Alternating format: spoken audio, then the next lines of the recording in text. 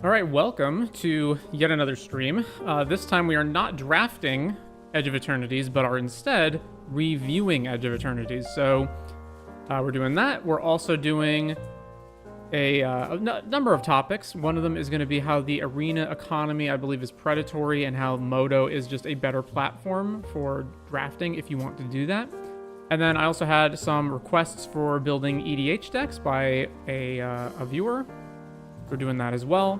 Depending on how long that goes, I might then also jump into Arena and play some games of Raise the Past, but if it goes, a lot longer than I think it will, then it's just going to be those topics and no Raise the Past gameplay today. So,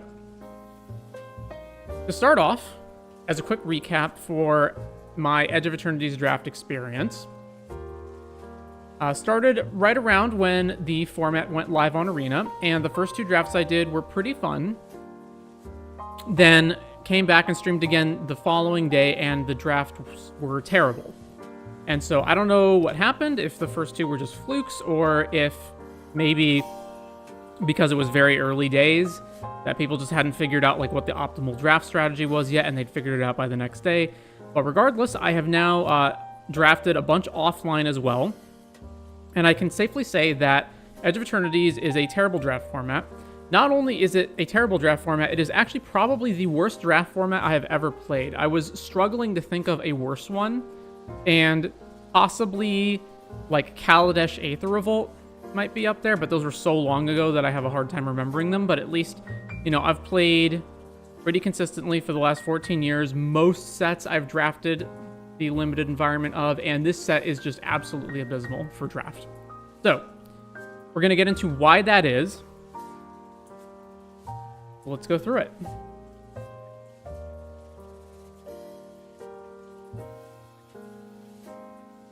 So first of all, the set is obviously built around spacecrafts and stationing them. Now, surprisingly, most of the spacecrafts are actually uncommons. There's only, I think, 2 common spacecraft, but regardless, the set is largely built around stationing spacecrafts. There's other things that you can do, obviously, but stationing spacecrafts is one of them. Now, I have to say, before I get into all the reasons why I don't like the set for limited, there are a lot of things good in the set. There are a lot of card designs that I like. I do like Station. I like the warp mechanic and how it synergizes with Station. So there's good things going on here, but the problem with the spacecrafts is, first of all of them have flying. Secondly, because you have to station them, you have to devote a lot of resources into stationing the spacecraft, which means you got to tap down your creatures. A lot of them also have very high, station costs. So you can see here 7, 8, 9. There are a few that have cheaper costs, but for the most part, these have very expensive costs. That means you're usually spending multiple turns, 2 to 3 turns, tapping your creatures down to station these spacecraft. And as a result, your creatures are always tapped and can't block. And if you're stationing your spacecraft, that means you also can't attack with your creatures. So it takes a long investment of resources, a lot of time investment to actually get these stationed and up and running. And a lot of times you just can't afford to do that. Your opponent's attacking you, and you can't afford to just not block them. Additionally, this means that if you do spend a whole bunch of time stationing a spacecraft, and then your opponent just casts a removal spell on it, that means they didn't just one-for-one their removal spell destroyed your spacecraft. That means you also lost all of that time that you could have been attacking or blocking with your creatures. This winds up being very disadvantageous. Now, another thing, after the spacecraft, and also the spacecraft, if you do get them stationed, all of them have flying, so it becomes very hard to block them. They're also usually pretty decently sized.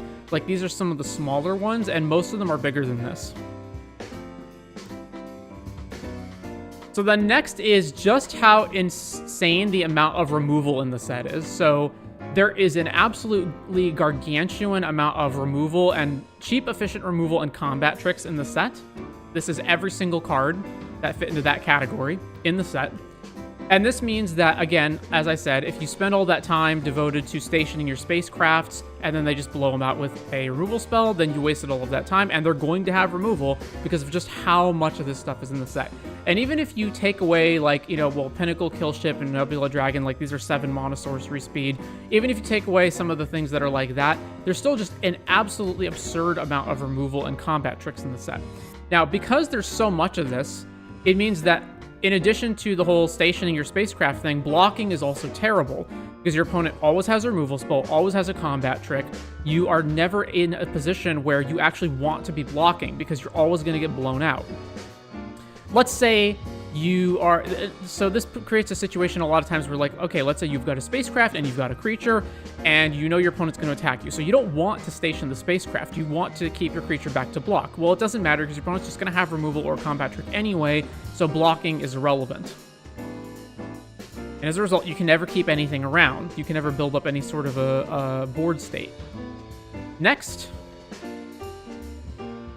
an overwhelming amount of the cards in the set highly incentivize you to be aggressive and not defensive. So there are many more cards than just the 5 here, but I think these are good representative samples of what I'm talking about. So you've got cards like Weft-Blade Enhancer that put +1 counters on your creature, which is not technically strictly better on offense, but is generally better on offense, especially because it's sorcery speed. It's way better to suddenly put additional power and toughness on your creatures and attack your opponent than it would be to put the power and toughness on your creatures and then just hold back to block, and your opponent already knows how the +1 counters are on their creatures. You also have cards like Ice Cave Crasher, which have landfall that gives it a pump on your turn, but not when blocking. Cards like Molecular Modifier that trigger on your combat step and give first strike, so it's better at attacking. Frontline War Rager, there's this card and a lot of other cards in the set have the, at the beginning of your end step, if you control 2 or more tapped creatures, do something ability. And this is obviously, you know, designed to synergize with the station mechanic. And so this also highly incentivizes you to attack or to station your spacecraft. Either way, your creatures are tapped and not able to block your opponent.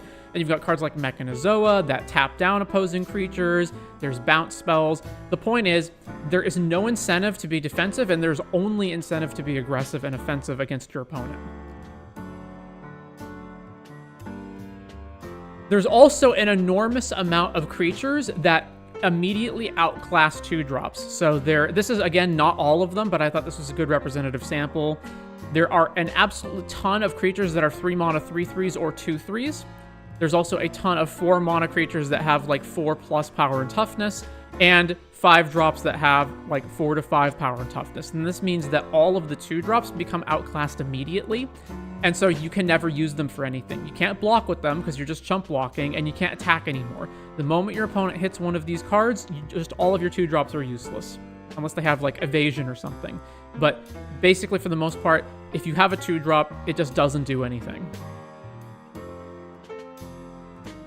There's also a ton of cards in the set that are insane snowballing advantage engines or just ridiculously difficult to deal with cards. So you have cards like Station Monitor that creates a drone every turn, a flying 1/1 every turn. If your opponent plays this on turn 2 and you can't deal with it, you just lose the game.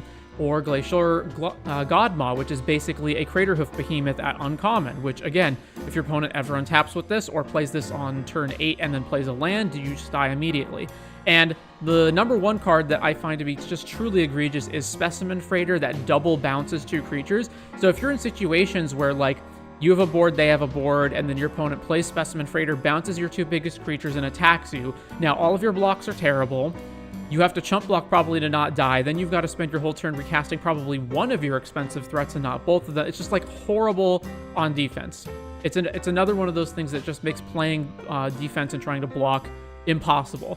And as you'll note with all the cards that I've demonstrated so far, none of these are even rares. When you factor in the rares that are in the set, things get even worse.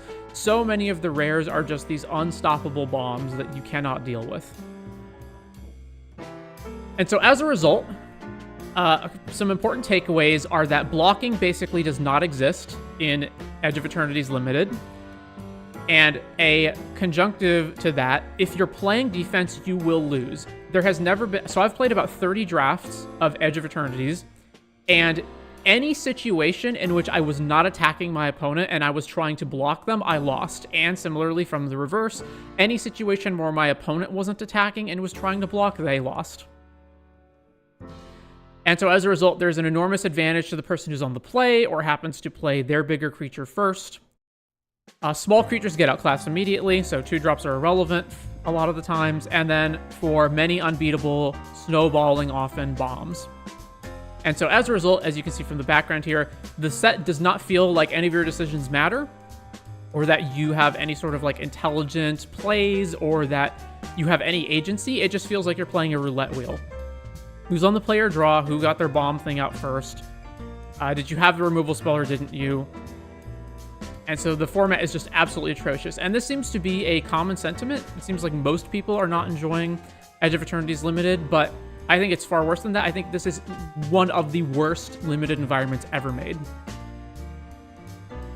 And I don't know why I'm surprised, because spacecraft are basically vehicles, and I think every single limited environment that I've played where vehicles were a thing also sucked. And so this just seems to be another extension of that. But anyways, that brings me to our next topic.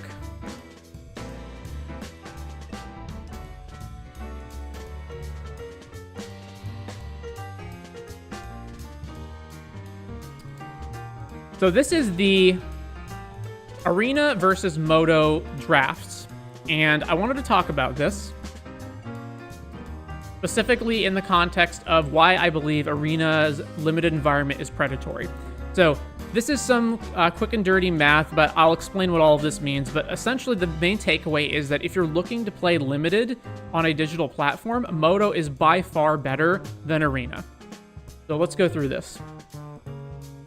So this is Moto drafts. Obviously, you have other options like single elimination and whatnot, but for the most part, most people are probably going to play the regular, mirrors paper draft environment, which is you're playing 3 matches that are best of 3, and you have an entry that is either 12 event ticks, which translates to, like, I think basically $1 per tick, or you have to have 3 packs from the set plus 2 event ticks. So you're going to play 3 matches, which means you're going to play between 6 and 9 games, depending on whether you go 2-1, 1-2, 0-2, 2-0. Then if you have a score of no wins or only 1 win at the end, you get nothing. But if you have 2 wins at the end, you get 3 Edge of Eternity's play boosters. So that almost refunds you, because you're getting the packs that you need to enter the next event, but you're not getting the ticks. And if you get 3-0, the top score possible, you have what is essentially a double refund, because aside from these, which, okay, let's just say we're putting these aside and you only care about limited, you're getting 7 boosters, which means you have enough boosters to play 2 additional drafts at this entry fee, again, minus the event ticks. Now, how do you get the event ticks? So, like, don't I still have to spend money? Not necessarily, because you can sell the cards that you get to bots in order to get ticks. Now, this is usually not a good proposition. So this is goat bots. They are a specific group of bots that are on Moto, but this should generally apply to all the bots, which are, they have certain buy prices that they will buy cards that you sell to them at. So as you can see, this is Edge of Eternities, and you can see here are the various cards. Here's the buy and sell data. So this is how much they sell them for. And this is how much, here on the left, this is how much they will buy them from you for. So if you look at just the cards that they will buy from you at like a reasonable amount of money, let's say at least 1 tick, you can see the list isn't very long, right? It's basically 1, 2, 3, 4, 5, 6, 7. And if you didn't get one of those 7 rares or mythics in your draft, you could potentially have like multiple rares that might add up to a tick. But for the most part, these are going to be the only ones. And you'll see most of these are the mythics, right? You've got 4 mythics here and only 3 rares, and then there's a steep drop-off. And I would say that this is pretty true of most sets. There's usually only a handful or like 2 handfuls of rares that are actually worth anything.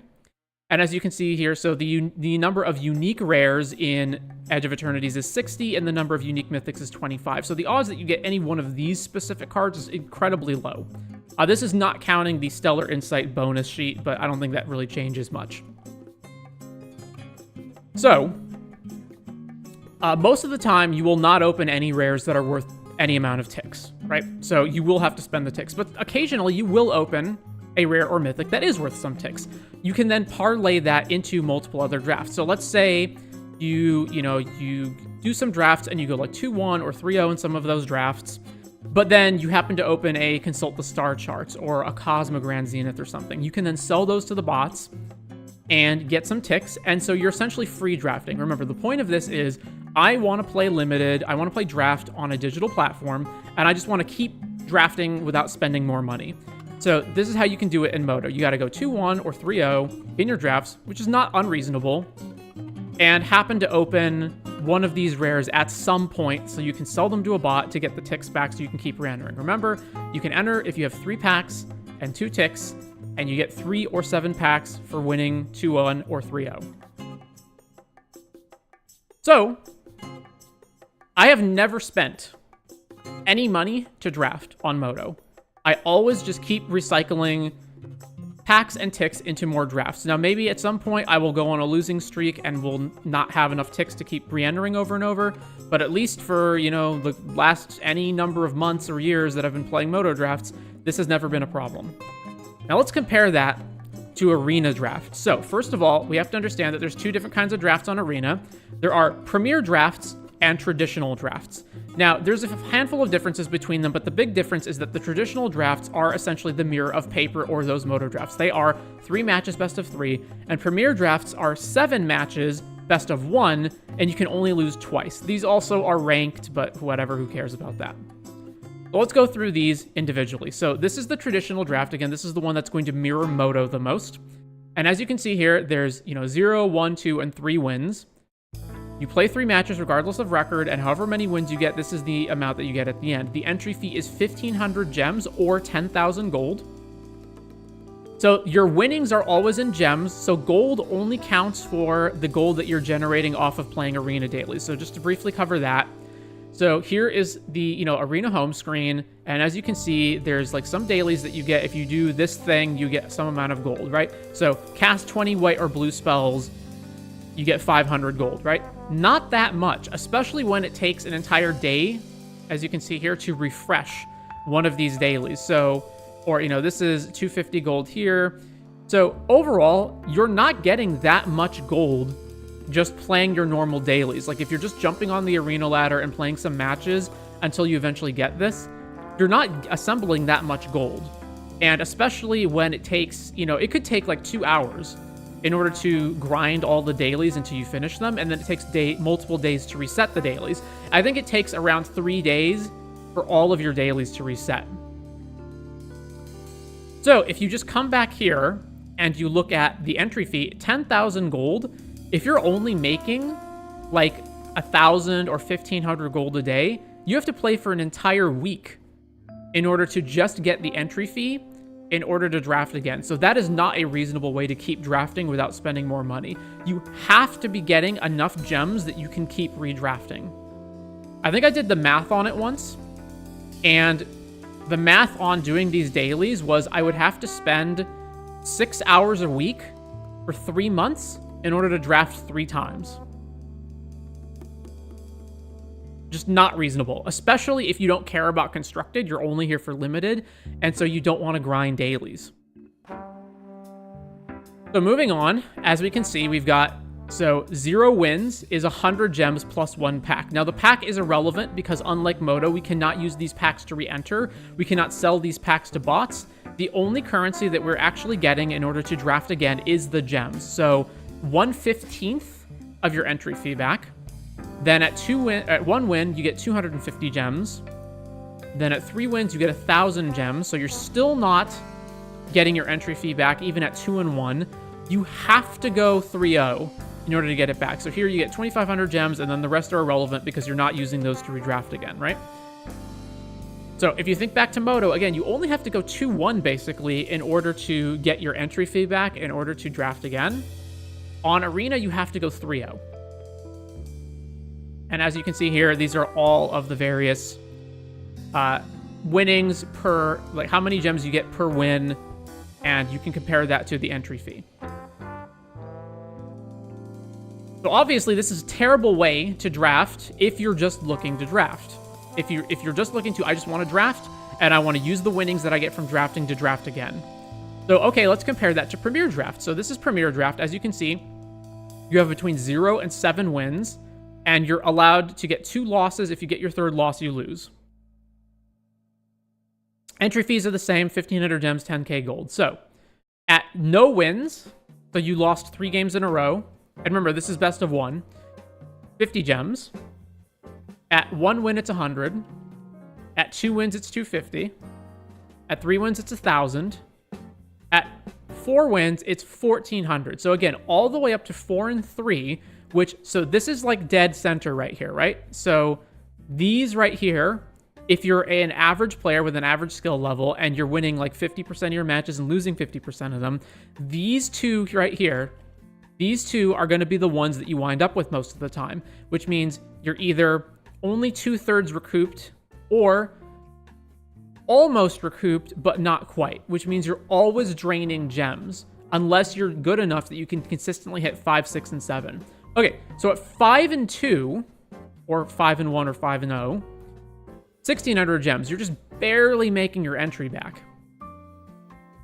And plus 100, which almost means nothing, because it's 1/15 of another entry. Then at 6 wins, it's 1,800, and then at 7 wins, it's 2,200. Even at going X and O, or X and 2, you're still not even getting a double re-entry back, right? You're getting 1.5 times your entry. And so here you can see, here's all the comparisons. So there's basically 8 possible positions you can be left in, depending on how much you lost and won. And if you just look at dead center, average, you're always losing gems, which means in general, your trend is that you're going to lose gems. You're going to siphon gems out of your currency as you play these drafts over and over. Now, this is particularly a problem because even if you don't care about drafting, drafting is the best way to acquire cards from the new set because you can grab rares in the draft in order to increase your collection as opposed to having to buy and win packs. You also do win packs from these events, so if you're just looking to build a constructed collection, this is another reason why drafting is the best option in order to build that. So what does all of this mean in the end? It means that if you look at the breakdown, so you've got your Arena Premier drafts, your Arena Traditional drafts, and your Moto drafts. So you have your entries, how much does it cost to enter, how many games total are there possible, and how many matches are there possible in total. And if you have an average win rate of 50%, how likely are you to win? So here's all of the breakdown. So, here's your score. Here's how much winnings you get out of it. Is this a refund? So at 4 and 3 on Premier Draft, it's almost a refund, and then it's only a refund at 5-3 or better. For Traditional Draft, it's only a refund at 3 and 0. And for Moto, it's a refund at 2 and 1, and a double refund at 3 and 0. Again, minus the ticks, but you can generally recoup those. And so if you average all of these out, this is the average number of gems you're winning or packs you're winning. However, this isn't strictly accurate because this implies that the likelihood of going 7x is the same likelihood as going 0-3, which I don't think is the case. I think this is heavily weighted towards, the likelihood that you're going to probably, not be that great and you're going to lose is much higher than that you're going to go undefeated. In which case, this is even worse. So, in any case, it is basically always better to play Moto as a way of drafting.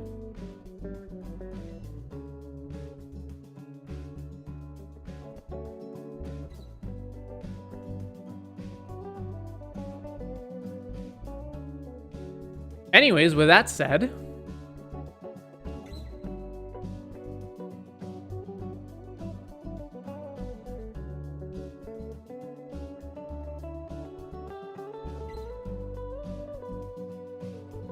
that brings us to the end of our presentation. So, I got some requests from one of my viewers. How do I full screen this?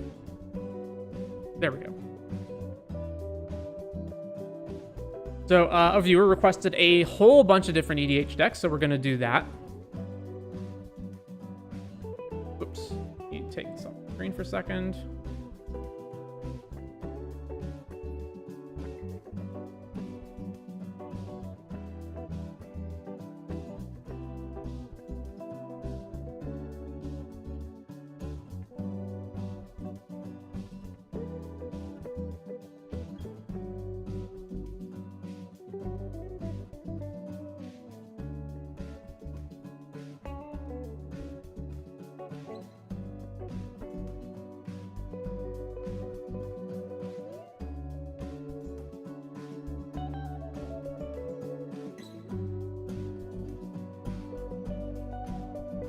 So, one of my viewers requested some EDH deck builds.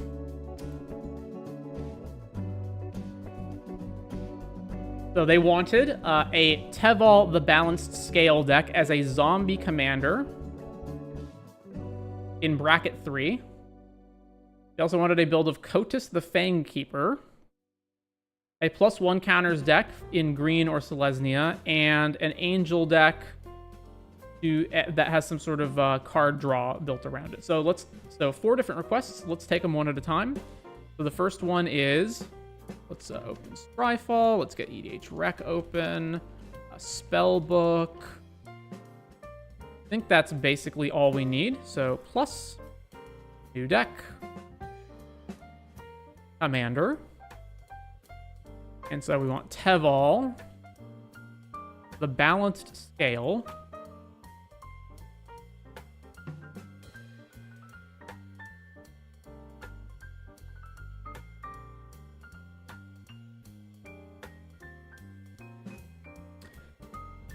Alright, so it's a Sultai Commander, 4/4, Spirit Dragon flying. Whenever it attacks, mill 3 cards, then you may return a land card from your graveyard to the battlefield tapped. Attack, mill 3, return a land, graveyard, battlefield. Whenever 1 or more cards leave your graveyard, create a 2/2 black zombie druid creature token. Alright. And they wanted it specifically at bracket 3. Want him as a zombie commander, bracket 3, no pricey mono rocks, no Phyrexian Altar, but I have Ashnod's Altar. Okay, so I'm going to need a refresher on the EDH brackets. EDH brackets.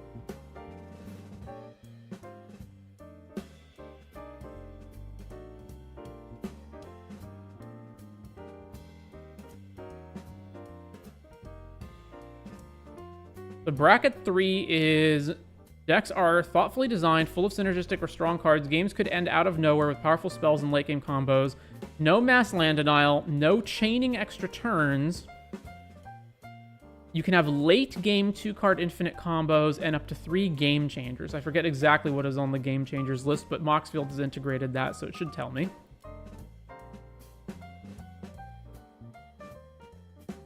Edward says, I have a new Raise the Past deck. I think it's better than the Sephiroth sack build and the Starscape combo build. I also have a new Raise deck, and we will be playing it if there's enough time at the end of the stream, which I think there should be.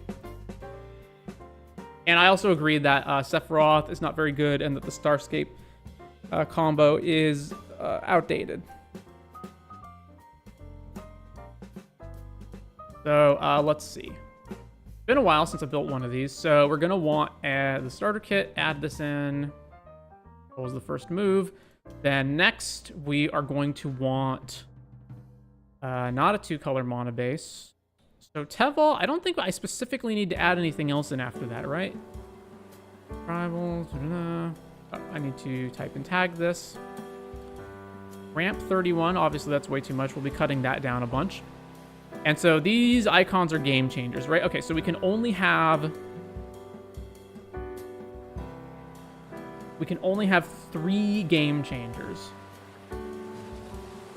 So, and let's get rid of all the expensive stuff too. So, Cradle, Orsa Will,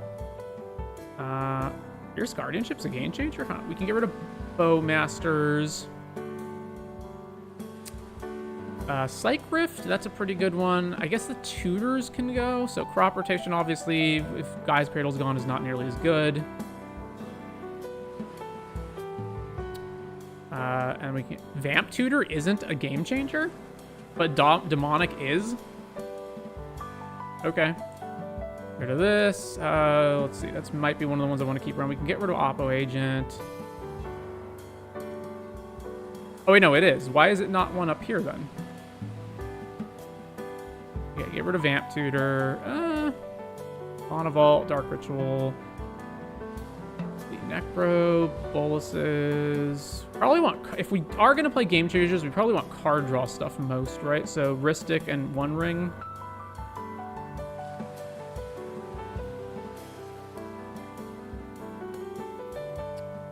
So, the viewer requested no pricey mono rocks specifically, but I'm assuming that probably doesn't just mean mono rocks. Probably it, like, applies to, like, anything expensive. So let's take a bunch of that out as well. Let's get rid of Fierce, Psych Rift.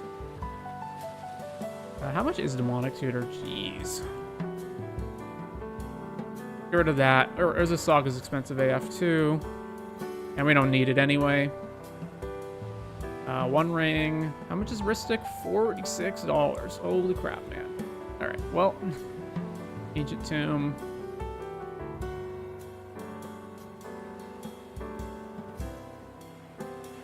Okay, let's see. We're definitely not anywhere near CDH now, so let's just cut all that stuff too. So like Spell Pierce, like that stuff's no good either. We can get rid of this. If you're not playing the One Ring, then Manamo's basically not relevant anymore, so that can go. The Seiju, yeah, we can get rid of this. Oh, we're gonna have to get rid of all these expensive lands, eh? So let's just go 2-color mono base and then cut a bunch of this stuff. So let's cut all the pathways, the revised duels. The Seiju can go. Cavern for our guy can probably go. Cephalid. Get rid of this pathway, get rid of this pathway, get rid of this thing. Verges probably suck in 3 colors as well. Let's get rid of Gloom Lake. This can go. Otawara? Yeah, Otawara. Cool, that stays. Shifting Woodland, get rid of that. This can go to revised duels, so just cut all that stuff. Urborg, definitely not necessary. Am I missing anything from here? Yavimaya can go too. We're at 38 lands. So we should have all of our shocks, like Breeding Pool and whatnot. Yeah, okay. And then I definitely want to get rid of these monocolor rocks and colorless rocks. Opal. Steel. High Diamond, Thought Vessel. Growth. This deck is not going to have as many forests without dual lands, so we can get rid of Utopia Sprawl.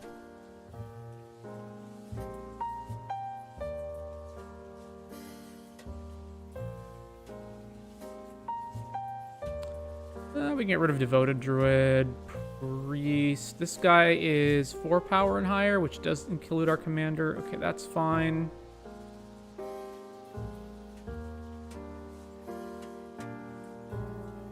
And then a lot of the removal can go too. So Force of Vigor, Drake is super expensive. Blood Maw, Snuff Out, just more generalized removal. The Merge can probably go, yeah.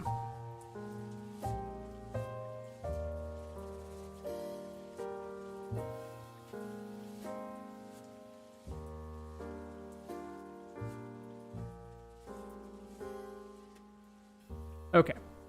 Why is Urza Saga still here? Get out of here. 37 lands? Yeah, we're fine. Okay. Is there anything... So what's the current value here? 600. And that's before we add anything in.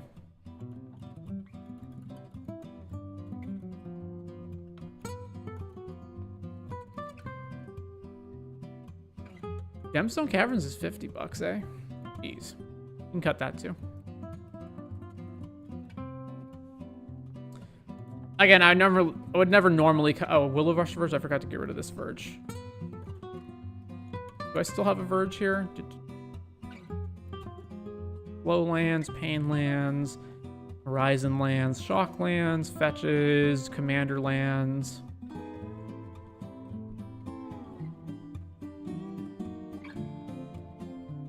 All right.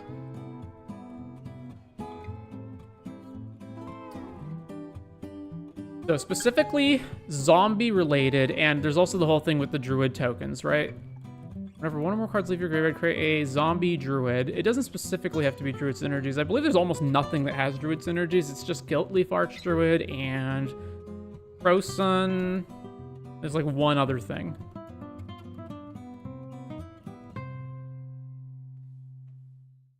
All right, well.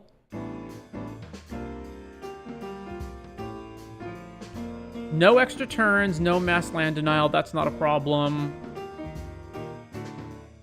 2-card infinite combos, but that are late game are fine. Yeah, that's good too. Okay.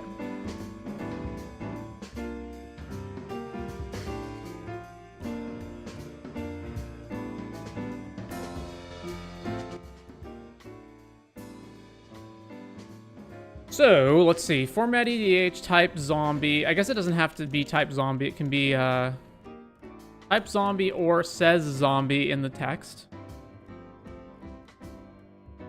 And has to be ID bug. That's going to give me a lot of results. I guess, what are we trying to do here, right? So we're trying to... Whenever one or more cards leave your graveyard. So we're going to want very cheap effects that allow us to move cards out of our graveyard. And presumably, we're going to want whatever effects those are to not permanently get rid of them. So like something that immediately comes to mind is like Ghost Vacuum. But Ghost Vacuum exiles the card. We don't want to exile the card. We just want to put the card either into our hand or on the bottom of our deck. So that's probably what we're looking to do, right? Ramp into our Teval and then figure out how to just like spam the field with tokens and then have some zombie synergies. We could probably get rid of Fnatic. Let's get rid of that. And how expensive is Bloom Tender? 20 bucks? Okay, get rid of that. A good Sanctum Weaver now that we don't have Utopia, Sprawl, and whatnot back. Probably okay. I'll have to take a look at how many enchantments are in the deck when we get to the end of it. So we have one Game Changer on the list right now, and it's Rhystic Study. I would rather play Cycrypt than Deluge. How much is Cycrypt? It is $28. That's not too bad.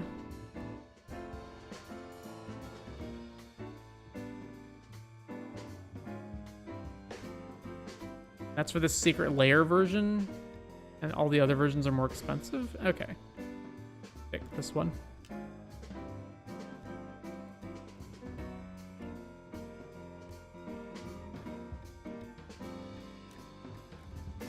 So before we do the zombie-related thing, how would I get cheap stuff that repeatedly removes things from my graveyard but without exiling them? I could also exile, like, Mist Hollow Griffin and those kind of cards, but I don't want to have to replay them, so... We're going to want, it's format EDH, ID bug, and then we want, it has to say card, graveyard,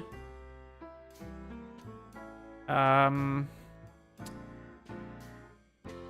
then I want it to say either return or bottom. So it's either going to return to our hand or the battlefield or put on the bottom, or I guess shuffle into your deck? Yeah. And I want it to be cheap. So let's just start with 0 mana. Let's see if there's lands that do this. I'm sure there are. Oh, and I also specifically want it to not say exile.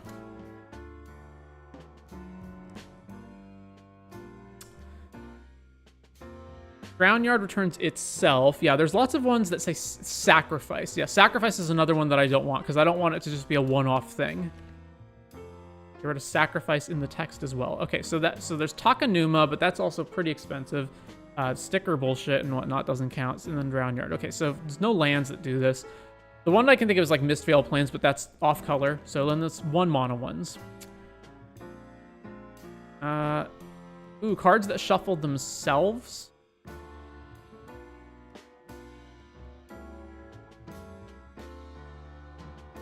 Hang on. What does Teval say specifically? Leave your graveyard. So they just go anywhere. It doesn't have to be specifically into play or whatever. Okay. So cards that shuffle themselves from your graveyard into your deck, I guess, work. But these just shuffle themselves off the stack, right? No. So it's obviously Reanimation. Or you could play cheap guys that come back as well. Especially if they're zombies. That would be a good one as well. Those are like Disentomb effects, but I don't want like bad ones.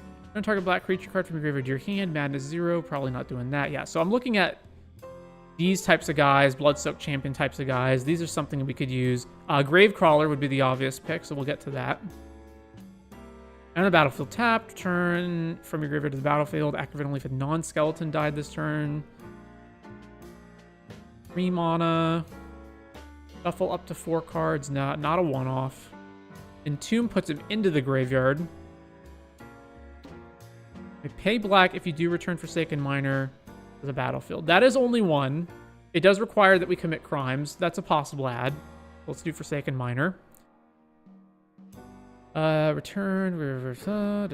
Not one-offs. Not Gutter Bones, which is also a skeleton.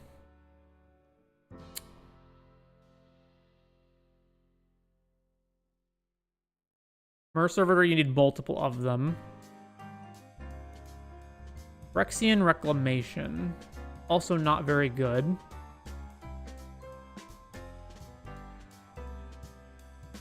I probably should have specified not instant or sorcery either, but we're kind of far into it now, so let's just finish up the list. Storm Chaser's talent costs a whole bunch. Tortured Existence. Okay, that's perfect. We can just keep even if we never actually play the creature, we can just keep swapping the creature over and over. Unearth, Urborg. Okay, and then Vat of Rebirth. So Gravecrawler was not on this list, so I need to specify. It can also say from your graveyard. And then let's also specify that it does not say that it is not an instant and not a sorcery.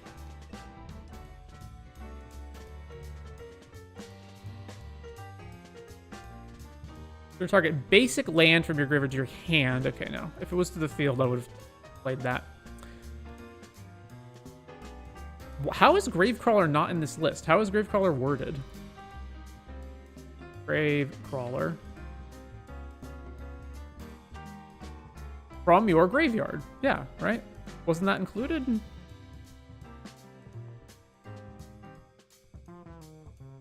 Oh, it doesn't say card. Right.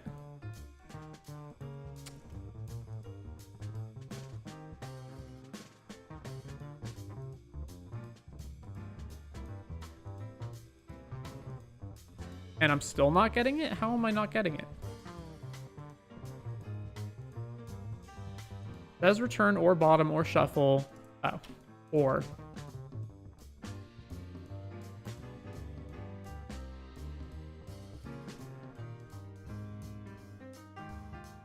Brood Ship.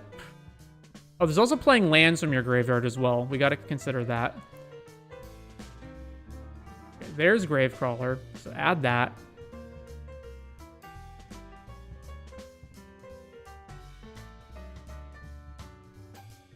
Rancor technically, but you have to keep recasting it.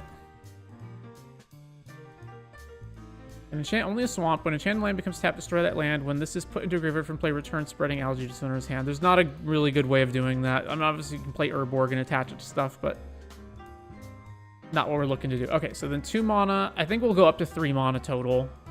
What we're trying to do. So yeah, there's like Bloodghast. We will need sack effects if we want to do this. So Bloodghast, that's a good one.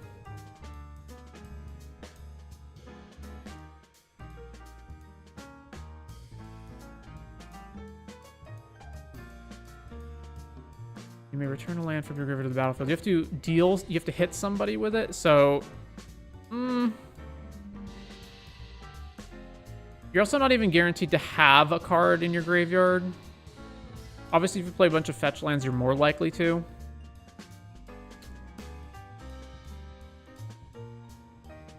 I'm gonna ignore that one for the moment.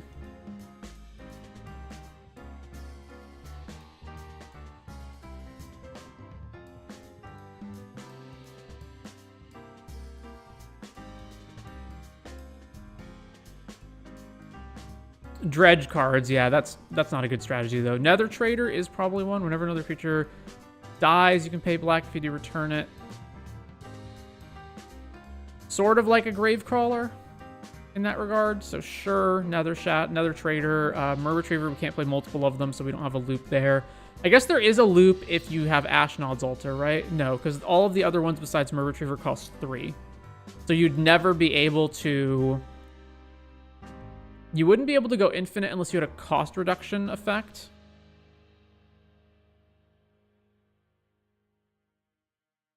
So it'd be a 4-card combo. It'd be Mer Retriever, Ashnod's Altar, one of the ones that's 3 mana that does the same thing that Mer Retriever does, and then another card like Helm of Awakening that also reduces costs.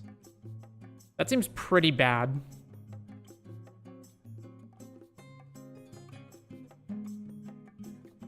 This gives them finality counters, right? So you can't keep doing it. So yeah, not that one. Reassembling Skeleton is 2 mana, doesn't have any of the restrictions that a bunch of other cards have, but...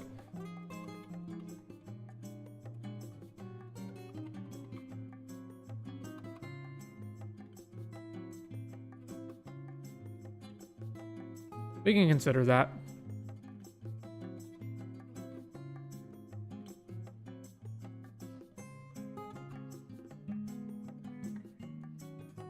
Oh, Sword of the Meek's a good one. When we're in the colors, right? Yeah, because we've got that plus Thopter Foundry. Yeah. That'd be a way to do it.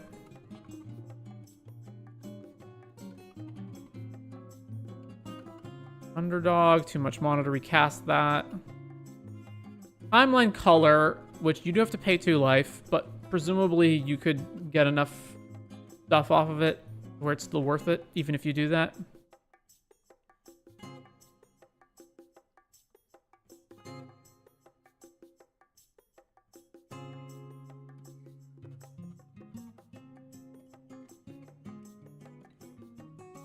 Oh, so I want to get some Entomb effects, right? Yeah, because so I can have a bunch of cards that combo from the graveyard, especially with Sword of the Meek. So Loner is one of them.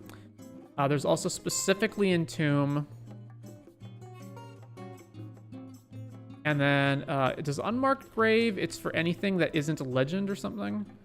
Non-legendary card, yeah. And we're going to want Thopter Foundry. Oh, wait, no, Thopter Foundry is white. So we can't do it. All right, so Sword of the Meek then becomes not useful. So we still have Gravecrawler in the other cards, though, so those still work. All right, and then let's do 3 mana. So this is the first time that we're gonna get the you can play lands from your graveyard.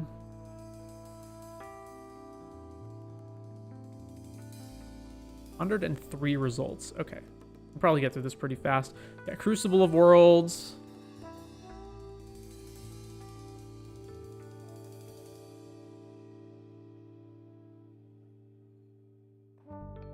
Witness? I mean, it sort of does what we want. Not really, though. Fears. Yeah, the fears that return. This requires enchantments, though, which is not that easy to do. Let's see. I know Ramonok Excavator, and then there was another one that was printed in a new deck. Like Horizon Explorer, I think is what it's called, or something. I guess not.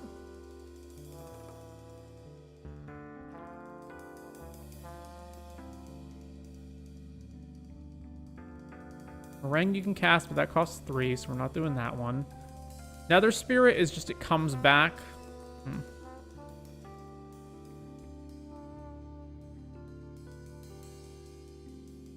those are the ones that come back for free. Whenever a creature enters the battlefield, if it entered from your graveyard or cast it from your graveyard, so that does not apply to the Teval token.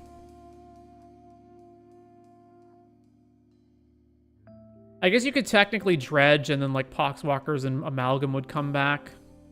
If you would need Narcomoeba or Blood. There's probably enough things that it works with. All right, let's add Pox and Prized Amalgam. There's Excavator.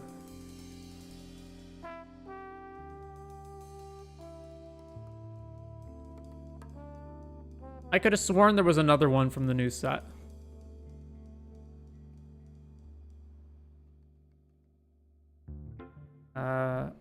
From Edge Commander, and it's green. It costs 3.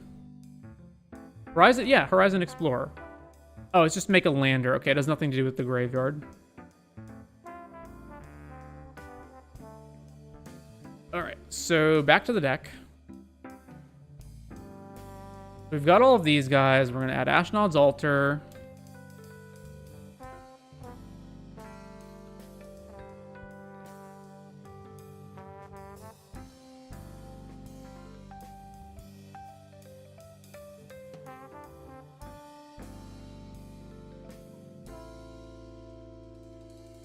So obviously Phyrexian Altar is the big one that you would want, but our viewer specifically said no Phyrexian Altar, so we're not doing that. This is sort of a tutor.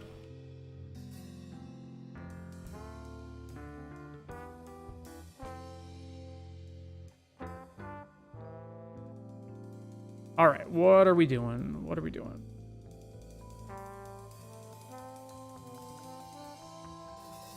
Right now, we've got Bloodghast, Forsaken Miner, Gravecrawler, Nether Trader, Poxwalkers, Reassembling Skeleton, and Timeline Colors, all things that return from the graveyard. We've also got Tortex to loop things in and out of the graveyard.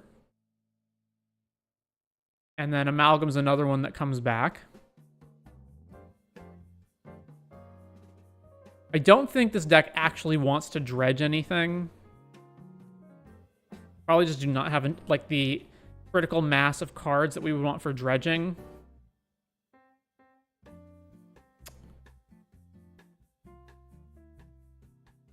I want to be able to use these tokens. Okay, so we also need...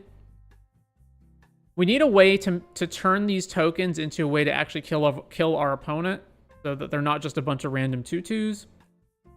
So that means let's add the beatdown package from Black and see if Black has any, or I guess from all of them. So yeah, like Beastmaster Ascension's like the obvious one. Let's get rid of most of this though.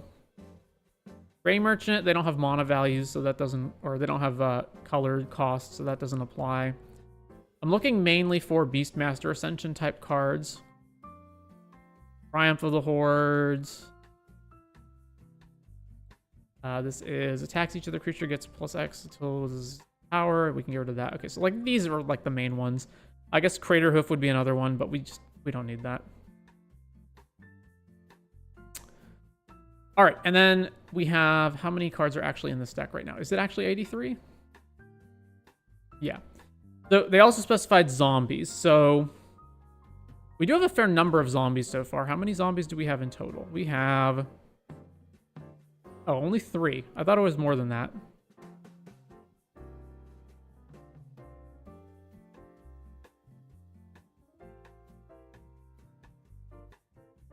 So EDH, format EDH, type zombie. Okay, I already did this, yeah. Type zombie or says zombie. So we're going to get 10 bajillion results. Yeah, 688. How do we narrow that down? Rarity is at least uncommon. All right, that took out 200.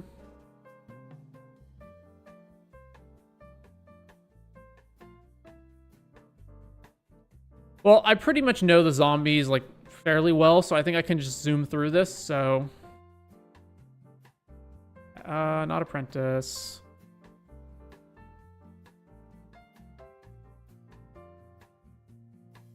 Want to see him as a zombie commander was the request. Okay. Not Balthor.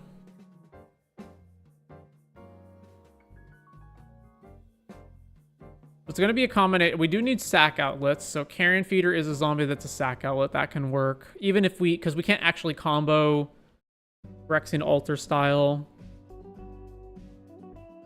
If we're going to sack stuff, we probably want Grave Pact as well. So we've got to remember to add that. Corpse, corpse, corpse. Crypt Breaker can do well.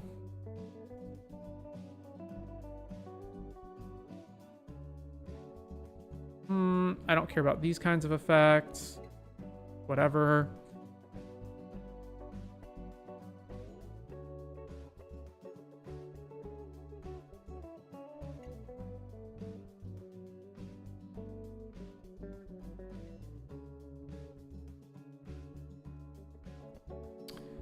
On Earth, I don't want one-offs.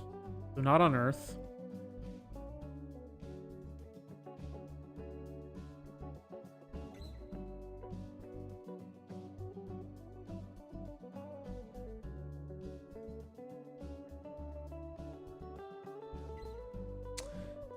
Bantu does sack a bunch of stuff, but we're probably not going to be in a position where we're sacking a ton of things. We're probably going to be in a position where we're sacking like one to two things a turn. Not a huge amount. All right, Graveborn Muse for sure. Not Titan. Not Grey Merchant.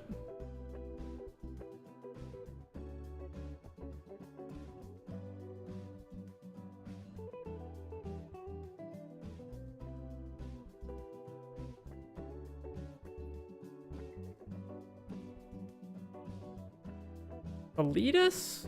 No.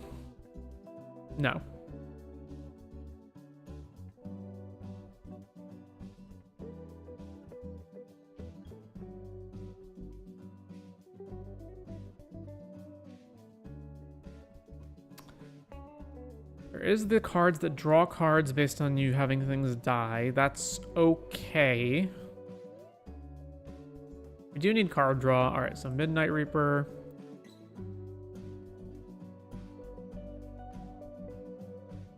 Card, draw a card if the discarded card. So this does not have a thing exit your graveyard, so we don't want that. Nightscape, no.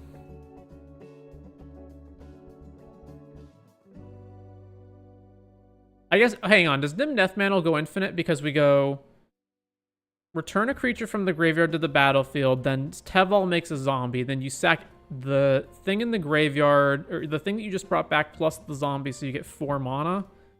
So if there's anything that we can do for colorless specifically, then that's a way that we can get it back. Okay.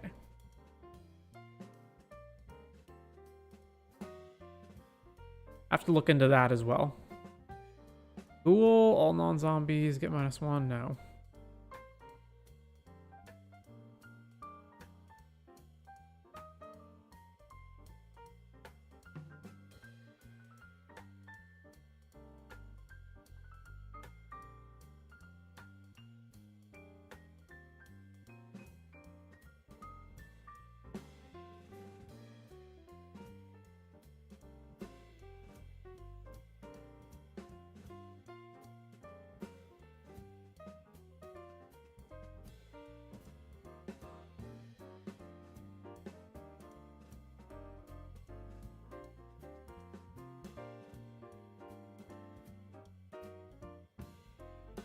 Your graveyard, right?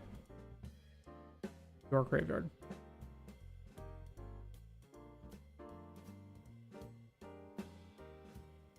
Another zombie dies, draw a card, lose 1. Yeah, okay.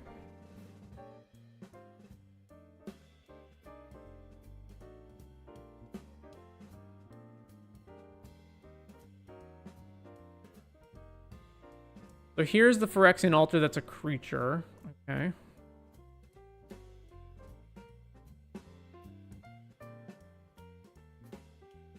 Alright. Back over here. Remember to add Grave Pact. Did I still have Toxic Deluge in the deck for sweepers? No, I don't. Okay.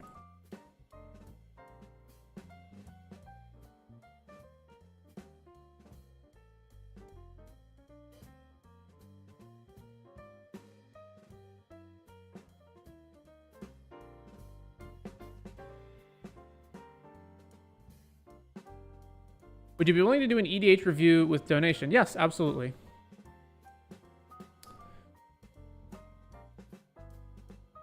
All right. So we have a fair number of zombies now, and then I wanted to add. I was forgetting. Oh, what am I forgetting? I specifically wanted to do something. Okay, so I don't know if they want to make it so that Worn Soul Trader, because Worn Soul Trader is basically the creature version of Phyrexian Altar. How much is Phyrexian Altar? Just out of curiosity.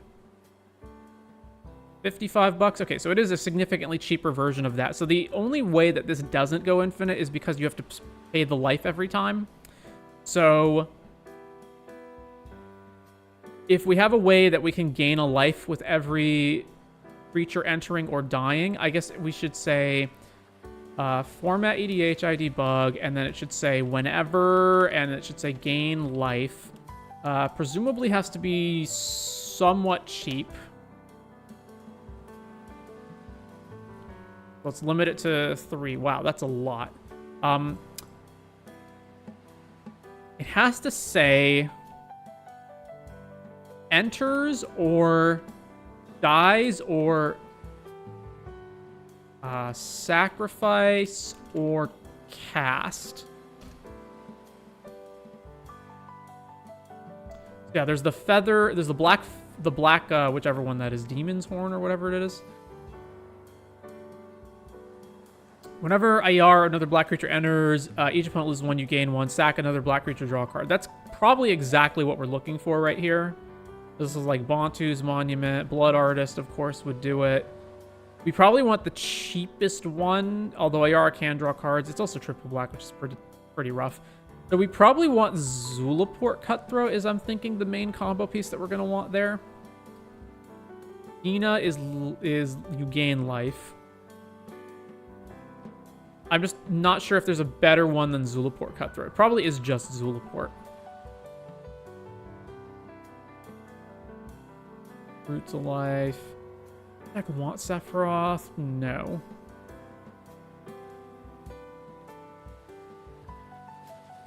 When does Meat Hook trigger? Whenever a creature you control dies, each opponent loses 1. Whenever a creature an opponent controls dies. Okay, so there's no way to combo with that. So yeah, Zulaport Cutthroat. There's our combo piece. And then I also said if we can use the mana from Ash Nods to generate colorless. So what we want is it has to be a colorless card. It's got to be 4 or less, and it must say return graveyard. It has to say its own name. And not be a land.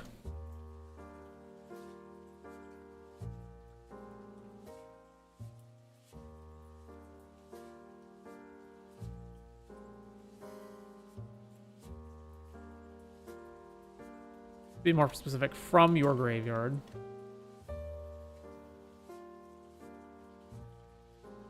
This is another. Tap, put a land, blah, blah, blah. Grab Fever, you need to discard, you need to exile stuff. So there's nothing that does that. What about...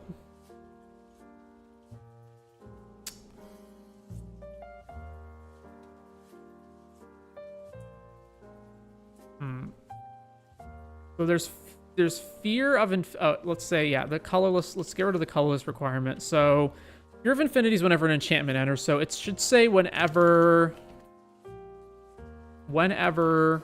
return from your graveyard. Is there a card that's like whenever a token enters or dies or something like that?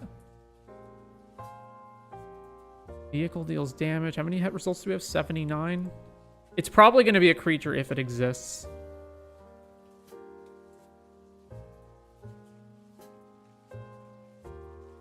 I guess it doesn't have to specifically be mana value 4 or less, right? Because if it's going back to our hand and then we can just discard it, that's fine.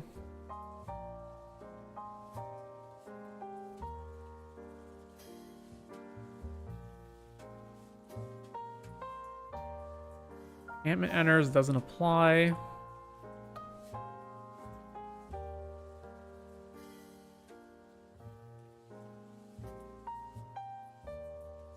Salvaging? Return target non-creature artifact. Whenever a creature dies, untap this. Return target non-creature artifact with value 1 or less from grave to play. There's probably a combo you can do with that, but I would need a second card, and this is also expensive at 6, so... Not that. This is 1/1 specifically, so this only works if we also have Heartless Summoning in play. And we'd have to sack the sword too, so that doesn't work either. Alright, I don't think there's a way we can do it. Not going to play Vengevine.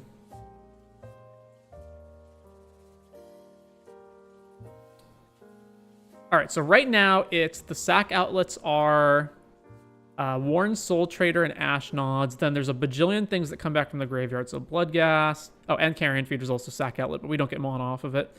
Then we've got Bloodghast, Forsaken Miner. That's probably going to go because I don't think we have enough crime committing. Yeah, that's just gone. Let's just get rid of that. Gravecrawler, that's the big one. Nim Death Mantle, ultimately...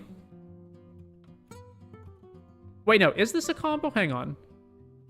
So there's Poxwalkers, a Skeleton, Timeline Color, Zulaport is another kill condition. Okay, so you've got, let's say you've got Teval, Ashnods, and Nim Deathmantle, right? And then you've got a creature.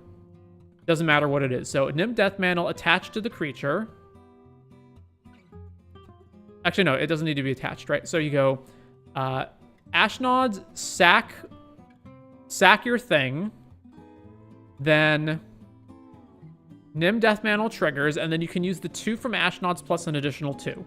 So then Nim Deathmantle returns the thing. It comes back into play. Teval triggers, you get a zombie token. Then you sack the zombie token, you sack whatever you just returned. Nim Deathmantle triggers, you've got 4 colorless exactly, so that's a loop. So the loop only kills your opponent if you've got a way to... If you've got, like, Zulaport in play or something. We probably want more than just Zulaport to be the kill condition. So that would be Blood Artist. Like, that would be the next obvious one.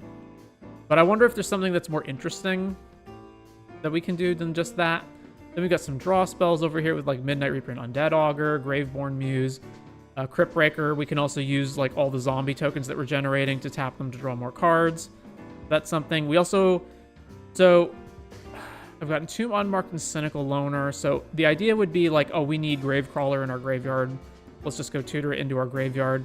I don't know that we need all 3 of these to accomplish that. Cynical Loner is also probably the worst one out of these because we can't ensure that, because we can't tap it down immediately. So let's just get rid of that one.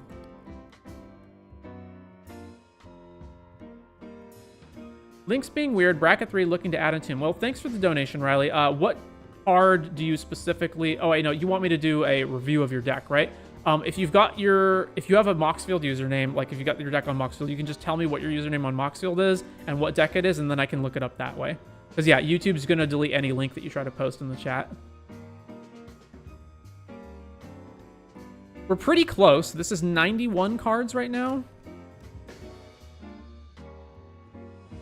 There's Beastmaster Triumph. I don't really like Triumph because I don't like one-shots where you have to kill your opponent that turn. I like you just play Beastmaster and then it just naturally gets bigger.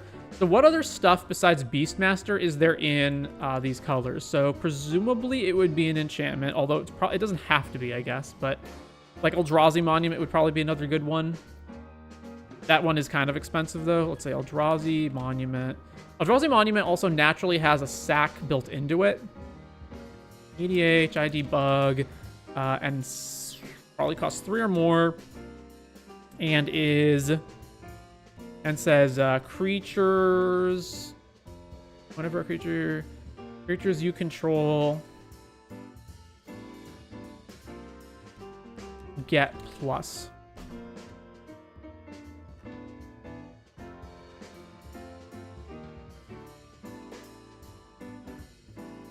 $114 results. Okay. I also probably want it to be 5 or less.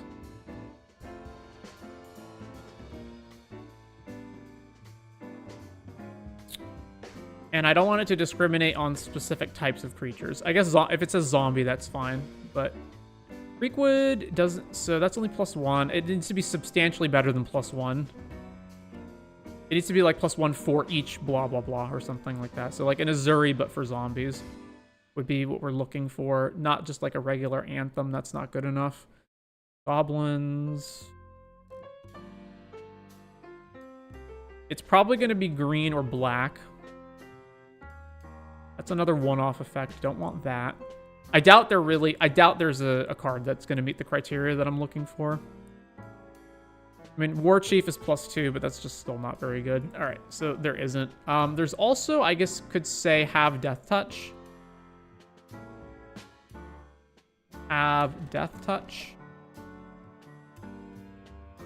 Bow, Frostfang.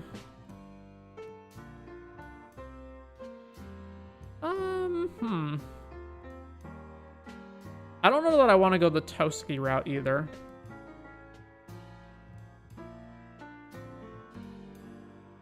All right, Riley, I will get to yours as soon as I'm done with this deck.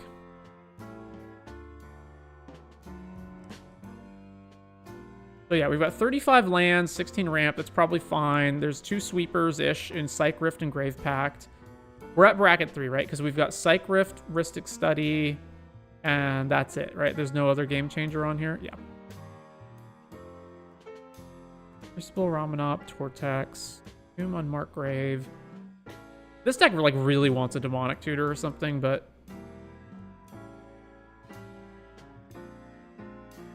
I guess we're only at two. Yeah,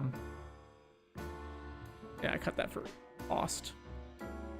That's another thing. I haven't looked at the overall cost of the deck, have I? Sort by price. Text.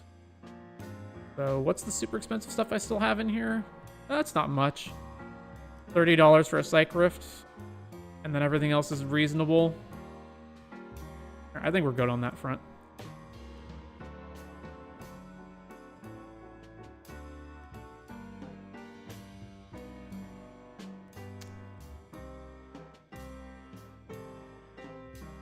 Nine cards short. All right.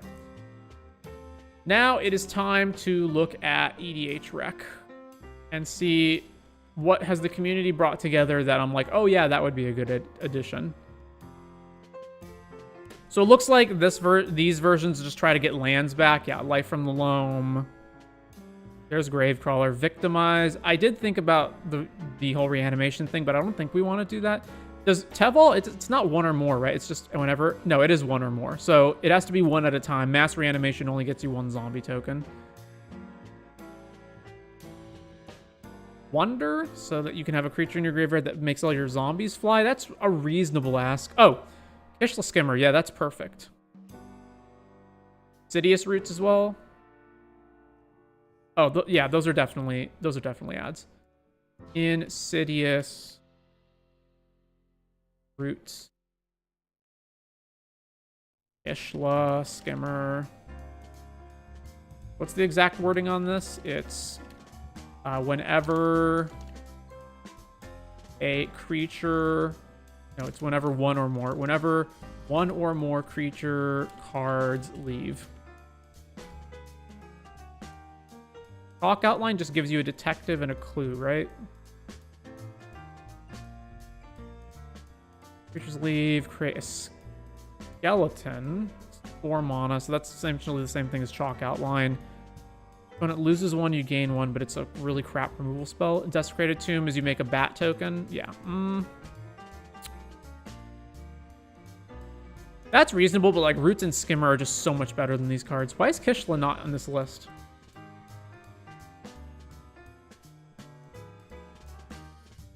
How's it worded? Whenever a card, not just a creature. Okay. Whenever a card leaves. Oh, that's the only one in the whole game that's worded that way, eh? All right. 6 is another pretty good one where it mills you, and then you can you can retrace things out of your graveyard. And that would also work well with our Ramanop and Crucible of Worlds. So 6.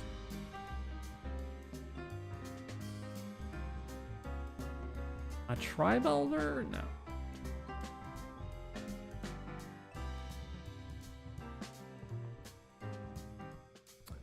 Not Ripples. Is this the one that is, yeah, treasures? During your turn, create a oh, that's another way that's going to combo. Right, because I kept the combo cards down to mana 3 or less. That's why this one didn't show up. Eru Goldkeeper. That is definitely a combo card. Where's Kishla? Card draw.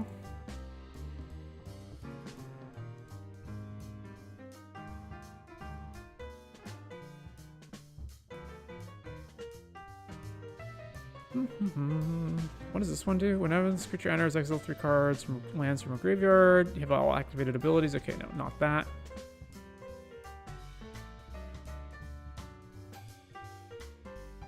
I already have Deathrite. We don't need Dothy.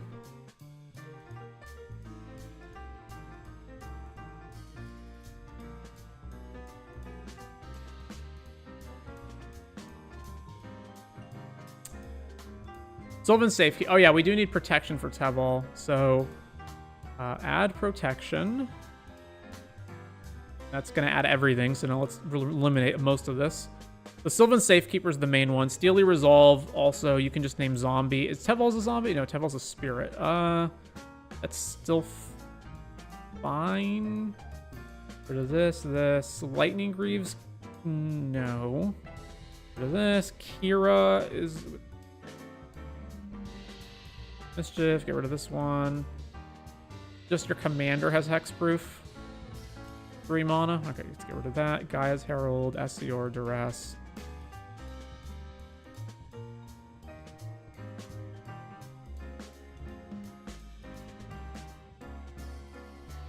Alright, so Spellskite, Steely, and Sylvan Safekeeper. That's probably enough.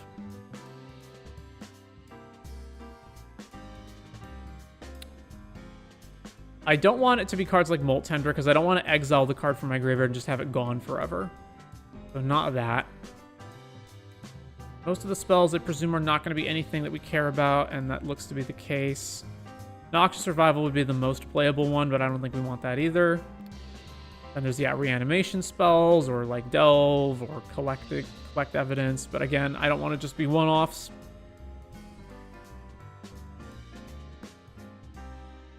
Whenever one more land cards are put into your graveyard from your library, put them onto the battlefield. Well, we're not dredging. Alter Dementia is another sack outlet, but we don't need that. Then there's Phyrexian. Orb to mill, I don't think we need either. There's Monument.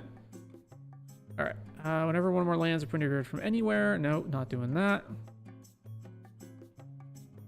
Oh yeah, Glacierwood Siege. I totally forgot about that. That is strictly better than Crucible.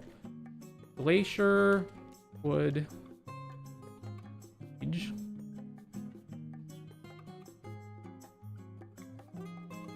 What is Crucible listed under? Oh, Recursion.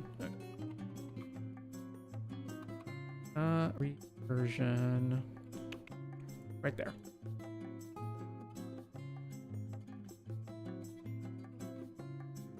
For upkeep, if you form more creatures in your graveyard and return target creature from graveyard. Yeah, not just once a turn thing. Chthonian Nightmare, I don't think there's any way of looping either. You make 3 energy, pay X, sack a creature, return this to its owner's hand, return target creature from mana value. Okay, so let's assume it has mana value of 1. So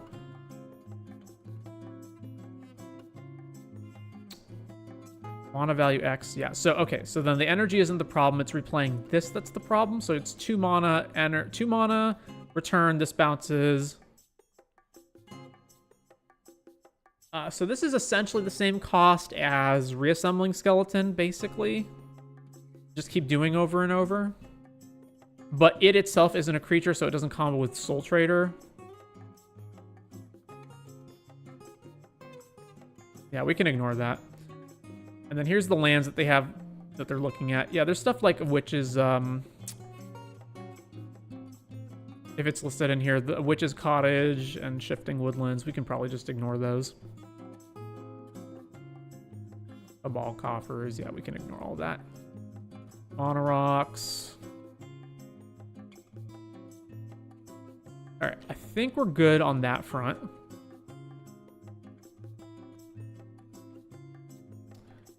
$99. The other thing I wanted to look at was, so I can compare, where's the compare button? Compare, because I already have a zombie deck, it's Verena. So I just want to see, are there any, like, really prevalent zombies in here that I think would make good additions? Oh yeah, the Best Blood Artist. How did I not add this one yet? Add this. Totally forgot about Marionette Apprentice. Black Market Connections makes a zombie. No, we can ignore that one.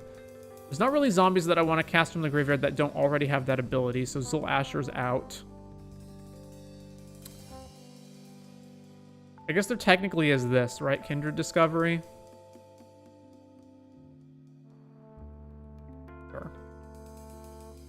Not Rotbelly. Oh, Yawgmoth's another sack outlet. That's way better. Yeah, add Yawgmoth. We're not doing that. Search your library for X zombies. Oh no, sack X zombies. Reveal cards from the top and see reveal number of zombies. Don't want that. Necro, no. For non-token zombie enters, create a token that's a copy of it. That sort of works Obviously not with Teval, but I'm not going to do that. Pact of the Serpent. Not Noxious. Oh, Pitiless Plunderer would also combo. Yeah. EDH, Phyrexian, Zombie Apocalypse. Funeral Home, we're not doing that one. Makes a zombie, we're not doing that. Alright. So back to the list. It says we're over. Let's just confirm that. So yeah, we're 4 over. Okay, let's get rid of Dress Down. Let's get rid of... so some of the combo pieces are now redundant, right? So our sack outlets are Ashnods, Carrion, Yogg.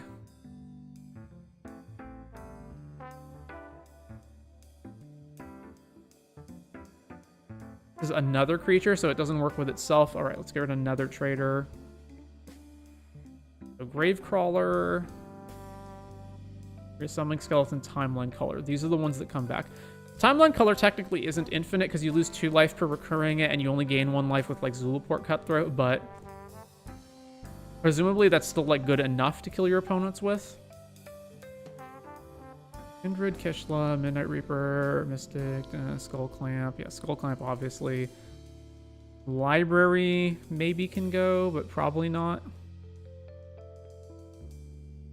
Roots. Priced Amalgam's end step only, so that's bad, so let's get rid of that. And then we've got one more cut. One more cut.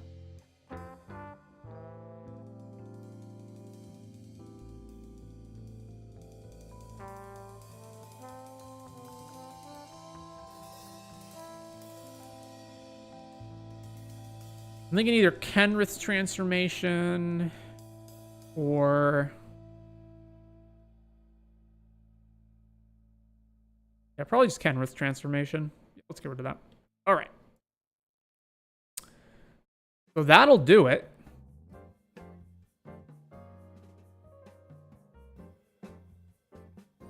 So main thing is here we've got Teval, so ignore the first and second ability. It's really the third ability that we care about. Whenever one or more cards leave your graveyard, create a 2/2 Zombie Druid token.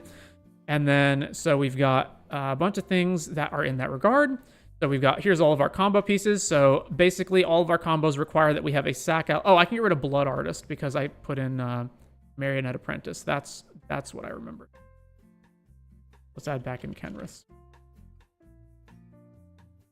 Okay, so basically, they're all essentially 3-card combos. You need a sack outlet, you need a thing that's recurable, and then you need a third piece that's going to win the game. So if you've got Teval, Ashnods, Nim Deathmantle, and any creature, then what you do is, any non-token creature, then you sack your creature, it goes to the graveyard, Nim Deathmantle triggers, you take the 2 mana that you just generated off Ashnods, plus 2 extra mana, and you return that creature to the battlefield with Deathmantle attached to it. Then Teval will trigger because you just returned a creature from the graveyard to the field.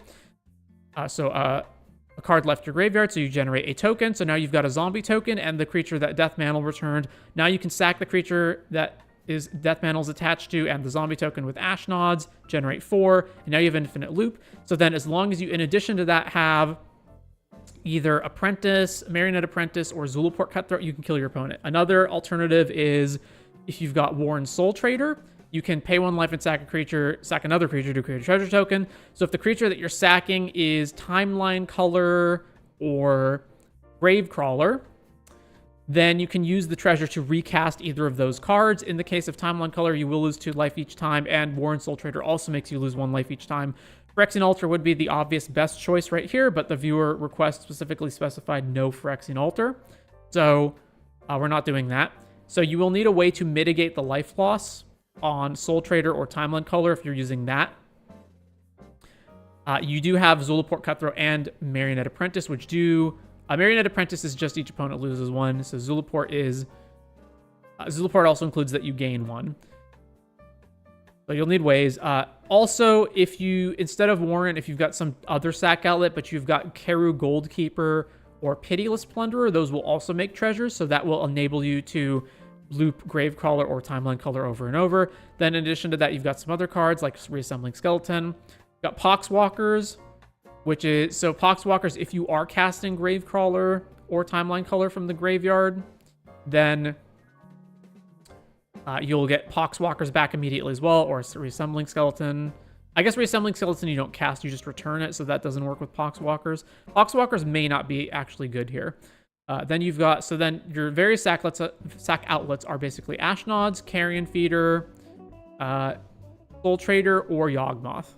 And Yawgmoth is better, is like one of the best ones because you can draw cards off of it. Then if you just don't have a combo here, but you just are making a bunch of tokens with Teval, you can use Beastmaster Ascension or Eldrazi Monument to just have a bunch of creatures. This includes lands as well. So if you're using your fetch lands, you can Crucible, Glacier Wood Siege, or Ramanop Excavator them back into play. 6 is also a good draw engine that will allow us to put stuff in the graveyard and retrace them. Tortured Existence means for every black mana that we have, as long as we've got 2 creature cards, we can loop them in and out of the graveyard over and over and over. So for however much black mana we have, we can just generate another 2/2 every turn. Entomb and Unmarked Grave specifically will put graveyard combo pieces into the grave. So if we need to find Gravecrawler, for example, and we don't have it, we can just Entomb Gravecrawler. Insidious Roots will be another way that we can immediately use things. So that we can, benefit off of all the stuff coming back from the graveyard. Obviously, we need removal, so all of this stuff here as removal to deal with things that we need to deal with. We've got some protection, more specifically Spellskite, Steely Resolve, and Sylvan Safekeeper if we need to keep Teval alive from removal or whatnot. And Sylvan Safekeeper in specific helps us we can sack lands and then replay them with any of this stuff. So if we don't have fetches, or whatever, like somehow we didn't draw a single fetch, we can sack a land, replay it with this stuff, and Sylvan Safekeeper. Then we got a bunch of ramp.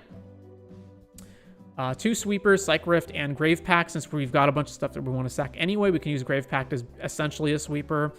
A small little bit of counter spells, and then we've got a bunch of card draw, which is either stuff that's just like straight up card draw, like Rhystic Study, or it depends on like zombies. So we have like Pact of the Serpent and Kindred Discovery, or it depends on stuff leaving our graveyard, like Kish the Skimmer, or sacking things.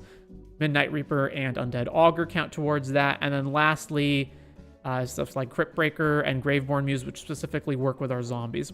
So the only questions that I would have for this deck are basic. Oh, I have a fetch land in here that is wrong, right? Yeah, Arid Mesa is wrong. This can't actually fetch anything. All right, let's replace that with Prismatic Vista.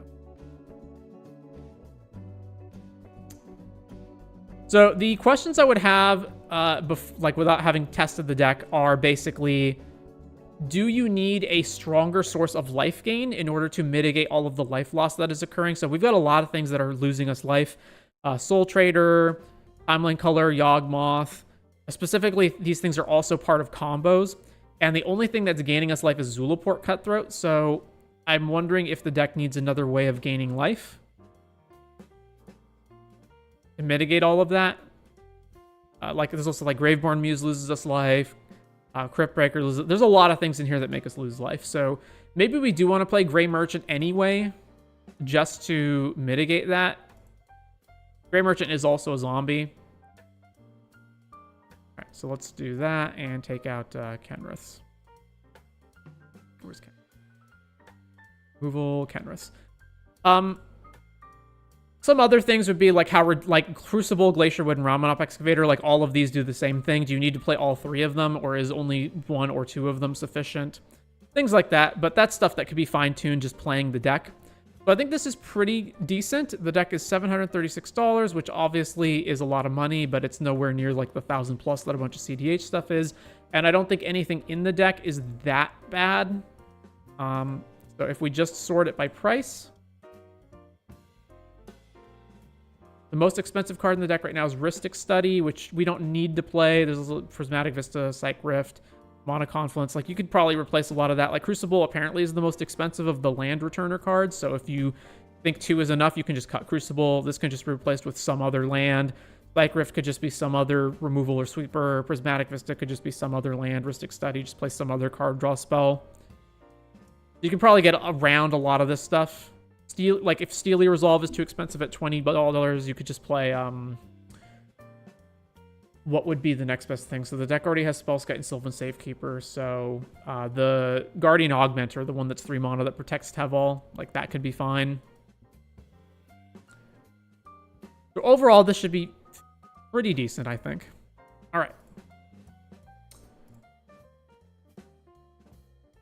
That's going to do it. Let me grab the URL of this and post it in the chat. So, is Teval the balanced scale?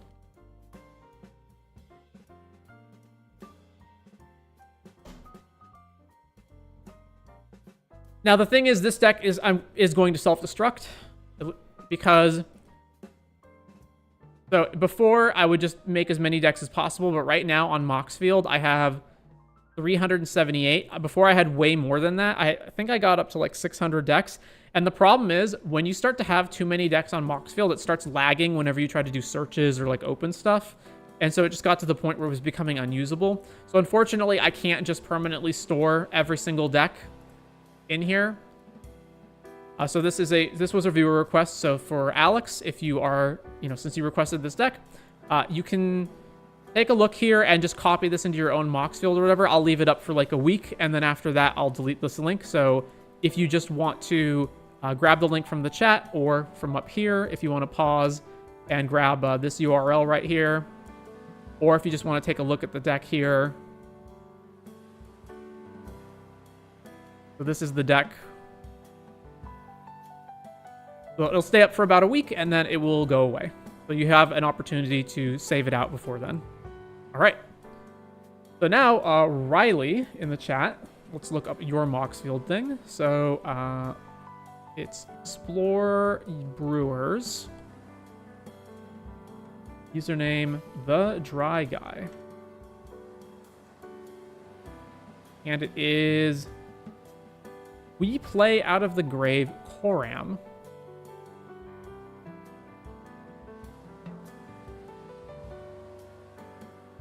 Everything is untagged right here. Okay, yeah, so we're going to do it by type then.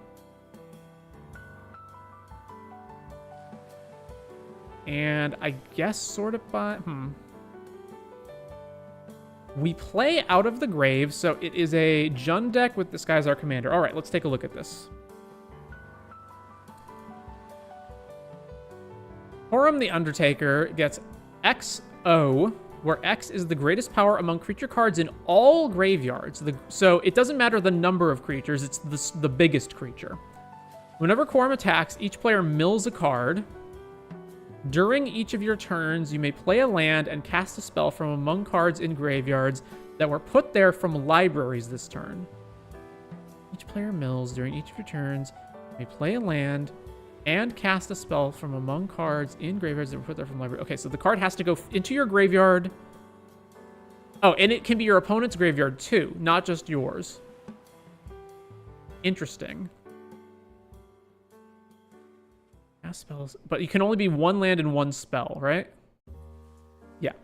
So you never get more than one land or one spell unless you blink Koram and that resets it. But assuming you don't do that, which it's going to be pretty hard to blink when you don't have blue or white in your deck.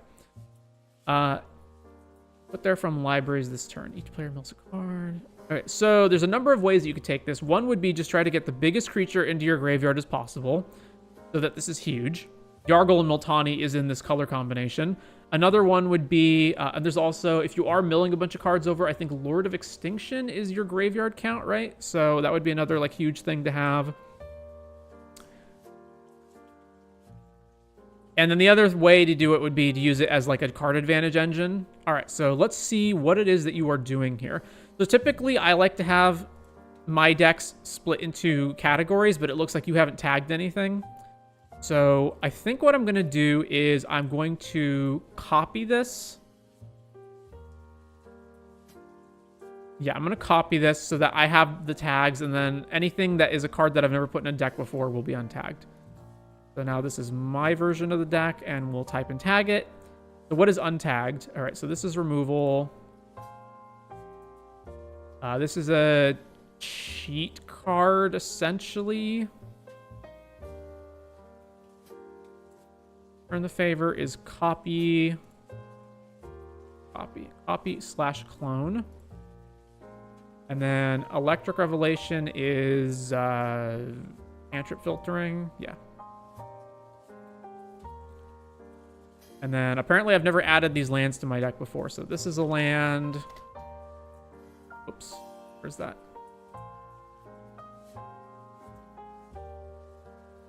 Land. Land.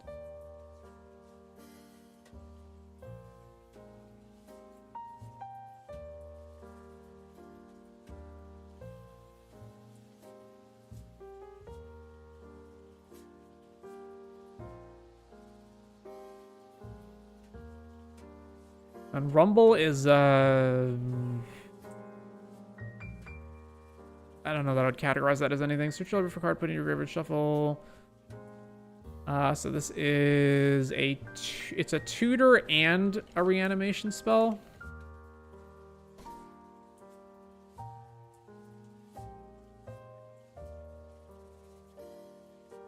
This is removal, sort of. It's pretty bad removal, but it is technically removal. And also reanimation. And each player sacrifices 13. That's a sweeper.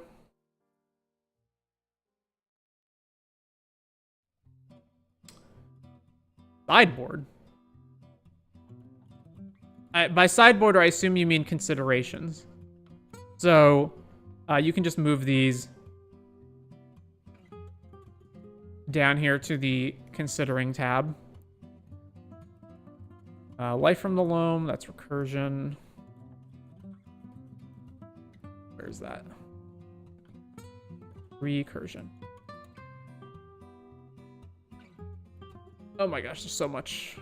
So many things that are uncategorized here. All right. Do we have time to actually go through all of this? Timeless Witness is recursion.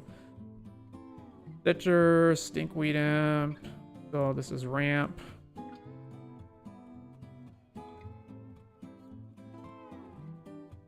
Overlord is recursion.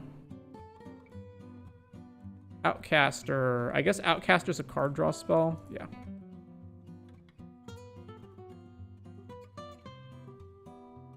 Nethergoyf. I guess I would categorize this as just beatdown because it's just a big creature, right?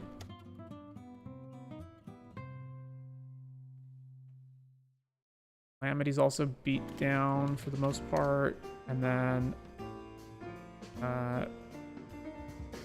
I guess Shieldred's sort of removal because it's an edict.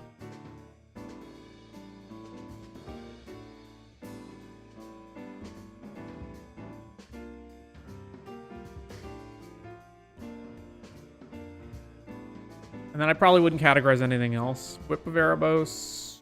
No. Okay. I know that took a bit. It's a lot easier for me to parse a deck when it's nicely broken into all these categories. So now I can just see like, okay, here's all the lands, here's all the combo pieces. Although I don't know if there's specifically combos in your deck, but I imagine if Underworld Breach is in here, it's a combo piece. Here's your ramp spells, etc. Okay, so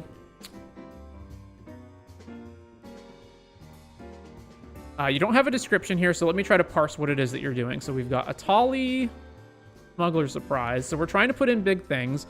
Okay, so you've got the Calamity, Terror of the Peaks combo. This is targeted, right? To any target. So this kills your opponent in 1v1 constructed formats when you have one opponent at 20 life. In EDH, this does not kill your opponent. Because let's say you go Calamity, then you have Terror of the Peaks, you saddle Calamity, Calamity attacks, and then you put 2 token copies of Terror of the Peaks into play, and then each one of them triggers. So the original one triggers twice from the other 2 terrors entering, and then the other 2 terrors trigger once each time. And so you deal 20 split 4 ways among all of your opponents. So that doesn't, I mean, it does a lot of damage, but it doesn't actually kill them straight up. Nethergoyf. Power is equal to the number of card types among cards in your graveyards, and its toughness equal to that number +1. Okay, so it's card types, right? So this is going to be land, creature, if itself is in the graveyard. There will probably be an instant or a sorcery in there at some point, and it's not too unlikely that land or enchantment will show up. So Nethergoyf is probably going to be like a 5/6 most of the time.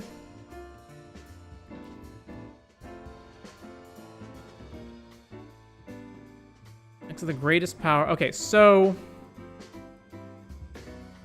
yeah, I don't see the point of Nethergoyf unless there's some combo here that I'm missing, but...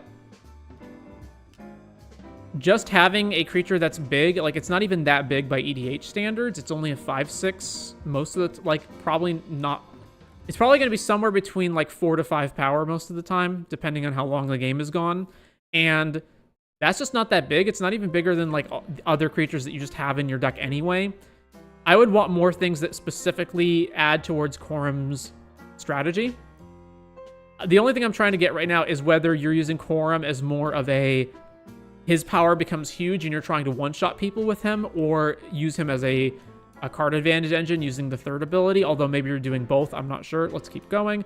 So Electric Revelation is a Tormenting Voice with Flashback. You've got Looting.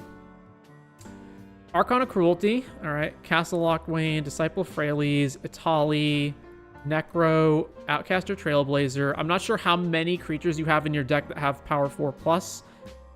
And I'm going to guess it's not that many. So type, let's look at creatures. So you've got 31 creatures in your deck. How many of them does trigger off of Outcaster? 1, 2, 3, 3, 4, not counting that, 5, 6, 7, 8 maybe. You're probably not casting this for full price most of the time, but let's just say you are. 8, right? 9, 10, 11, 12, and your commander. He's an advantage piece. Okay, so I would say that, so basically at most, you only have 12 cards in your entire deck that trigger Outcaster Trailblazer. That's just not enough to make this warranted. I would want something that can either repeatedly trigger it over and over and over, which Calamity is sort of a way to do that. Or, but like if you're saddling Calamity, like you should be winning the game already anyway. So, yeah, I'm not a fan of Outcaster. What else do we have? So moving along, we've got Ripples of Undeath. I'm also not a fan of this card. I think this card's just not very good. If you want to put stuff into your graveyard, there's better ways of doing it. Vaultborn is fine. I feel like there's so many better cards that you could play than this card. Archon is like a good one. Culling Ritual, sure. I'm guessing by the fact that you're playing cards like Culling Ritual and Underworld Breach that you are in a much higher power metagame. Broxa. Earn the Favor. Copy target instant spell. Sorcery. Activated ability or triggered ability. May choose new targets. Or change the target of a spell with a single ability. Okay, not really a big fan of this. So then we've got Brood Lord. Do you have Saw in Half in here? Do we have that combo or no? I don't think you do. Or is it? I would probably tag it under removal, right? Yeah, you don't. You have Hermit Druid, Endurance, Chthonian Nightmare. Okay, so what is the combo here? It's...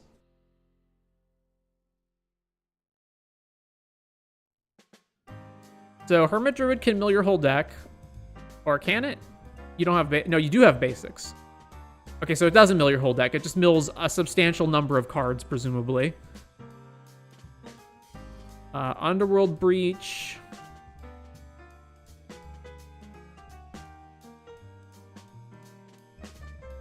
What are you breaching?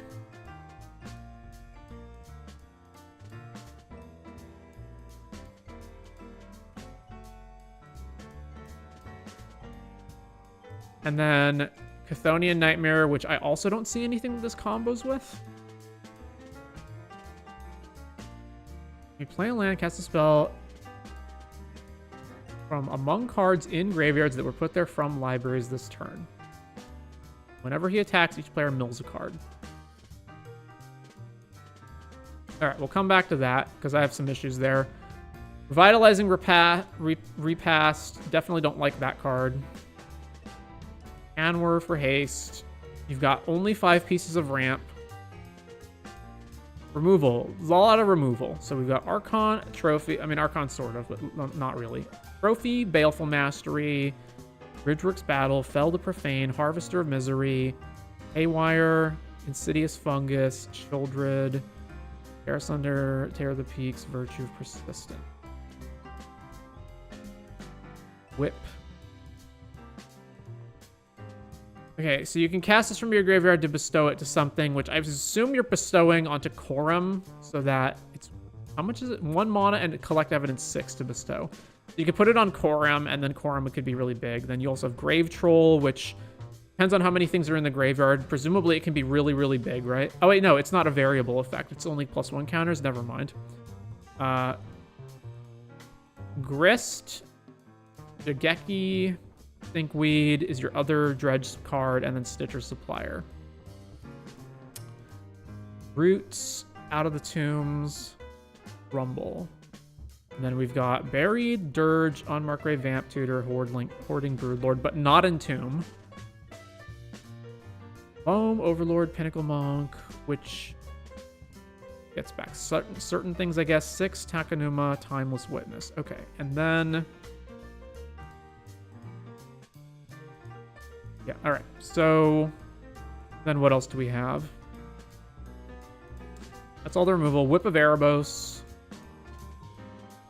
And then 38 lands, which includes a lot of lands that I wouldn't play, but let's just see here.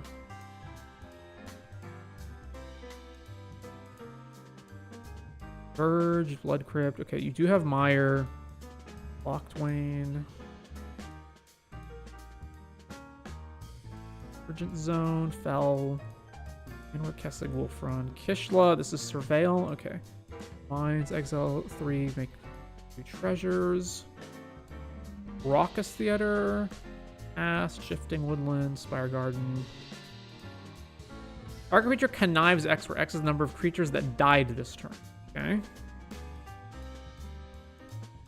Mill 4, return a creature from your graveyard to the battlefield. And this has to exile itself, and you have to pay 5. Okay.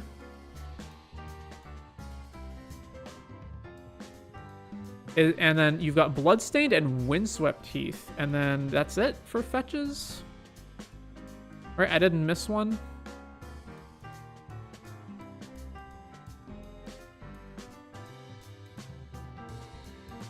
$537. And your game changers are Necro, Vamp Tutor, Breach. So you are bracket 3 compliant. All right, so I guess I have a whole bunch of questions. So you've already answered one, that he's an advantage piece more than he is a kill spell. The second thing would be, like, are there budget issues here? Is this just the cards that you own and that's what you're playing? Like, because, so normally, like, fetch lands to me are a good representation of this person doesn't necessarily have budget problems, but the fact that you have Bloodstained Mire and then Windswept Heath is an off-color fetch and then no other fetches implies to me that this is just like you just happen to own one of those, like you happen to own both of those fetches but no more. You've got Stomping Ground and then Blood Crypt and what's the other one? It's green, and Overgrown Tomb would be the other one, and you do have that as well. Okay.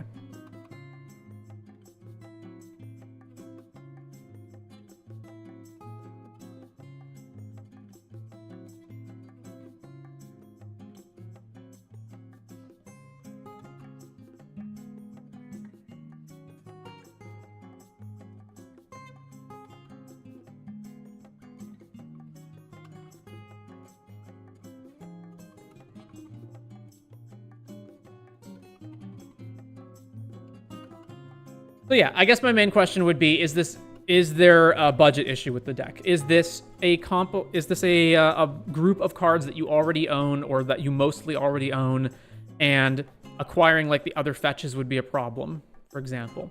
Because there's a lot of cards in here that are expensive, like Vamp Tutor and whatnot. But then on the other hand, the deck itself isn't that expensive overall relative to other EDH decks. How much? Let's look at the pricing. So the most expensive card you have in here is Vamp Tutor, and then you've got Terror, Vaultborn, Overlord, Phyrexian Tower.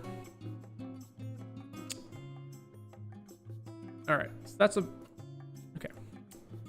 Go back to tags and stack images. All right, so there's a lot of changes that I would make to this deck if I was going to build Quorum. First of all, you don't have nearly enough ramp, so I assume you're mostly trying to get Quorum out, especially because if you're using him as a card advantage engine.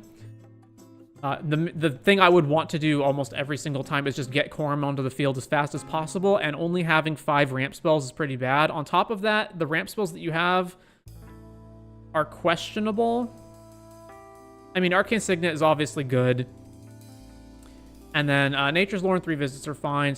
Like, these are okay if you have issues doing this stuff. Like, Fnatic is good too, because Quorum can presumably be 4 power or greater. I don't know why Skull Prophet is in here, apart from, like, the many other cards this could be. I would really want, for the most part, to have, like, way more ramp, and I would want it to specifically be in the form of, like, Mono Rocks or more Nature's Lore 3 Visits type cards. Additionally, like, 3 Visits and Nature's Lore can only fetch 3 lands in your whole deck, right? You've got Stomping Ground, Overgrown Tomb, and Forest. And so if you happen to draw 2 of those, then the other one doesn't do anything.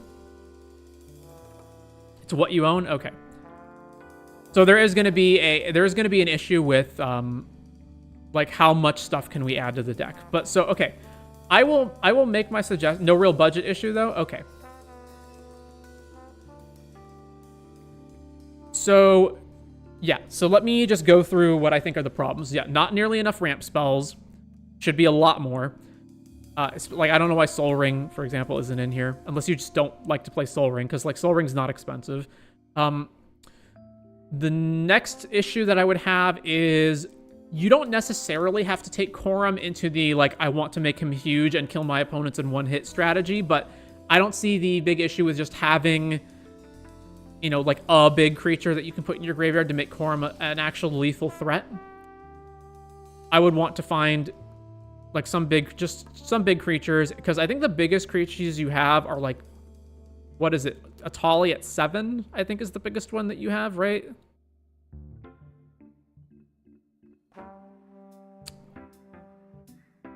A bunch of problems that I have here. So, Handward Battlements, there's the red haste land from Modern Horizons 3 that I think is just way better than Handward if you're looking for a land that gives haste. Another problem would be, yeah, there's the fact that you have, like, color problems in your lands. So, even if you don't have, like, revised duels, which are obviously incredibly expensive, and you don't, let's say you don't want to proxy them either, there's still better lands that you can be playing than the ones you have. So, I would be extremely dubious of any land that doesn't produce more than 1 color in a 3-color deck. So, you can obviously have stuff like, you know, Basic Forest or whatever, Basic Forest, Basic Swamp, so that you have fetchable lands. Especially if you had anything that fetches basics, although I don't think you do. But you do have 3 visits in Nature's Lore to, like, fetch the basic forest. But even putting that aside, and there's also reasons to want them. Like, if you're in a metagame where your opponent's playing Blood Moon or whatever, or Back to Basics, and then you do need some amount of basics in order to get around that. That's another reason why also Mono Rocks are helpful, because they get around Blood Moon effects. But I would be just extremely dubious of any of these, like, 1-color lands that don't do anything besides that. So, Verges are the worst 2-color lands you could play. I would avoid them if possible. Also, I don't think that a lot of these transform lands are actually good. Like, most of these double ones. So I don't think Boggart Trawler is good. Bajuka Bog is also bad. Lands that enter tapped suck. Bridgeworks Battle is, like, okay if you need room for a more removal, but in general, I wouldn't play Bridgeworks Battle, again, especially in a 3-color deck where you need your lands to produce more than 1 color. Locthwain, I think, is bad too, because you have to look at it this way. You think, oh, well, isn't this card fine? Like, it's a land, it draws me a card. But if you're ever in a position where you needed to tap Locthwain and 3 other lands to draw 1 card, that means you had nothing to do that turn. And it probably cost you your whole turn to do it. And in an EDH game, you just cannot be taking an entire turn to draw 1 card. That's just not good enough. Also, this is going to come in tapped a lot. And then, like, Demolition Field, unless you are in a metagame where, like, your opponents have Gaia's Cradle or something and you just really need to kill those lands, I do not see the use of this. Also, I would almost always rather just be playing Strip Miner Wasteland over this card. Disciple's fine, because if you, like, sack your Quorum to draw a billion cards, that's fine. Emergent Zone I don't like unless you can do super fast combo stuff, which in this deck does not look like that's the case. I also don't like Fell the Profane. Anwar, again, just replace that with the red one. Kessig Wolfrun is also bad. It's so much mana to actually use this, although it is nice to try to give Quorum trample, but I think there's better ways of doing it than Wolf Run.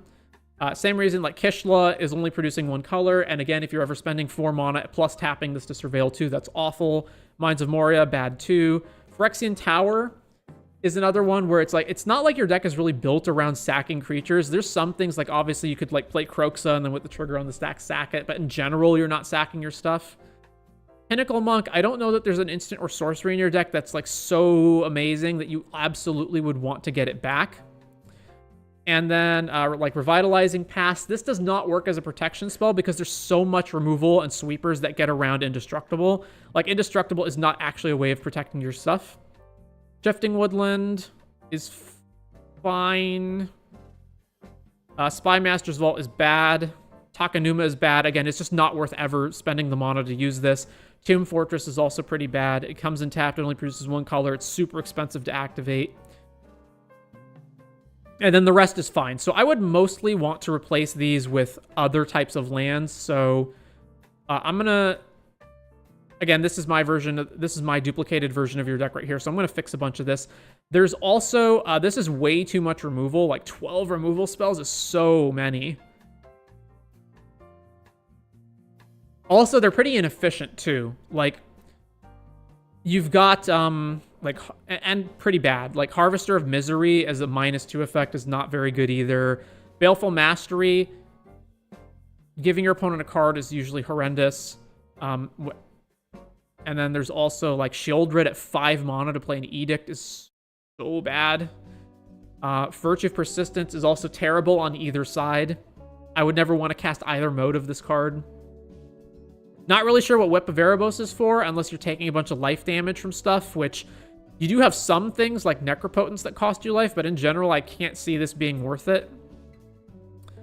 I also don't understand what the dredge cards are doing here. I don't really see a way for you to, like, constantly dredge stuff really fast, which is what you would want to be doing if you want like, I understand that you can, like, dredge Stinkweed Imp and then play a land from your graveyard and play some other card that you dredged over, but in general, I wouldn't want a random set of, like, 5 or whatever cards for these replacing my draw just for Quorum. I do like Detective's Phoenix. I do like a, hey, you're going to put stuff in the graveyard anyway, so let's put this on, let's bestow this for 1 mana onto Quorum. Like, that actually seems useful. Shigeki is way too much mana. What does Grist do?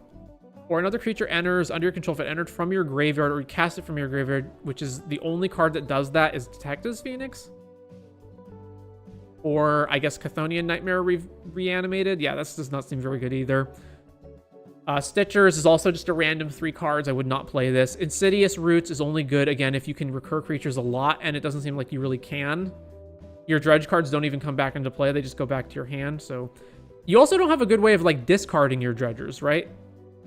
Like, okay, you dredge a card, Golgari Grave Troll's in your hand, now you don't have a way of binning it. Malevolent Rumble sucks. This is such poor rate for EDH. In your tutor package, also, you've got all these different Entomb effects, but you don't have actual Entomb. So Entomb should obviously be played like more so than multiple of these other cards. I don't really see the value in Overlord of the Baelmerk. Like, I just do not value these sorts of card selection effects. Timeless Witness is just worse than Eternal Witness, so it's just playing Eternal Witness. Kroxa doesn't seem very good either, and among, like, Archon's good, but Vaultborn's not that good.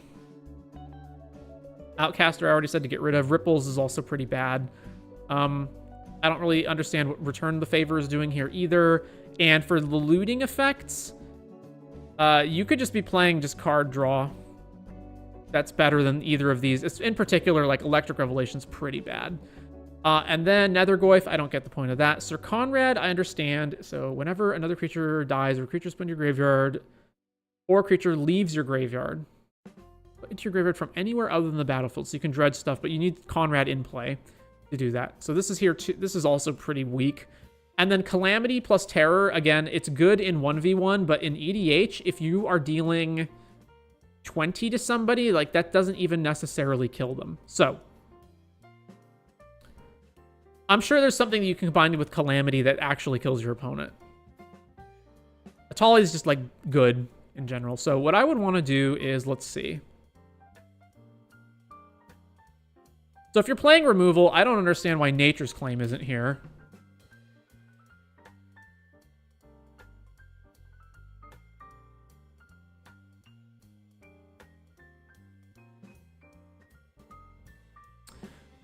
Let's just get rid of everything bad. All right, let's get rid of Hanwer. What's the card that has haste called? Set MH3 type land says haste on it. Arena of Glory. Yeah. Oh. Yeah, did not mean to do that. Let's go back.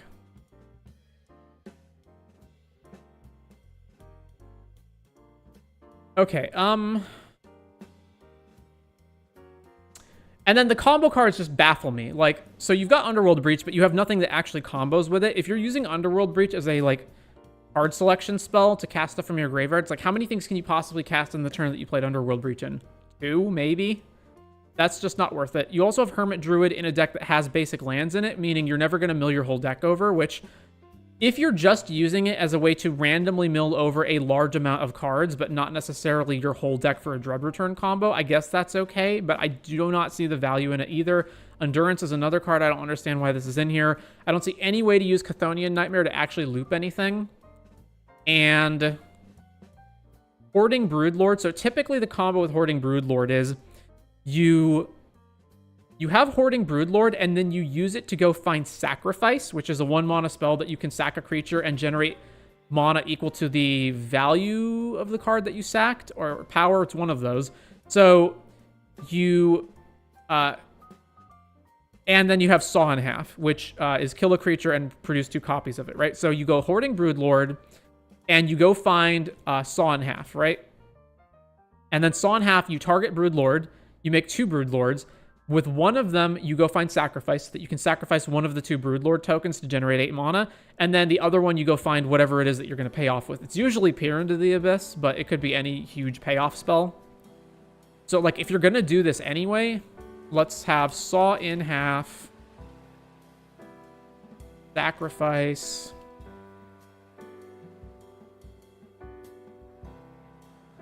Entomb should be in this deck. And then another card that I'm really surprised you're not playing is Mesmeric Orb. So if you just want to put stuff, like, this will put stuff into everybody's graveyard every turn. It will give you a lot of options to find stuff. Although, admittedly, it only affects you and not your opponents, because you're milling over your opponents, but this only applies to stuff that was put there the same turn. I guess it won't mill over their stuff, but it is a pretty efficient way to just constantly mill yourself. I think in a way that's much better than Grave Troll or Stinkweed Imp. So, like, this is a way of just filling up your graveyard super fast. Let's add Eternal Witness. All right, let's get rid of Timeless. Let's get rid of a lot of these. Let's add in another. Let's add in this. And lands.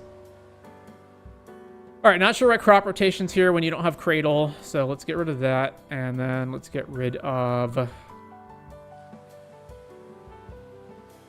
let's see what else.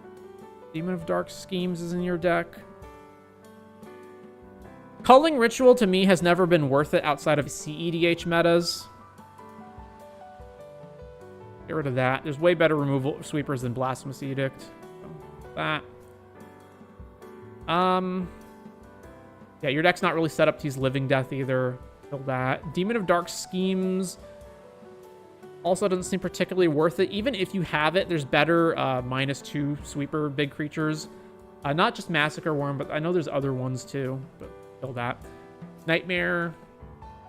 Life and Death. That can... So Life and Death.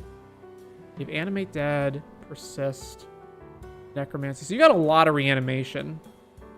And reanimate. Yeah, let's get rid of Virtue. Let's get rid of Endurance. Let me cut out. So I'm automatically added a bunch of cards here. Let me just trim out a bunch of those right now. Revised dual lands are super pricey, so let's just kill those. There's Taiga. Let's get rid of Takanuma. Tomb Fortress. You don't need 2 swamps. This one, Urborg, Aga, Monk, Mines.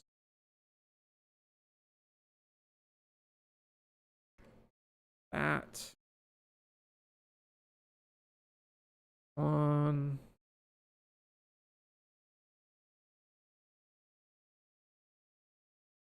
And pathways are bad in 3-color decks, so let's kill all of those. Octwain, Beseiju, Bajukabog, kill this one. What's fetch is going to be off color? Flooded Strand? Yeah, kill that.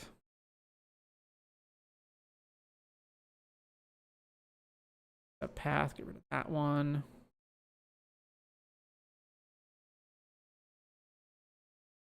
I don't like whip, kill that, kill return. Get rid of terror, Nethergoyf. This implies that you're milling a lot of cards. Yeah, let's get rid of Conrad. And then Hermit Druid. I don't think I would ever want to pay for this. I think I'd just rather entomb something huge into the graveyard. This killed it. I don't like Kroxa either. Kroxa, Outcaster, Ripples. And then... So the Breach combos in Jund are like, you have it LED wheel. I know that's the most obvious one. I think there's a few others, but I just don't think Breach is doing anything for you here, so let's kill that. Out of the tombs. You're just not bringing stuff. I guess Roots. Hang on. Out of the tomb. What does this do exactly? Mill cards equal to the number of Eon counters on it. You get 2 per upkeep. If you draw a card while your library has no cards in it, instead reanimate something. Yeah, that's not worth it at all. Stitchers can go. Let's just get rid of these Dredgers and Grist and Geki. But I do like Phoenix. So, and then Overlord of the Baelmerk. Get gone. This is way too many lands, right? Yeah, what am I not cutting from here? Vault.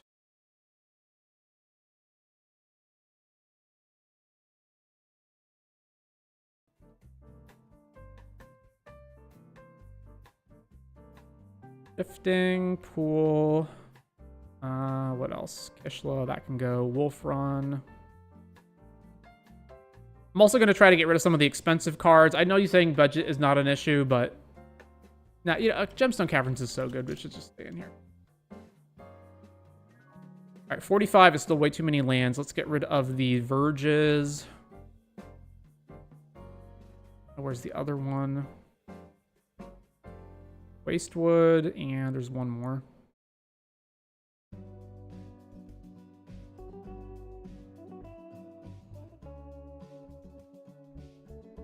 It might be blind because I'm just not seeing it.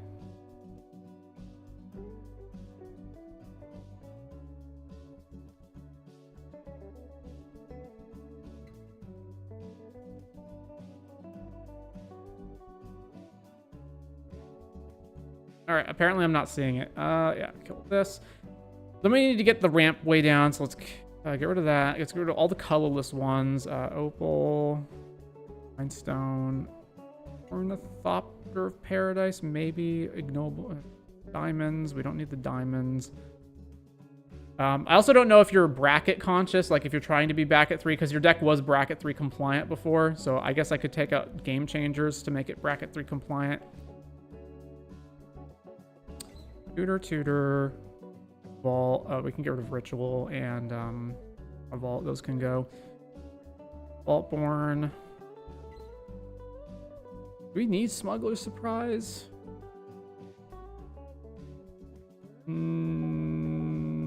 Maybe. I don't think you have enough stuff coming back for Roots. I guess if you do have your guy in play, you're going to get 1 creature back per turn, so that's fine. Also, 6 can reanimate stuff too. Fillmore, Findhorn. We probably get rid of... So we get rid of Wild Growth, and then Utopia Sprawl's probably rough. Arbor Elf's rough, and then we get rid of the mono green ones. So Mystic, Llanowar, and Findhorn all get gone. And then we've got... So this is 18, and then we're left with a pretty good mix here. probably cut the Signet too. Yeah, cut Rakdos Signet. So that leaves us with Talisman of Indulgence. Now we can get rid of that as well. Okay. And then, this is way too much removal as well, so let me just cut a bunch of these. So we don't need that. We don't need Fungus. Hair, Snuff, Shieldred can go. Baleful. Chaos Warp, obviously. Force, Harvester. And then, yeah, Haywire can... I don't see the value of Haywire in the deck. Yeah, we can get rid of Haywire.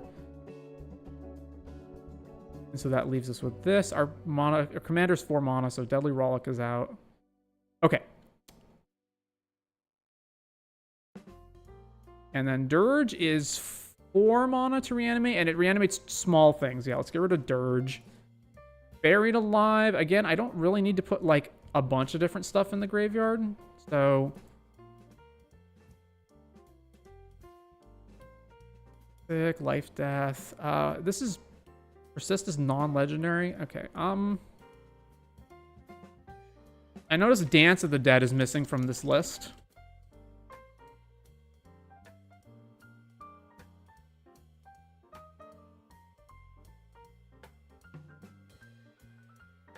All right, and now I would want... Ring's pretty expensive too, but it's also like just so good. Oh, this is not a Skull Clamp deck. Let's get rid of that. We can also probably get rid of Necro. Necro is anti-centered, is like, goes against what you're trying to do. Bolas. We're also going to be playing a lot of expensive cards, so maybe Bolas is not good. I'm not sure. We can just get rid of that. It's expensive and not necessary. Then we have this Blast. Here. Probably need protection for our commander, and it should be in the form... We do want to attack immediately, so Lightning Greaves. And... We never need to target our guy with anything, so Steely Resolve to protect humans or warriors. Probably pretty decent. We also probably want counterspell protection. We've got Veil, and then the next best one would be Allosaurus Shepherd or Destiny Spinner.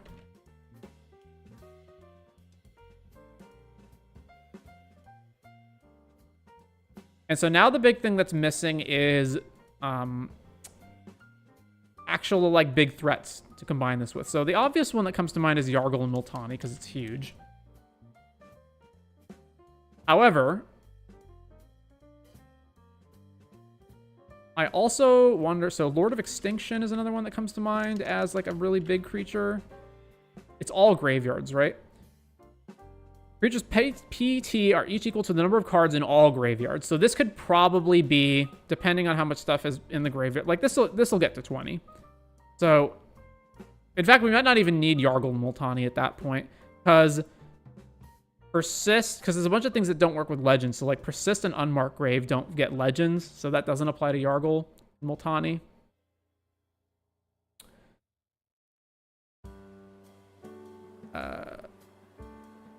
Format EDH, ID is Jund. He is a creature and says power equal. And I think the ones that are stars count as 0 power when they're not specified, so we could find all the star attribute ones like this. Yeah. Lord of Extinction's probably just the best one, but it's worth at least looking at the other ones. How many we have? 134 results. Okay. Land count. Yeah, not that. Exile. No way. Cosmoglyph is funny, but there's probably just no way we can reliably have a bunch of stuff in exile.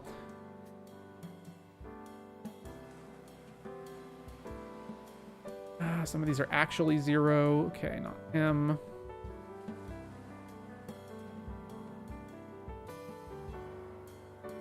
Malignus is equal to how much? Half the highest life total among your opponents rounded up. Yeah, Malignus is another one that'll work. So as long as one of your opponents has like 40, then it'll be 20. Although the likelihood that all 3 of your opponents have less than 40 pretty early in the game is highly likely. We also don't necessarily need even more than just one of these like Lord of Extinction type effects, as long as we can tutor it into the graveyard. I'm mostly looking to see if there's one that has like other uses where it's not just a big creature. And my guess is going to be that there isn't one. Psycho Tyrant is equal to the number of fungus. No. Yeah, so probably just Lord of Extinction then. Oh, wait, how much is Wilderness Elemental? Non-basic lands your opponents control. So let's say you have 3 opponents and it's turn 5, 6. So they have like 5 or 6 lands. Probably, you know, 2 of those, 3 of those are basics. So it's going to be like plus 12, 13. That's not worth it.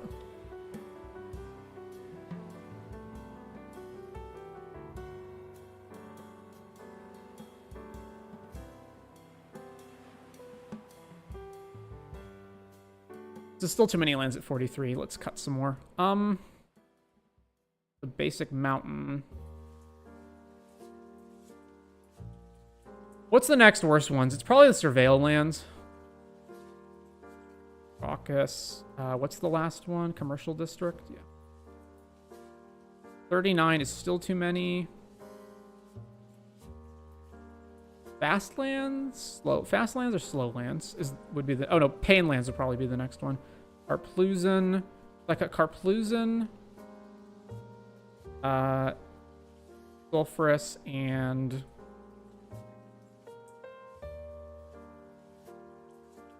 Oh, I know. These ones are the worst. Heatland. Is that the only one that is in our colors? The only Horizon land that's in Jund? Red, green's no. Green, black is yes. Red, black is no. Okay. Llanowar Wastes there.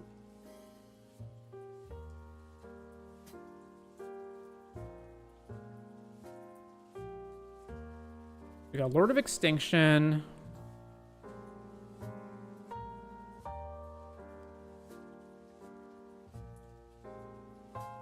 There's got to be a combo with Calamity, right? Sabertooth plus one other thing. I'm more looking for, yeah, Port Razor.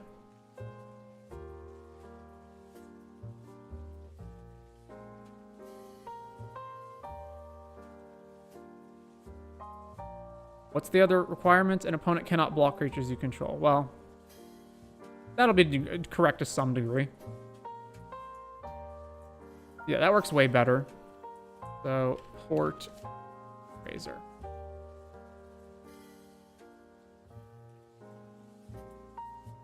So yeah, if you got Calamity plus Port Razor, you saddle Calamity, you attack, you make 2 Port Razor copies. As long as at least one of them can get through, you get to take another combat step, right?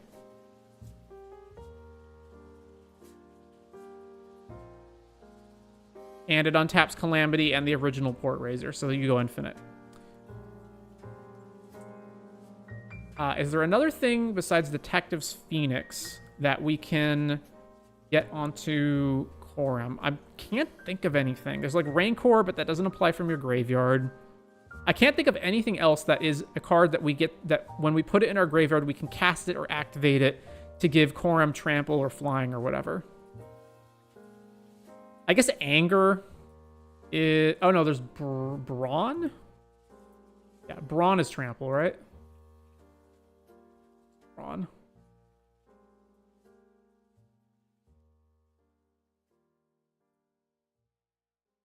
As long as Brawn is in your graveyard and you control a forest, creatures you control have trample. So that's another way that... And we don't even have to cast it. It can just be in our graveyard, and then Coram becomes gigantic. Or becomes trampled inherently. Oh, do we need Loam? No, we don't need Loam.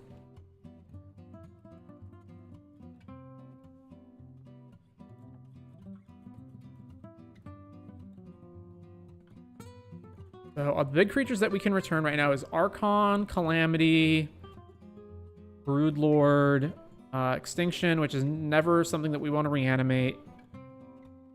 How many enchantments are in the deck right now? There are 8, a bunch of which are also reanimation spells. We can get rid of Sanctum Weaver.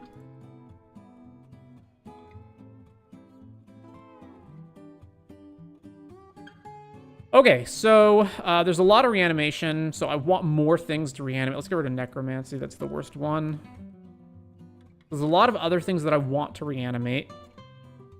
And we have a bunch of entombing effects already. Entomb, unmarked grave.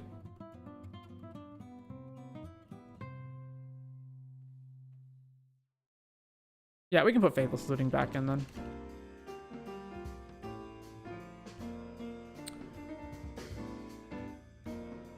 All right, what does EDH Rec have to say about, what is his name? Koram? Yeah. Koram the Undertaker.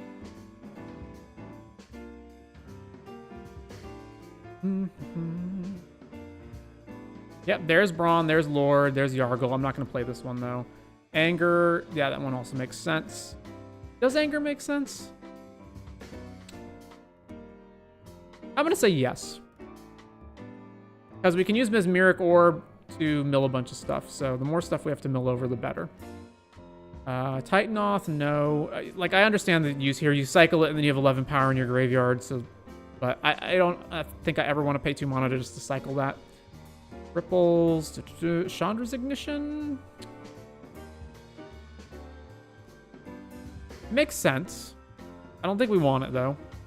It's too much blowout potential. You Chandra's Koram when he's really big and the opponent removal spells it in response, and then you lose your commander plus him.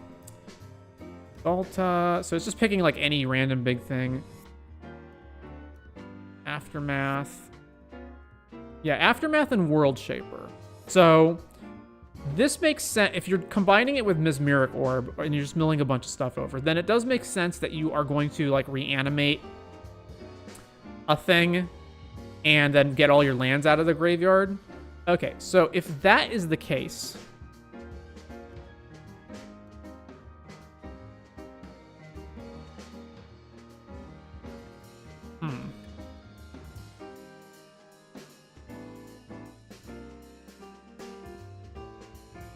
Creatures in all graveyards equal to the number of card types. What does Lumra say specific? What does Lumra's return ability say? When it enters mill 4, then return all. Okay, so Lumra's the one we want because this is the one that if we reanimate it, it just goes off immediately. World Shaper has to die, and Aftermath Analyst has to activate for 4. So Lumra's the big one. So Lumra, and then we are going to want... We have the reanimation spells.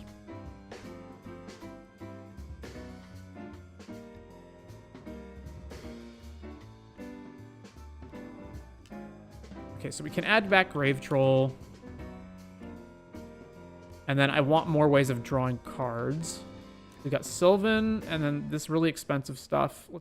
I'm forgetting what is in card draw, so let's just add this here and then delete a bunch of it. It's not an Adnaz deck. We're not an Altar deck. We're not that. Not that. No. No. No. Bob, no. No. Atali was already in here. Get rid of this. Get rid of this. Get rid of this. That.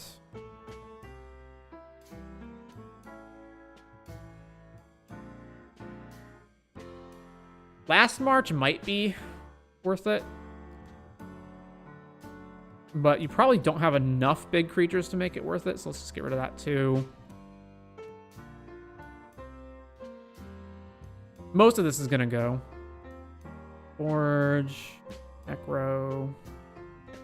There's Peer, but you don't have so I don't. The thing with Peer is that you kind of need to wait to win immediately, and you don't have that.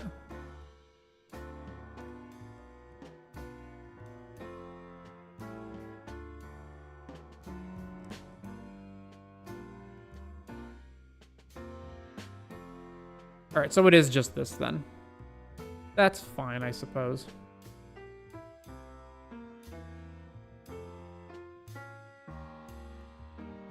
And what else can we get?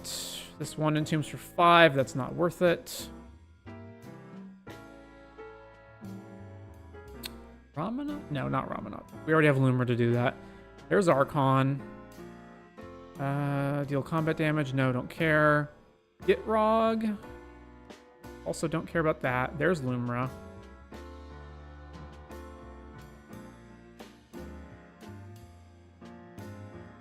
Missile Harvester. No. Then all the spells, which we don't need more of these. And then the sorceries, which we don't need these. There's the artifacts. Okay, there's Greaves. Head Shredder, no. Alter, no. Don't need that. So this is a bunch of combo stuff. So like Alter the Broods here. We don't need all that. Shadow Spear? It is a thing that gives trample. It's pretty cheap, and it gives lifelink, and it specifically can mitigate any life loss that we have. Shadow Spear. I like that. I like that way more than like Whip of Erebos. Attacks deals damage equals power to the player or planeswalker it's attacking. If it was everybody, I would like that. And here are our enchantments.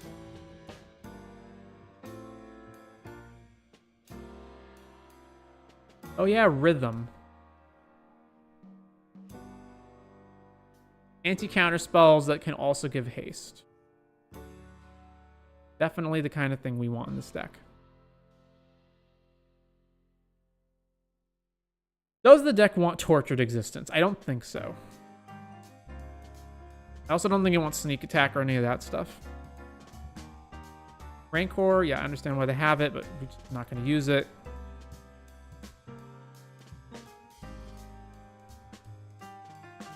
Planeswalkers, lands. Okay, oh, Shizo is another good one, right? Yeah, Fear.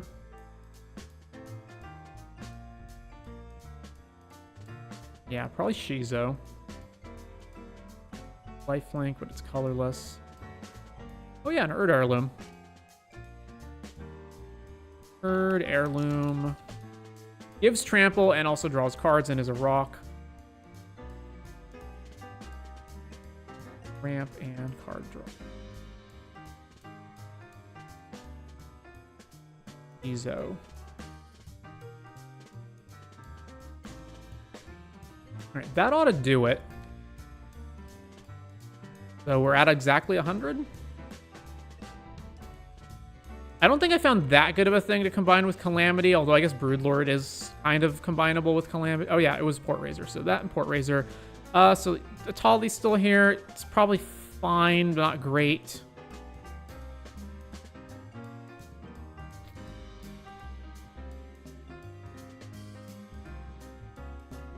So yeah, I think this is where we're ending. Let me just make sure this is actually 100, because sometimes the count messes up if you don't refresh. Okay, so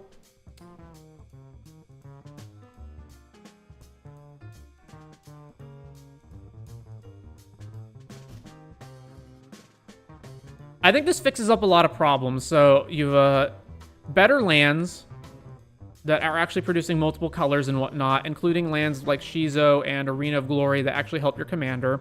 You got Mesmeric Orb to fill your graveyard up and potentially get this other stuff. You've got things like Brawn and Anger to be just things that are naturally in your graveyard that will give haste and trample to Korem, along with Tactics Phoenix. Lumra that you can reanimate to get all of the binned lands back into play, which should help a lot. Some more protection for Korem, so things that give hexproof or that prevent him from being countered. We fixed up a bunch of cards like Timeless Witness for Eternal Witness, fixed up some of the reanimation spells, made better things to reanimate. We've got the Broodlord Sawnhalf thing going on here. I'm not exactly sure what you spend that on, but I guess you can spend it on whatever. Way more ramp. Lands actually fixed for colors now. Some more card draw. Some actual ways to win the game. So Calamity's still here, but now it combines with Port Razor to actually win instead of being Terror of the Peaks that will only 1/6 win if you're shooting somebody. I guess you can shoot their creatures too, but I still would rather just have Port Razor and just try to win the game. Yeah, I think this will do it. Oh, Opposition Agent got automatically added. We don't necessarily need that. So the main things I would say, so this increased the cost of the deck. I think it was like 560 before, so this is like close to 1,000 now. So there obviously is more expensive stuff in here. I've tried to go in and remove like some of the most expensive cards that I normally add, so things like Mox Diamond, Chrome Mox, Revised Dual Lands, that kind of stuff. I also know that there are, so I don't know if you care about the EDH bracket system. So right now, yeah, we're over bracket 3 because there's 5 game changers in the deck, I believe. You don't need, like, Opposition Agent. And then you could cut, like... If I was going to cut one of the other bracket cards, it would probably be, what, One Ring? Because it's expensive.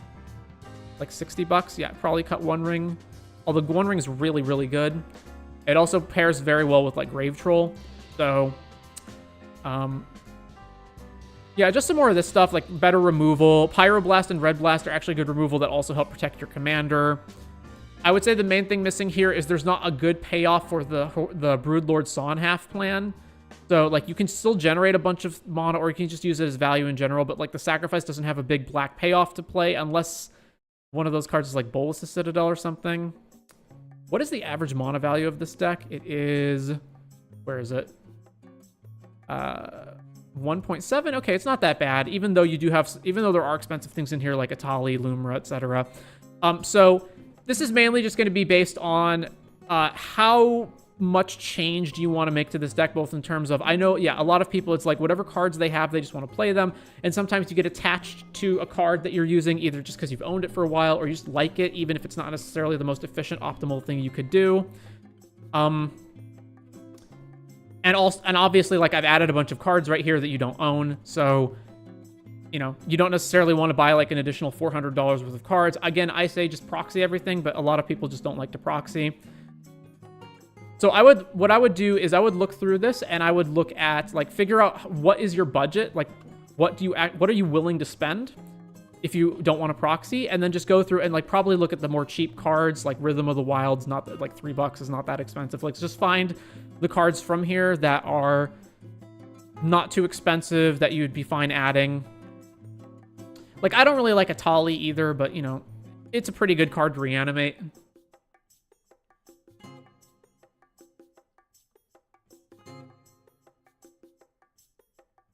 There's some other stuff. You might not need Toxic Deluge if you already have Fire Covenant, because they're kind of doing the same thing. Fire Covenant's more expensive for how much life you have to pay into it, but it's asymmetrical. Yeah, that's basically what I would be looking at in terms of trying to, like, fix up this deck. And especially with Koram, like, I want to be able to do both things. I want to be able to use him as card advantage for the third ability, but also just have the option to just straight up kill people with Koram. So the main thing you're looking to do there is to bin Lord of Extinction. And then so you only need 5 cards per player's graveyard on average in order to make this a 25 with Lord of Extinction. So yeah, that's what I'd be looking to do. Is Persist actually good? How many things can we get back that aren't legendary? Because we're never reanimating Lord of Extinction. And then Archon isn't legendary, but Atali is. Broodlord isn't. I guess there's some things that you can get back with it. Maybe this should just be Necromancy. I don't know. Anyway, I hope that helps out. So, yeah, you're welcome, Riley. Let me post the link to the deck in the chat. So this is Koram the Undertaker. Again, this deck is going to self-destruct in a week, so if you want, grab this list now. Because I'm not going to retain it in the my personal Moxfield database. And yeah, hopefully that was helpful. All right, so we have a whole bunch of other requests from Alex that we still have to get through. Let's make sure to go do that. So the next request from Alex after Teval was also, I want to build Kotis the Fangbearer. I built him in some way. He's doing his dirty job, but I want to see some alternatives. Bracket 3, no pricey mono rocks. So there can only be 3 game changers, no mass LD. What was it again? No mass LD and what else? No extra turns. Yeah, that's easy enough to avoid. No pricey mono rocks. All right, so new deck. Kotis the Fang Keeper.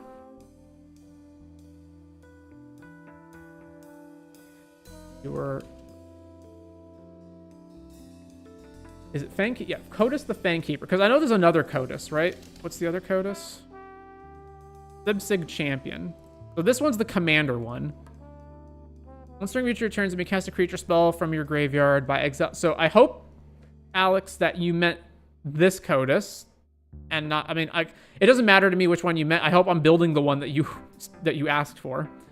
Because this is the one that comes in the commander deck with the Teval. So that would imply to me that this is the one you have, but maybe you have both. I don't know.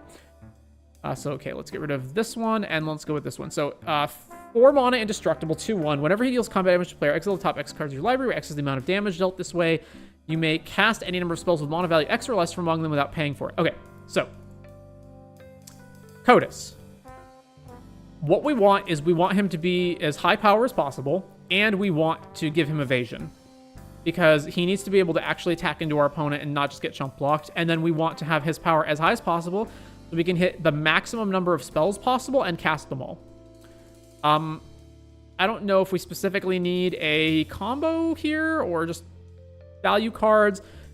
One thing that I'm immediately thinking of is double-faced lands, because it means that when we exile into them, we get to cast them instead of them just being land, like, because it's you may cast the number of spells, right? So any lands that we hit are just bricks.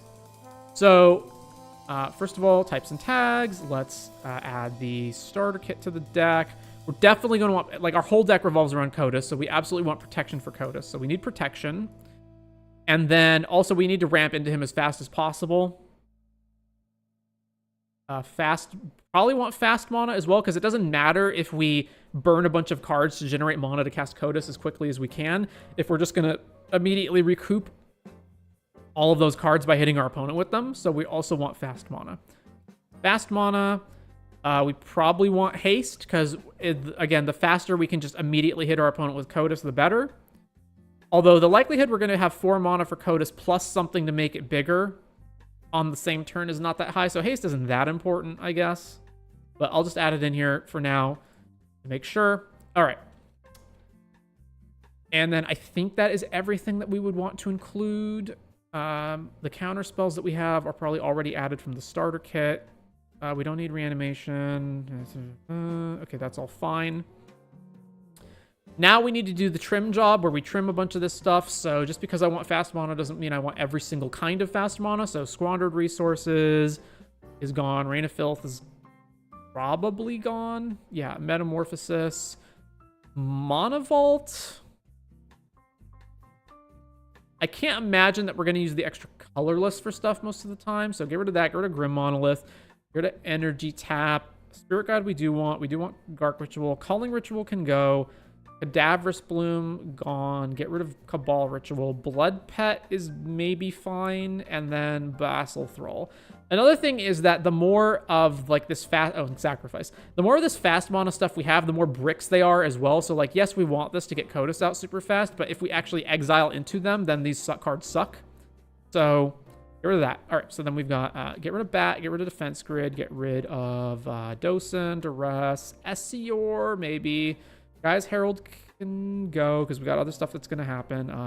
Hydroelectric Specimen, while it is a protection spell, it's also a pretty crap one. So let's get rid of that. Imp's Mischief.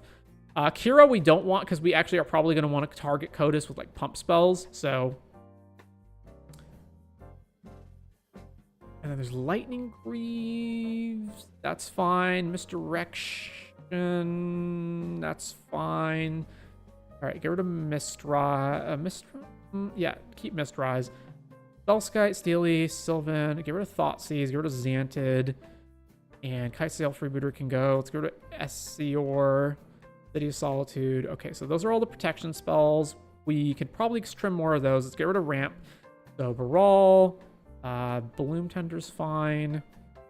This is, yeah, get rid of Boreal. Get rid of Charcoal Diamond. Cold Steel. He said no pricey Mono Rock, so that excludes Chrome Mox. What else?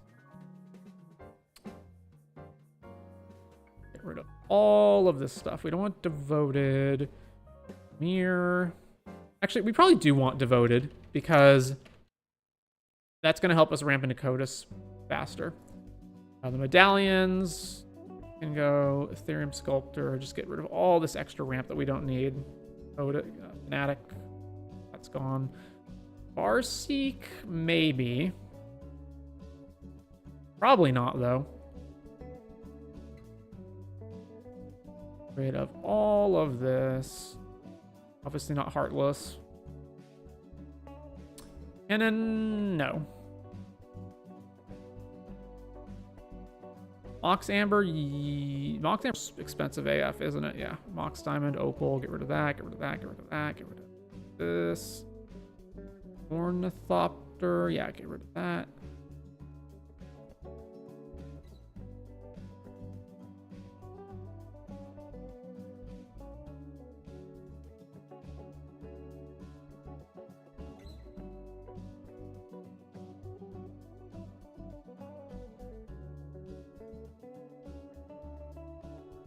Okay, and do I have Arbor Elf in here? Yeah, get rid of him too. Okay, so that's 20 ramp spells. That is a lot of dead air a lot of the time, though. Oh, Edge of Autumn, get rid of that.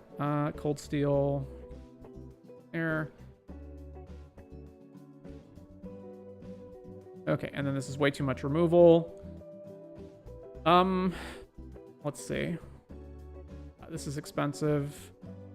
Getting rid of the expensive stuff. Necro. So he himself is our card advantage engine, so we actually don't need as much of this stuff. So like Skull Clamp can probably go, yeah, Library, Citadel.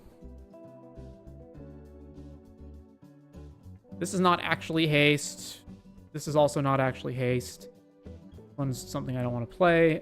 We're getting rid of expensive stuff. So Saga, Urborg, Yavimaya, Hall the Bandit Lord, definitely. Concordant. We don't need haste that much. And then Ancient Tomb is gone. Arid Mesa is not usable in our deck. And then Revised Duels are expensive AF, so, and Gaia's Cradles as well, so let's get rid of those. That leaves us with 28 lands. That's not enough, so 2 Mana base, add that in. This again. Pathways are gone. This guy can stay. And yeah, I like Lorien because it's a cycle thing that Kotis can hit and draw cards with.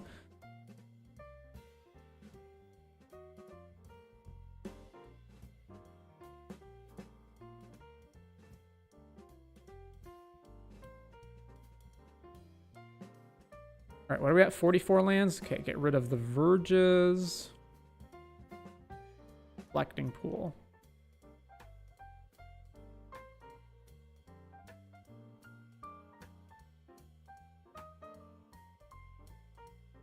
Do need Cavern.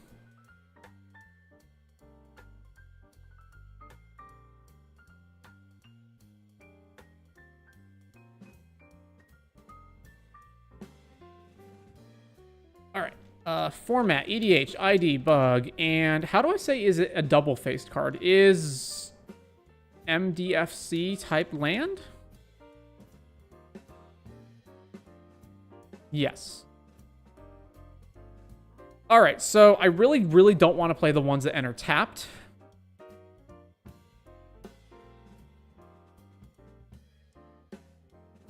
Let's see, X spell obviously doesn't work. And then there's going to be a bunch of ones in here that are also just bad. Bridgeworks Battle is actually works.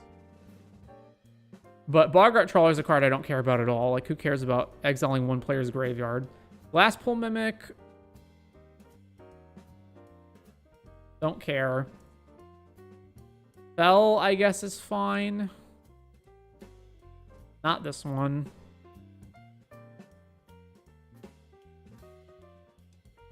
We already have Sync. Not Turn Timber. And then none of the other ones matter, I don't think. Yeah, okay. So back to our list.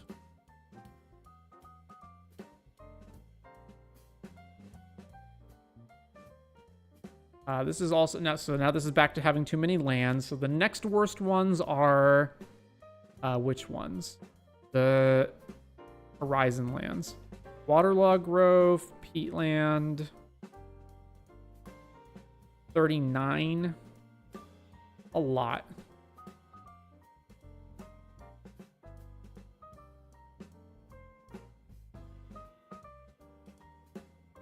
In our deck, the slow slow lands, fast lands.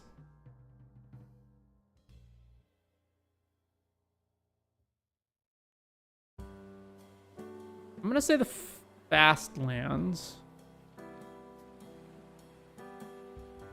Yeah. Let's get rid of Botanical, Blooming, and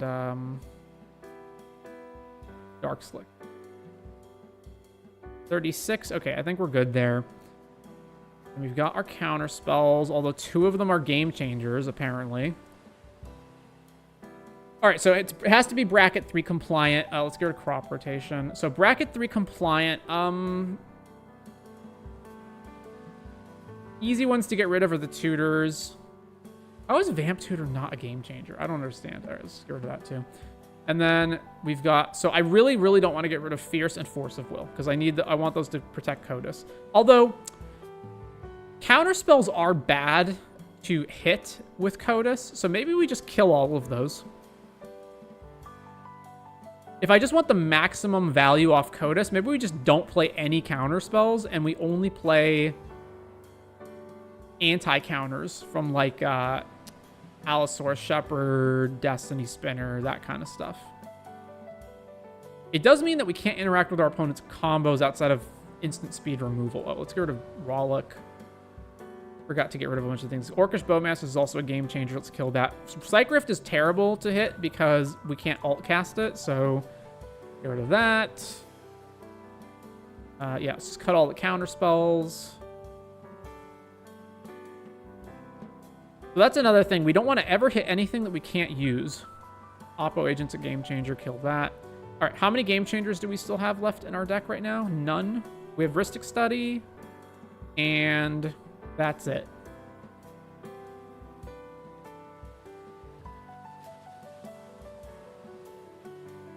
The deck is 640 right now. What's the most expensive thing in the deck? Price. The most expensive card is Cavern. Lotus Petal. I don't know if he would consider this an expensive mono rock, so let's just kill that.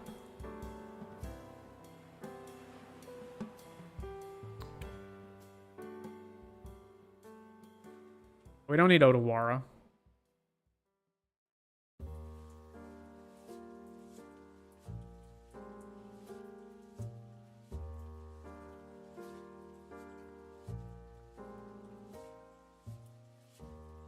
Let me just do this correctly. No grouping. All right, so Rhystic is a game changer, and then it's this.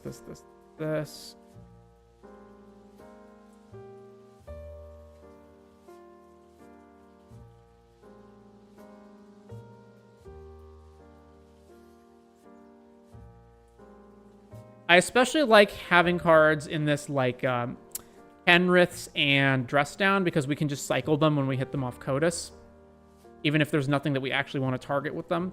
Get rid of Flood Moss, Snuff Out, Submerge. This hits 2 things. So, like, playing more expensive things that hit 2 things, like Force of Vigor, is more valuable than it normally would be. Corrupt Trophy. Okay, so, and it's mana value X or less from among them without paying their mana costs.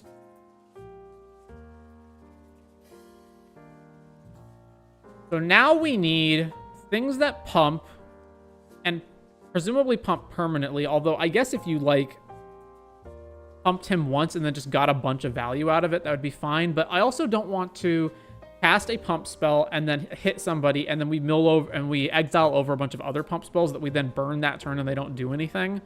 So we want permanent pump spells. So Rancor is the obvious one.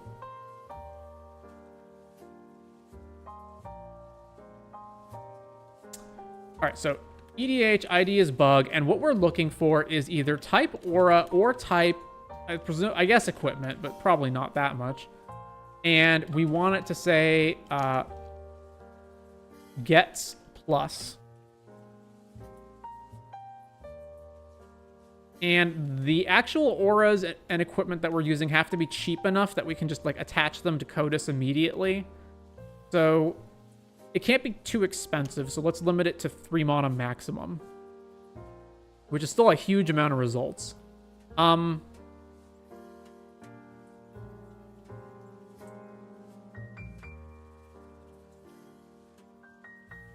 right, well, let's go through it.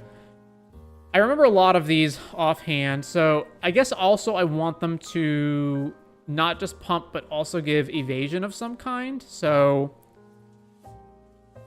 either it says flying or trample or can't be blocked. Am I missing anything? Flying, trample, can't be blocked. That probably covers it.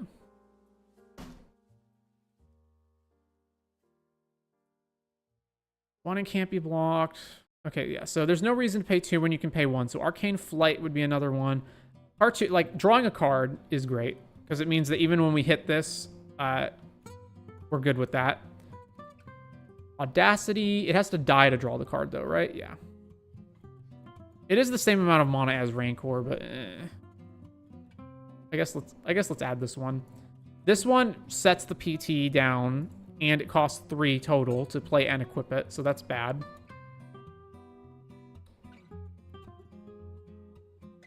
Strength costs 3. That's too much in my books. Cryptic is 3, and then you have to equip it, so that's pretty bad. Plus 3/1 and has flying and is a demon, so it's plus 3 and evasive. And we can recast it if Kotis gets killed. Okay. Whenever a creature with mana value 6 or more, so that does not trigger.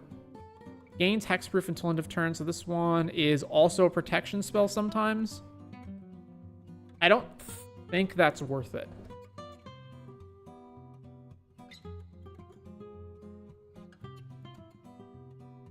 +1 vigilance and +1 in flying. Yes.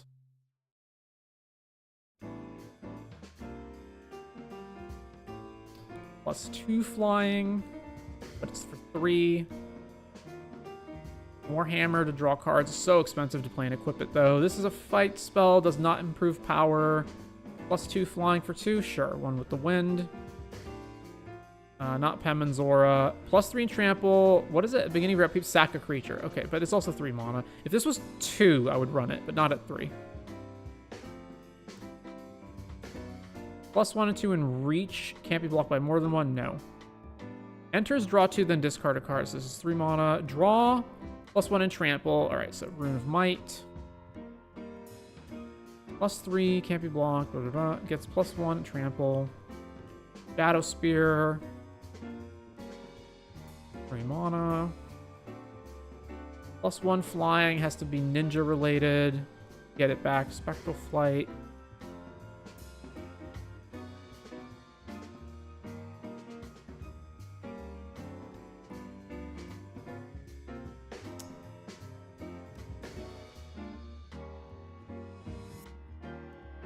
I think that'll do it. Oh, this is even better than Arcane Flight, right? Because we can bounce it, I guess.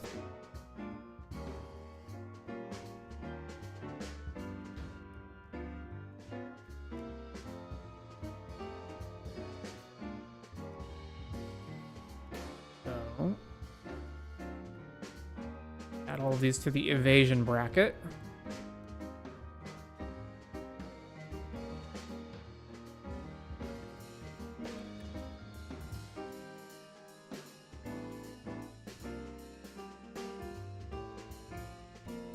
Not really evasion. What it is. Okay. So we have 10 cards total that are some sort of pump plus give evasion, whether that's flying or trample. And they give between +1 and +2, and in the case of Demonic Embrace, it's +3. So, the thing is, though, that means that he doesn't actually get that big, which means we can't cheat out like a bunch of huge, enormous things, right? Oh, this is also bad to hit because without paying for them, yeah, get rid of Toxic Deluge as well. All right. I guess if he's Indestructible, Damnation is the better card to hit. Although it also blows up our other guys. Okay,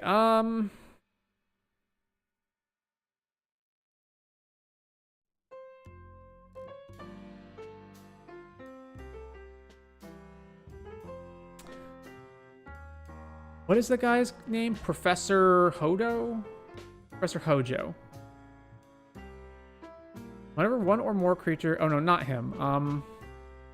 There's a guy from one of the sets that is a ramp spell that also draws. Color, green, mono value 2, type creature, add, tap symbol, draw. Yeah, this guy, Bugenhagen. If you control a creature with power 7 or greater, draw, adds mana. So I want mana dorks that also do something else, right? Because the problem is right now, if we're playing like, you know, Birds of Paradise, that's great early, but then what happens when we hit Birds of Paradise off of Kotis? Then it sucks. So more of this kind of stuff. So he's a card draw spell and a ramp spell. So let's do format, EDH, ID. We want to mitigate the maximum amount of card doesn't do anything effect as possible. Costs 2 or less and says add and draw. And it presumably has to be a creature. I guess this would actually be a perfect deck for Herd Heirloom, right? Because it gives trample to Kotis.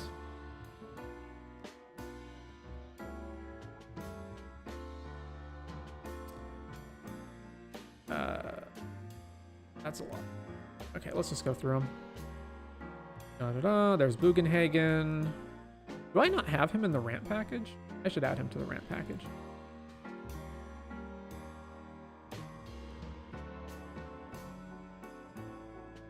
Bugenhagen. All right. Let's get land out of here.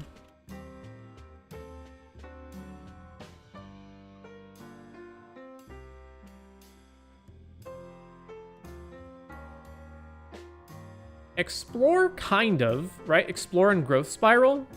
We do have to have another land, but they are ramp spells that draw. So yeah, that's exactly the kind of thing we're looking for. There's that one. There's, what is it?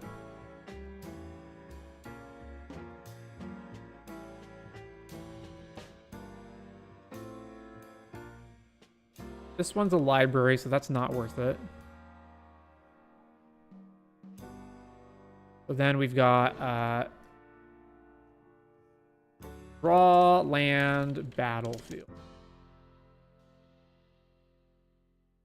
Growth Spiral. I know there's another one that's like Growth Spiral, but it's worded weird.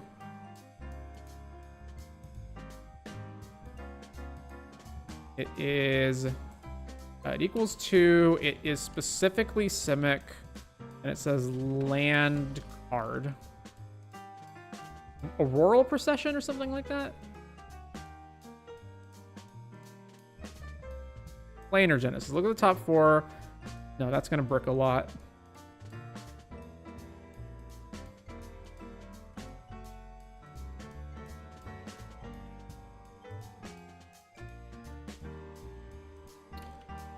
Is it called Procession? Is my memory... yeah, Auroral Procession. Return. Oh, no, that's the regrowth. I thought there was another one that was like... maybe that's Planar Genesis. All right, well... this gives me too much ramp, so...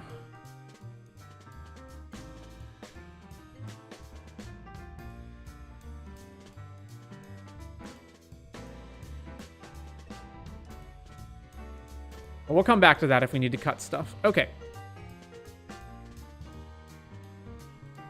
Let's see, Misdirection. There's actually not that many blue cards in the deck, so that's probably not worth it.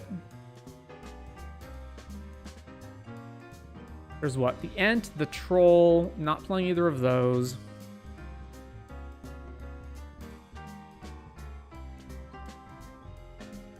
What about just straight up Pump? That has nothing to do with giving evasion. So, Bug. Let's just not have equipment included because they're mostly terrible. So type Aura. And mono value 3 or less. And says... Gets plus. But then we want it to be pretty high, right? So... 4. Not that. +1/+1 for... Forests, no. What about at +X?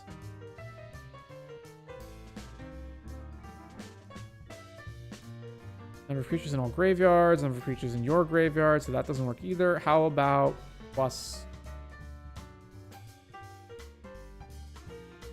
Oh, I'm forgetting an important one. And draw 2. And has, you have no maximum hand size. And whenever this creature attacks, if you have 10 or more cards in hand, it gets plus 10. So most of the time, this bottom ability won't be on. I'm gonna say no to that.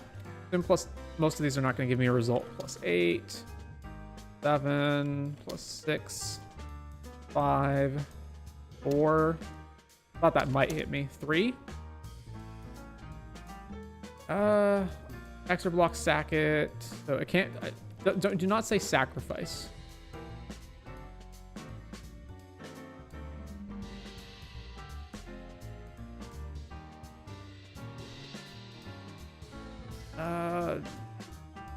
If put up -1 counter on it, so none of these look worth it.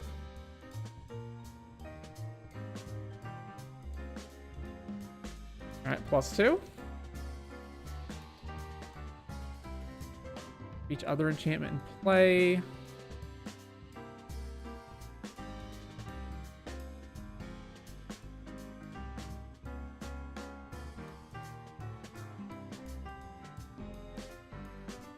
Already have that. We have rank more.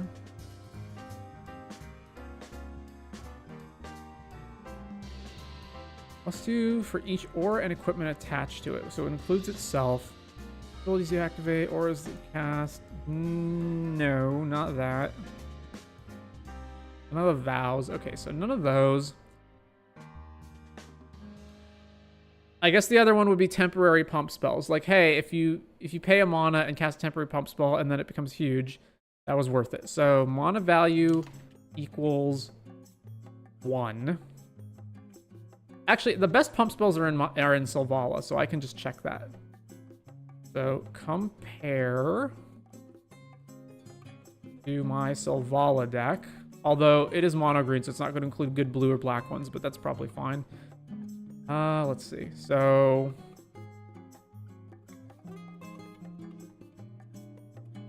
+1 and untap, right? Yeah. +2 and untap. I'm mainly looking for bigger than that. Witch's Web, +3 and untap. Oh yeah, Selvala. Oh yeah, so Embiggen. Super type, card type, subtype. So Embiggen is how many pumps on it? It'll be... Kotis has 2 types, right? So it's legendary creature, and then the 2 types that it is, so it's +4. There's Invigorate as well. Invigorate's pretty good.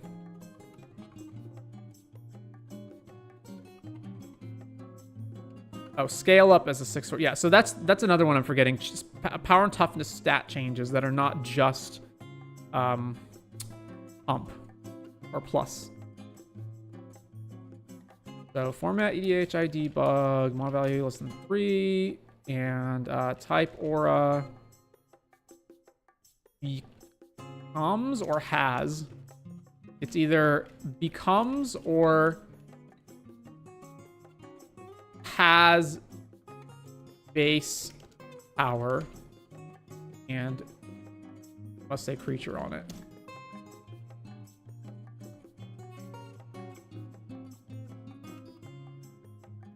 I guess +1 counters are also something that I didn't look at, so I should look at those as well. Otherwise,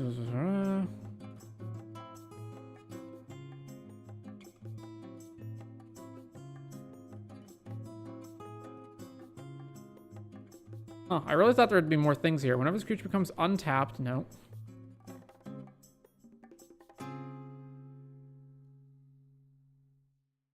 What about, yeah, +1. Most auras are not going to give +1 counters, I guess, right? So let's just that off the table and say +1 counter for each.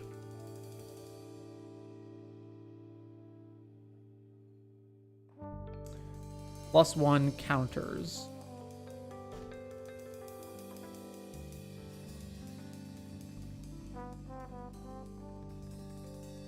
Oh, not Soul Cauldron. What else?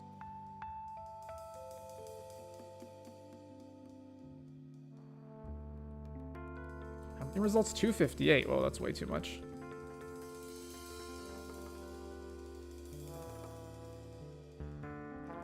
Shouldn't creature also be in the type line? Why is that not appearing? Oh, it's because it's, say, this creature. So it's gonna, so I need to say, it needs to say a creature or another creature, say another, or target. All right, and we're down to 145. Okay. What do we got?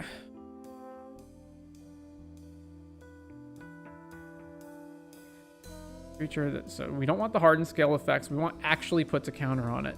Bristly Bill, if we have a fetch land, so we go Kotis, and then we have to play like fetch land, give it a permanent +2. That's I don't really like that. What else do we have?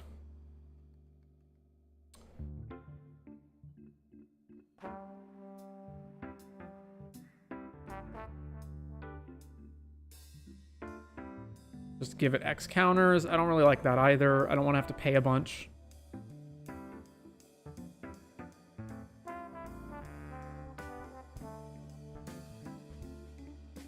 So this is 3 counters, but something has to have died, which you can't control.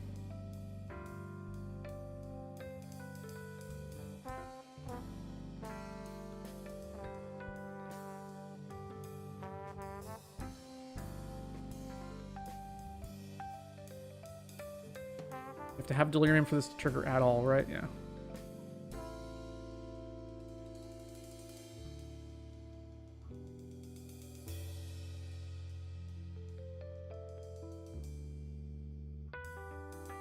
I don't think there's going to be a good efficient one here either.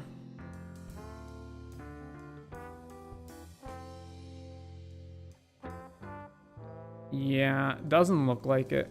Okay.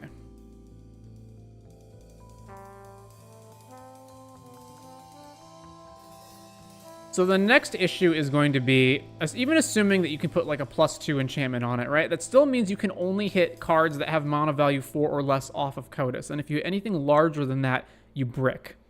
So we probably actually do want Skull Clamp to eat a bunch of our mana dorks later on in the game. Is Skull Clamp a game changer? No, it's not. Okay.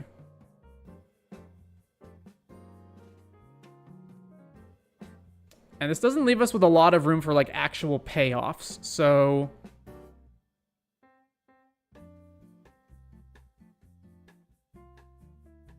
how much does Luxior give? For each counter on it. All right, let's just cut that and cut Devoted. And Tender. We'll come back to that.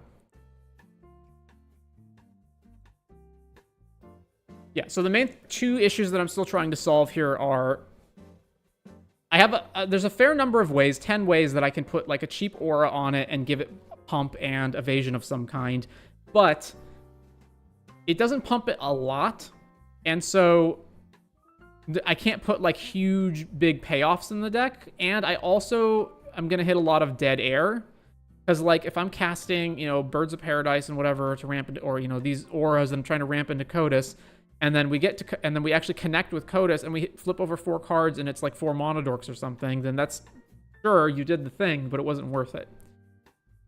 So I'm wondering how can we do better than that? And I wonder if the answer isn't, okay, forget the auras, just pump it as much as possible and just kill your opponent in one go, right? Just play a bunch of cheap auras and sorceries or whatever that make it huge, and just like burst kill your opponent. Just go boom, boom, hit you for like 8 or something, flip over 8 cards, and if that's more worthwhile. So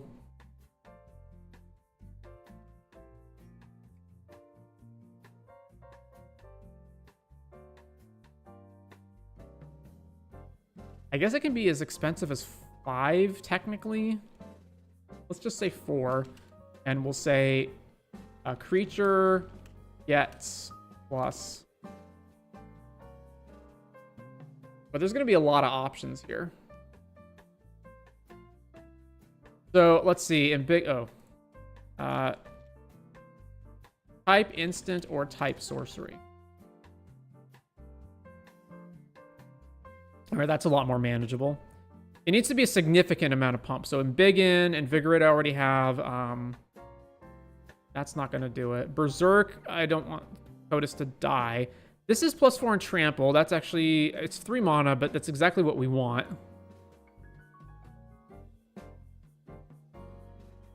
+3 in Trample? Okay. Ooh, Overprotect's another good one when we get to that.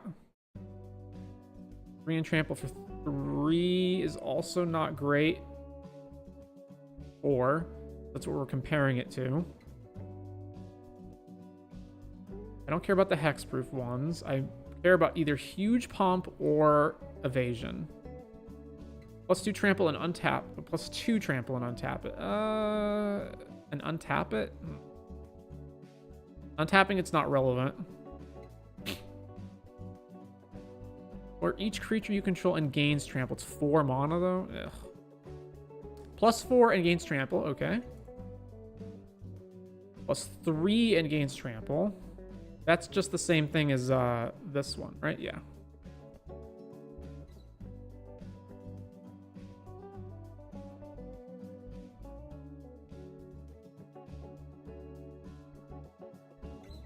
+1 and unblockable, and it rebounds. I'm gonna go with no, not worth it. 3 -3, nope, that's gonna kill him. +5 and must be blocked, absolutely not. I guess fight spells technically work. +3 trample, okay, for 2. +4, no trample. +2, if you control 4 more creatures, no. +3, and he gains a trample counter. Okay, that's more appealing.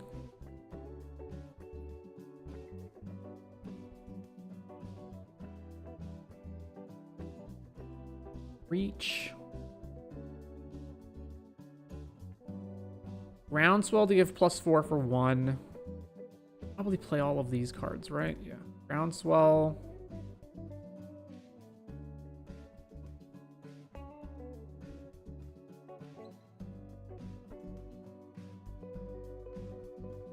Invigorate.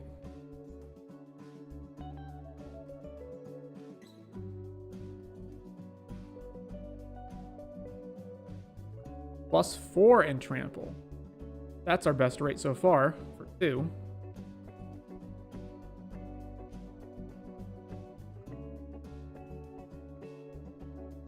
+2 in trample for 1 mana. Old Krosa. This is main phase, right? Yeah, okay.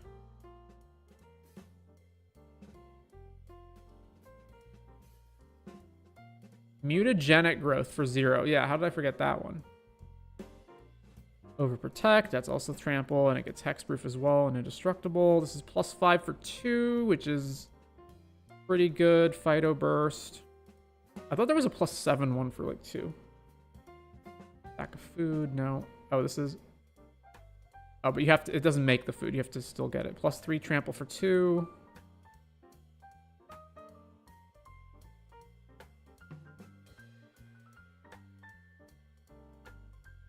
And horsemanship, but it's 3 mana for +2. That's not worth it.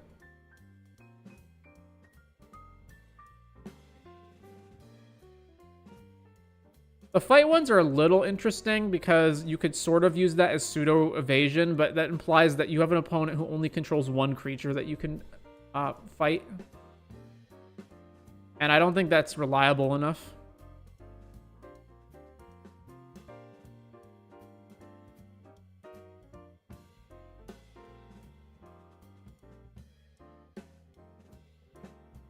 +3 trample. So these cards appear all the time then, eh?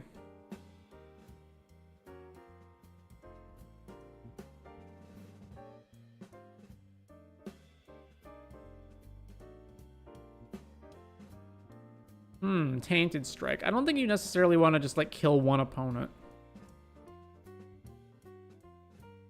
5-hour stand is a protection spell that's also a pump spell sometimes. I do like that.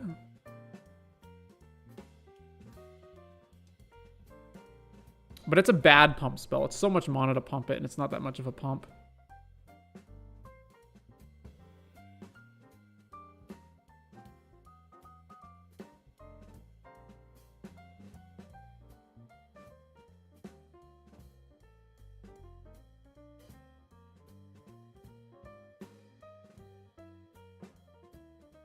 All right, let's go with that as our game plan here.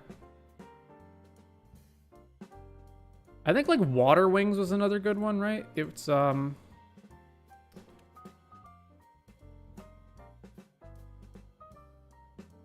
is it?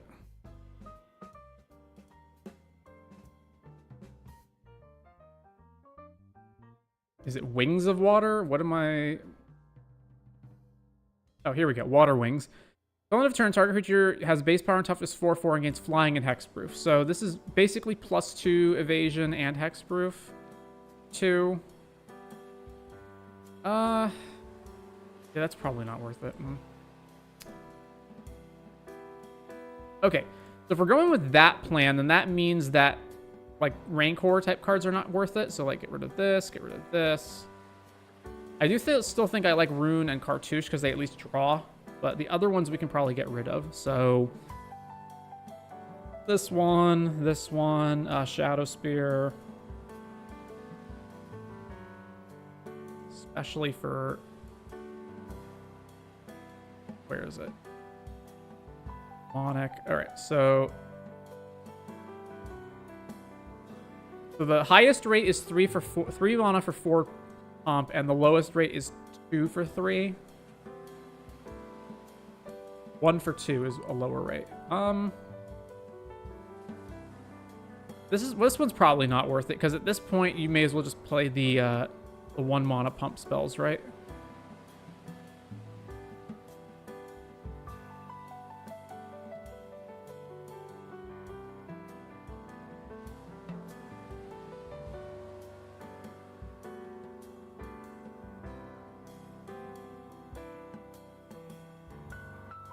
Larger Than Life's the best one.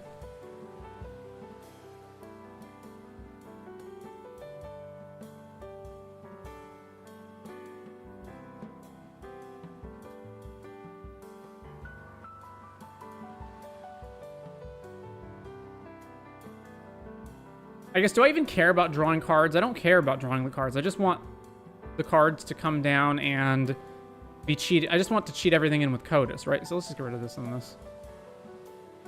All right, so 16 pump spells. That's a lot.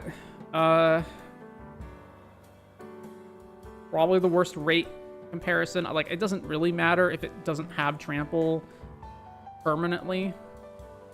Get rid of Fully Grown. Are there other ones like Invigorate that we can play for free? Let's check that too. So, yeah, it's plus, and then rather than pay.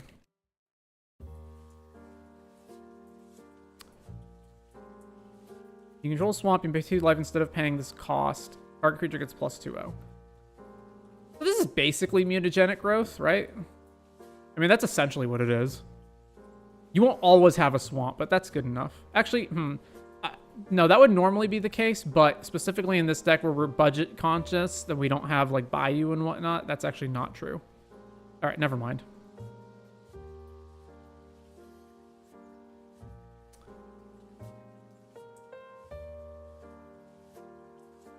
If we're cheating in removal, we can also probably play better removal than, like...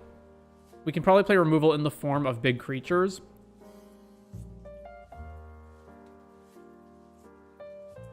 Alright, so what is it that I'm actually looking to cheat in?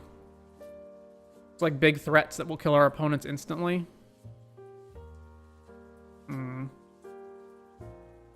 Blood Pet is no better than just playing a Dork, so let's just get rid of Blood Pet.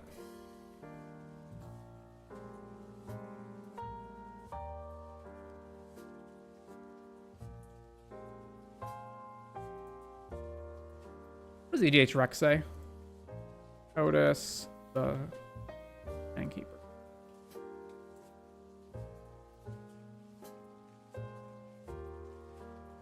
What have I not taken into account? Yeah, I saw these. I don't think they're worth it. Hexproof for monocolor, no. We don't need like double up, and this stuff is not good. Like it gets hexproof for one turn and that's it, and you have to hold mana up. I would much rather just play like Steely Resolve, something. I guess Steely Resolve doesn't work now because it shrouds it. Yeah, so we can't play Steely Resolve actually. But like Safekeeper, Spellskite, like that kind of stuff. Lightning Greaves? We don't need haste.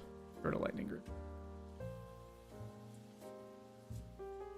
Alright, what are they recommending? Blackblade, Dominable. Yeah, I understand why they're recommending that stuff, but we don't need it. Nature's, yeah, Strong Back.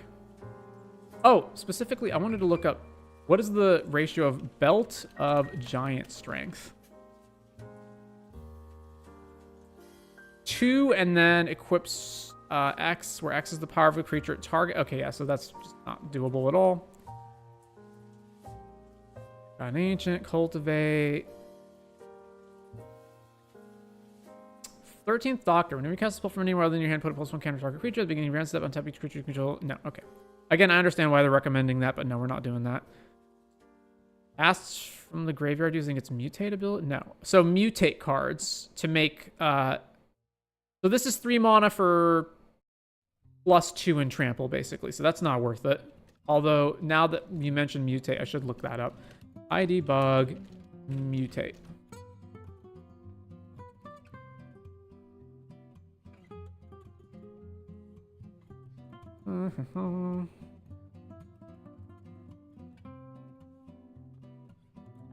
Or flying. I'm assuming none of these are going to be worth it, and that pretty much looks like that's the case. This is basically 4 mana for trample and +4.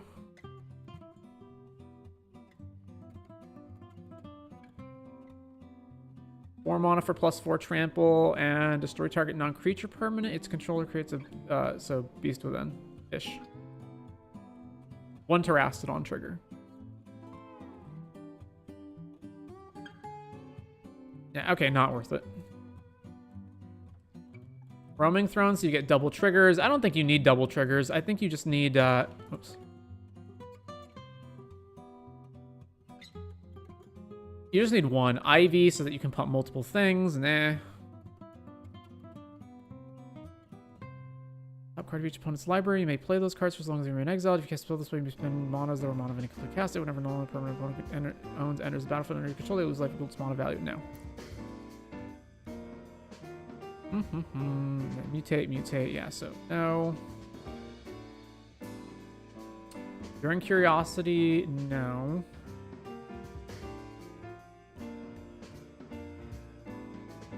It looks like they mostly go the aura route.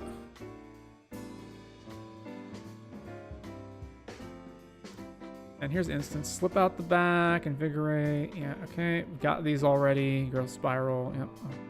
Guardian's Thirst. Exile target creature. Put X counter. No, it is 4 mana, so nope.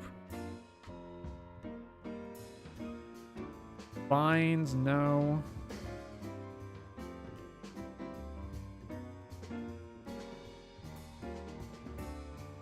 +1. Reach, trample, hexproof, indestructible. Not good enough. +2 for each of its colors. So it's 2 mana for +6. Might of the Nephilim.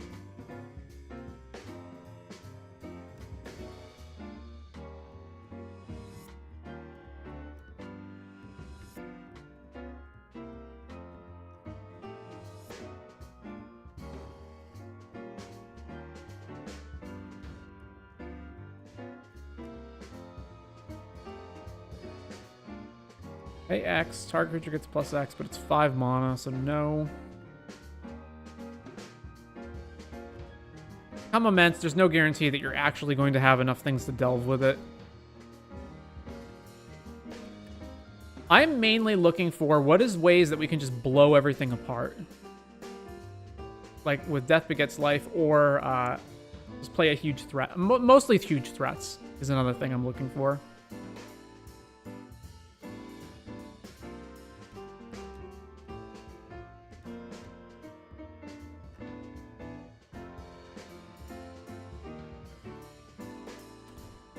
This potentially can start in play already, but is overwhelmingly likely to not start in play already. Yeah, double strike was not something I thought of, but I don't think we have any options in that regard either, because like Fire Striker is just way too inefficient. Eastern Famine.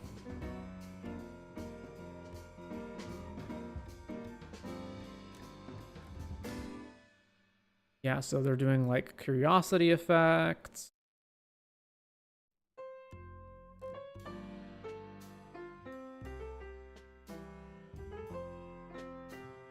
There's Demonic Embrace, yeah.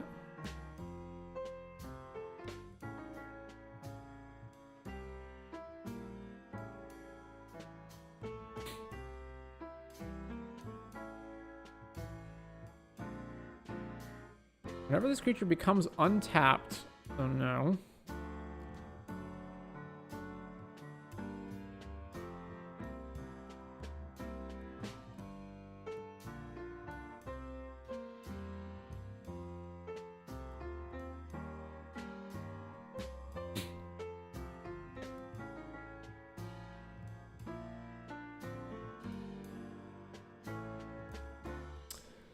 Shizo as a way to get through is worth thinking about. No, that's actually definitely worth having. So Shizo. And then that's probably the end of the suggestions here. Yeah, okay. Shizo.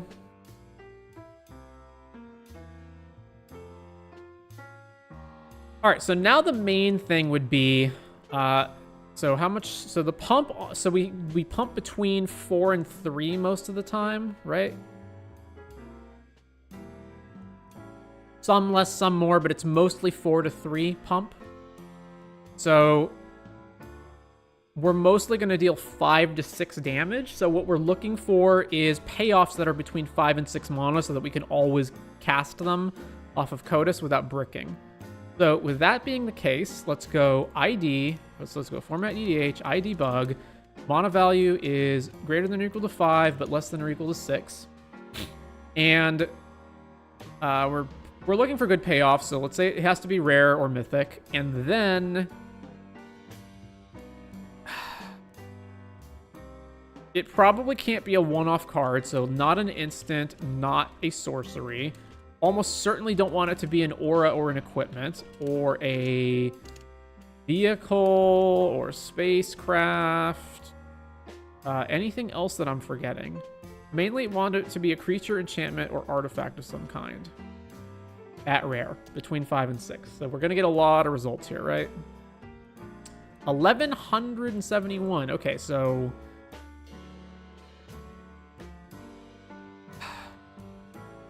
how do I narrow that down further? Not a planeswalker.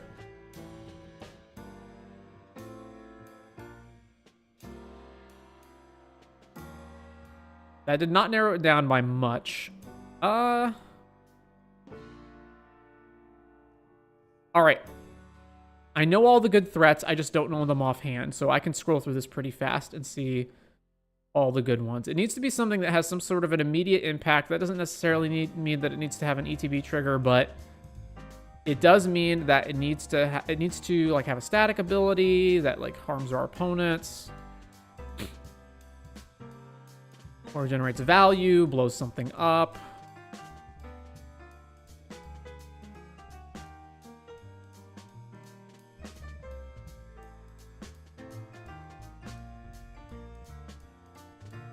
The Bane of Progress would be a pretty good one. How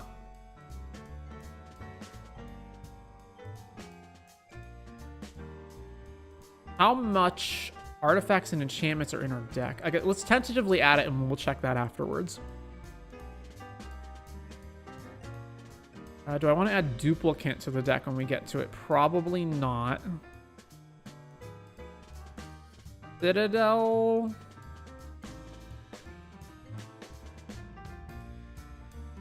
yes.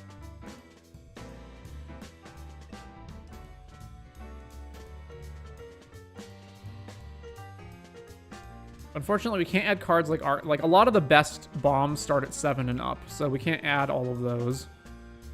We can add all the other good stuff. Chymil, no.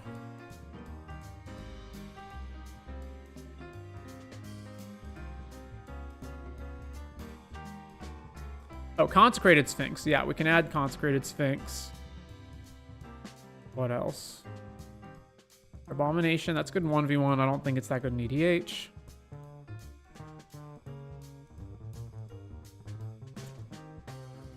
What does this do? No. Oh, it's Deadeye. No, not Deadeye. We also could just be trying to assemble a combo, but I think it's more fun if we just try to assemble, or if we just try to like put big threats into play or whatever.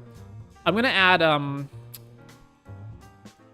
the 5 mana black enchantment that makes you lose 5 or discard whenever you cast a spell when we get to it. Doomwake, no. Plumgar, no.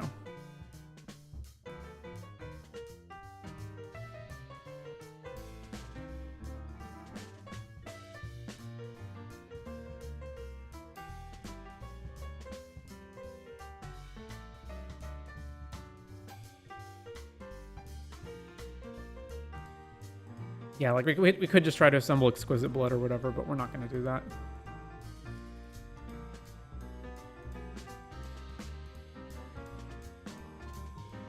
Felix 5 boots, so that the following turn we get more. I think I would rather just have something that just immediately gives me value, like the first time we hit.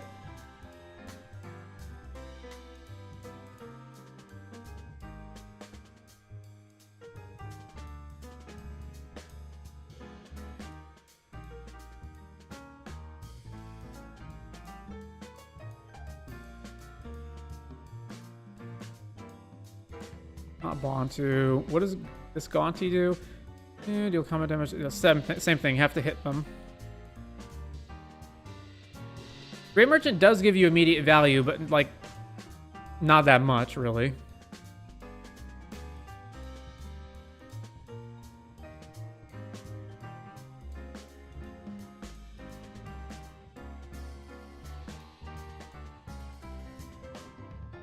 Surprised by how little is actually worth it at these mana values so far.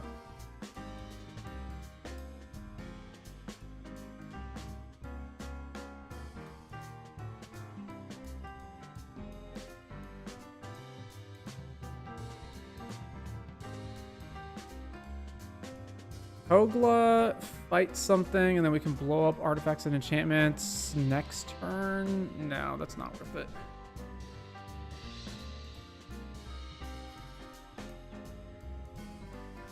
The easiest one would be just try to hit Leveler Thassa's Oracle, basically. That might wind up just being our boring option, but...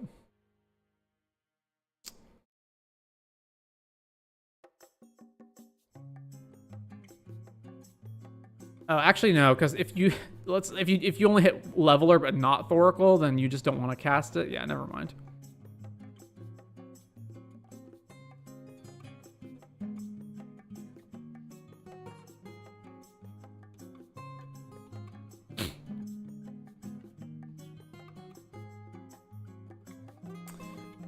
Is Muldrotha 6 mana? I think it is, right? That could be worth it. Not Mana Reflection. No. Opponents will just not cast anything into this then.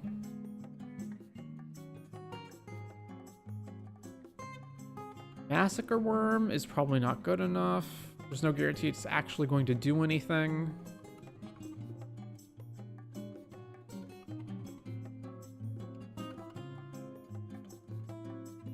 Mutate, no.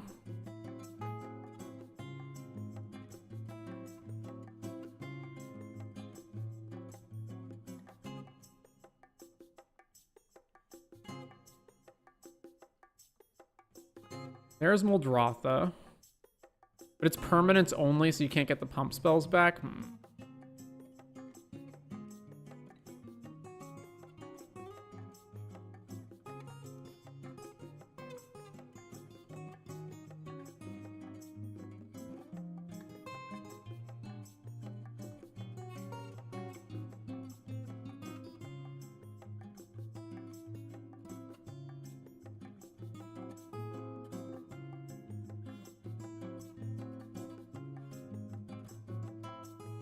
Obnixilis Unshackled, make them take a ton of pain whenever they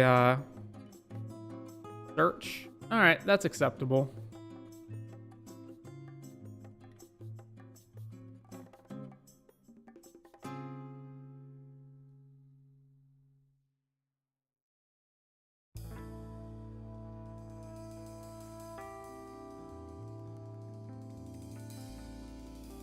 Pathbreaker Ibex for the following turn to just try to kill them straight up. That's also fine.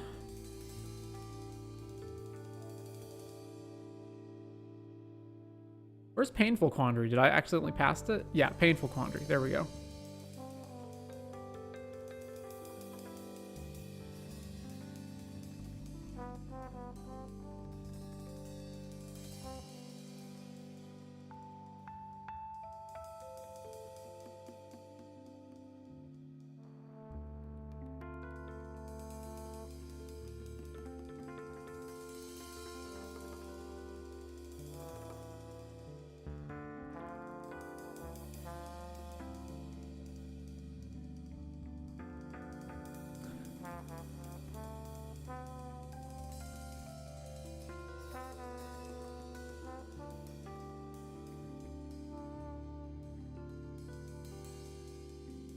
I'm just really surprised that there aren't more good standalone 5 and 6 drops to be played.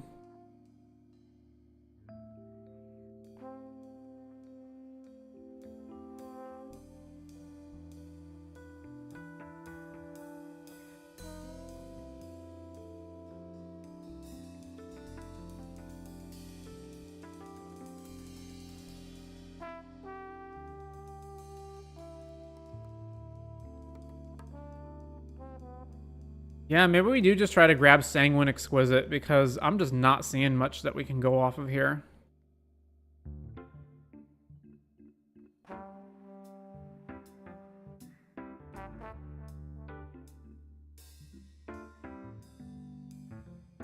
Dark Typhoon?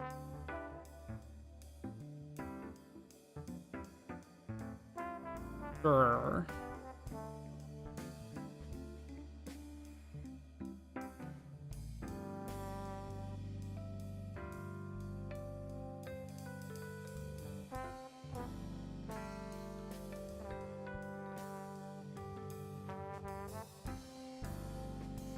Fire is also decent. It's kind of like a Consecrated Sphinx.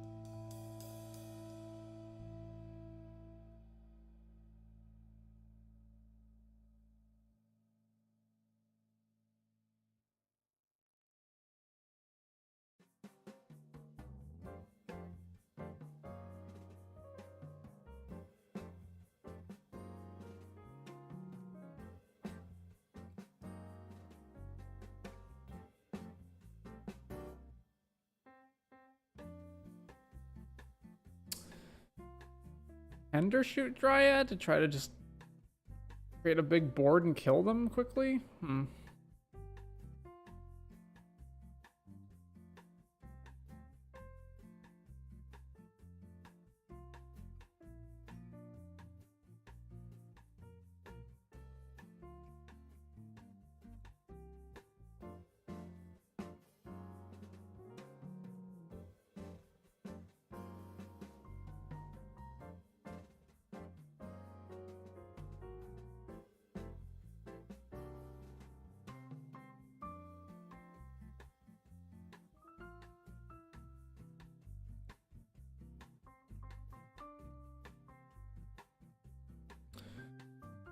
This to make Kotis more lethal?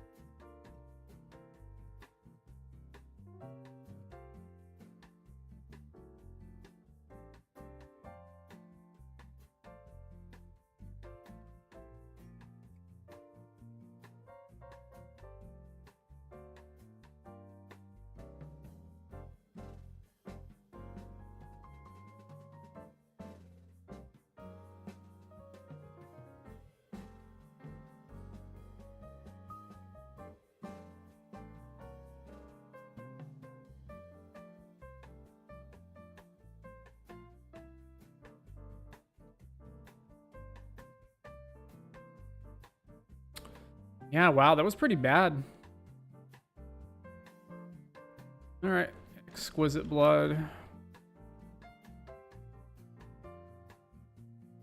What happens if you don't cast them? They just stay exiled, okay.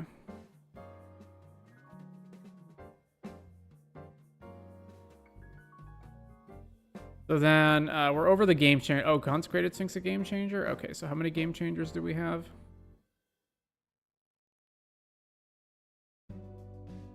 1, 2, 3. Is that it? Are we good? We're still in bracket 3. Okay, so that's fine. And we're 3 cards over. So I made a note to say, look at Bane of Progress and then figure out how many artifacts and enchantments we actually have. So I could potentially cut some of the talismans. You got 9 artifacts, 9 enchantments. You also don't have to cast Bane of Progress. Because we're over on the number of rampant we have anyway, right? I was 21. Yeah, we could just cut all the talismans. All right, I think that's going to do it then. So the main deal here is we just try to get out Kotis as fast as possible through ramp. We've got some protection for Kotis as well. And then we've got all this pump, which is basically all of these are either like 1 mana to give +4, or they also give trample or something. And then so we just put those onto Kotis. And then we're trying to hit either Exquisite Blood plus Sanguine Bond combo, or we're just trying to hit like some other big threat that we can take advantage of. I feel like there's just not enough big threats that we can hit. So how many are there? So there's like, how many things are we happy to hit off of Kotis that aren't just like random monodorks, or especially pump spells that don't do anything, right? So there's 1, 2, 3, 4, 5, 6, 7, 8, 9, 10, 11, 12, 13, 14, 14 basically. So that makes me want to like, instead of having like Assassin's Trophy and Abrupt Decay, instead to have bigger stuff where when we hit things, they pay off in a way that these don't, right? So let's look at evoke creatures first. So like the best thing to find would be spells that are more expensive but that we can cast cheaper, so that Kotis still hits them and gives us value, but we can still use them earlier. So like Shriek Maw might be one of those.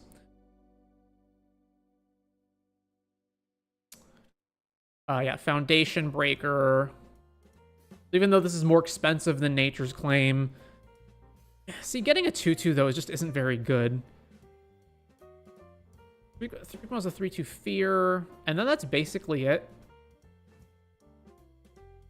All right, what about instead of evoke? What about just type creature that says when enters, then it either says destroy or exile.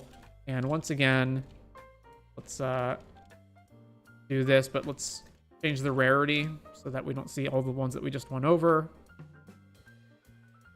Yeah, there's like Acidic Slime, 43 results.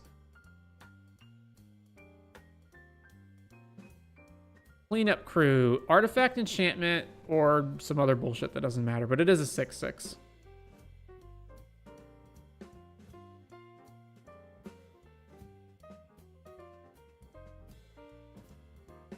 Problem is there's going to be times where you don't have Kotis, and then you need to do things.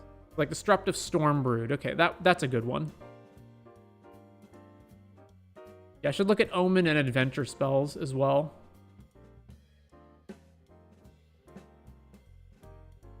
Drake.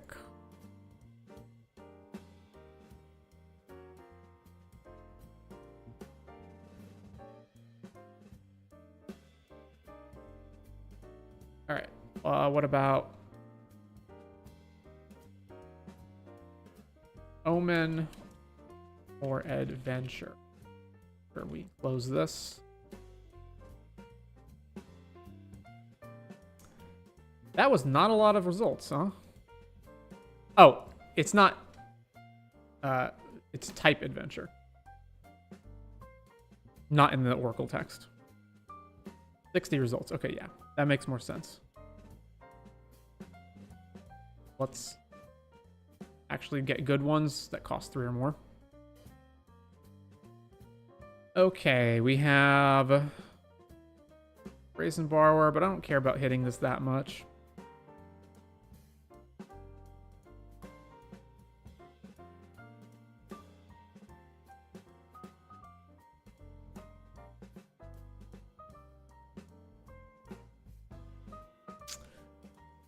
Also not a lot of good options here.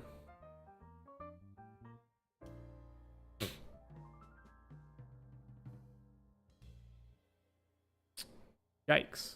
Yeah, all right.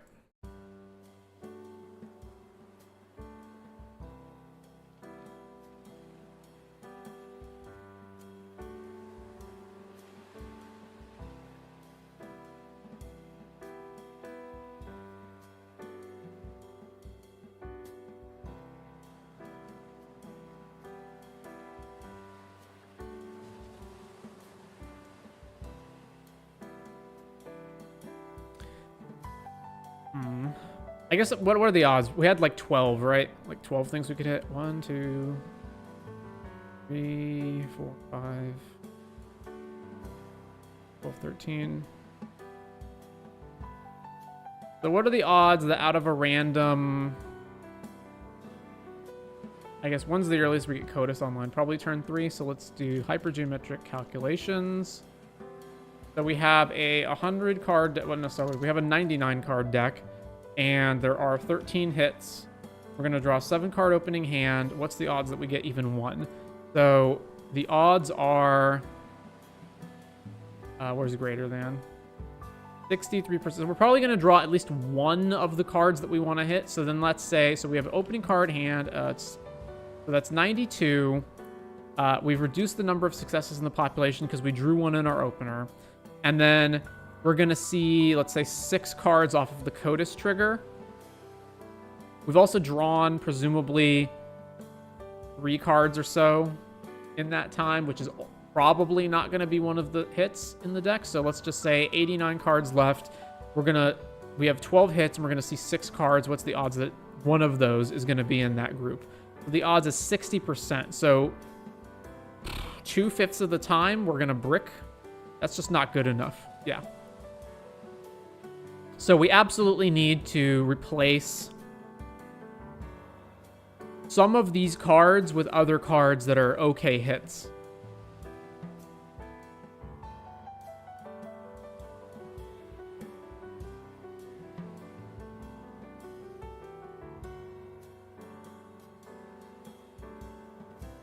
All right. We've spent enough time on this deck. I'm not going to fixate on this forever. I think what I would do is basically I would go through and try to figure out what removal spells can I replace with things like Shriek Maw, Duplicant, etc. I would try to find the same thing for, like, you know, card draw spells or whatever. You know, can I put Moldrifter in here maybe? Things like that. You know, are there other ramp spells that also draw cards? So right now we've got Bugenhagen, Explore, Growth Spiral, and a Herd Heirloom. Are there other ones that, like, draw cards somehow that also ramp us? Are there pump spells maybe that draw cards? We did see some of those before, but they're just not very good. So that's what I would mainly be trying to look for. Is there a better combo than Blood Bond that we can try to hit as well? That's mainly what I would look for here. But I think we get the general gist of the deck. So you try to get Kotis out as quickly as possible, then you pump it, oftentimes with the spell that also gives it trample. You smack your opponent, you look at like 5 to 6 cards off the top of your deck, and you just like get a bunch of cards, or specifically hit like one of these bigger threats that you're trying to find. And then eventually you try to just win the game through the Blood Bond combo. And yeah, that is going to do it. So let's save this out.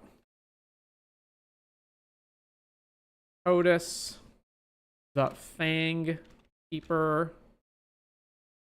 Again, this deck list will probably self-destruct within a week, so if you're really interested in it, you can grab that link out of the chat and then like download or copy the list if you want. All right. This has taken a surprisingly long amount of time, so got to make sure that we get to the rest of Alex's requests. So we've got, that was Kotis. I think about +1 counters deck, looking for green or green-white command, or want it to be a draw engine. Okay, so we're going to need format EDH is a commander, is in the green or white ID, but is not white exactly, because it has to be green or green-white. So, and then it must say +1 counter, and it must say draw. I know Halia from the new set is a Selesnya commander that gives +1 counters and draws.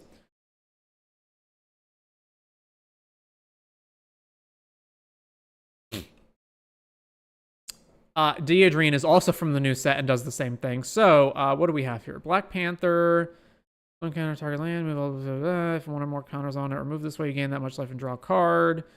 Deodrine, so Deodrine and Halia are restricted by the fact that you can never draw more than 1 card a turn with their effect. Phineas, Lunch. Every opponent draws a card except the first one they draw in each of their draw steps. No. Damage player draw a card. At the beginning of combat on your turn, put +1 counter on up to 1 target creature you control. Then if you control 3 or more creatures with different powers, draw. Alright, I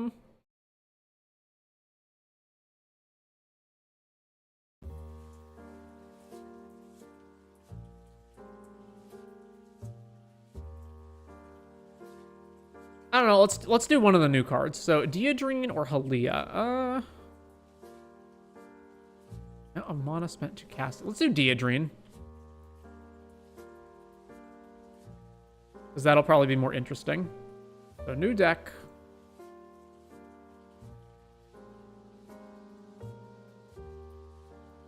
Deodrine Synthesis Amalgam. So, Alex did not specify that there was a bracket 3 restriction on this, but I'll operate as though he did. And still try to make it relatively budget and whatnot, so...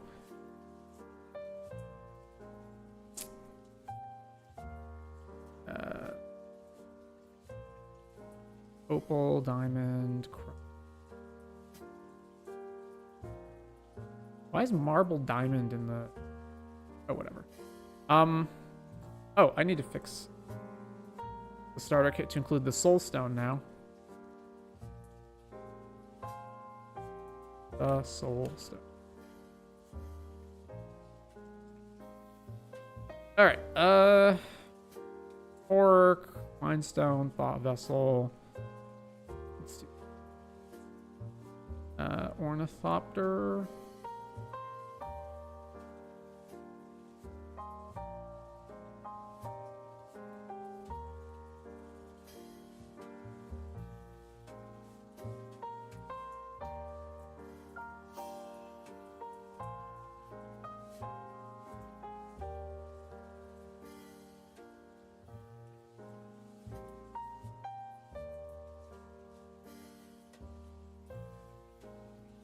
There's going to be 3 fetches that are off color. So one of those is Polluted Delta, one of those Tarn, and then Bloodstained Mire's the other one. Yeah, okay.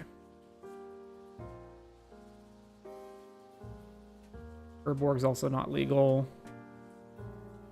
Or it's legal in the deck, but it doesn't do anything for us. One color deck?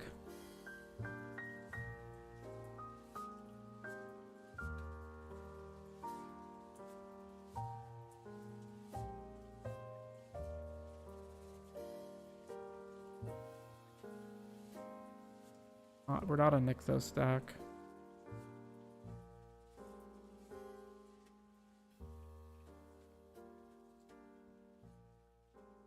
$30 lands. We probably want a little bit more. It's like a second forest. Let's make it a snow forest. No covered.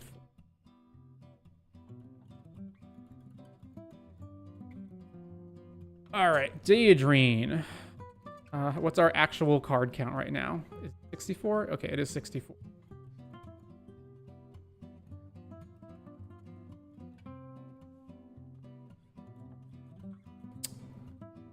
So, this is an X green-white 0/1 trample. When it enters with a number of +1 counters on it equal to the amount of mana spent to cast it. So if you just spend 2, it comes in as a 2/3.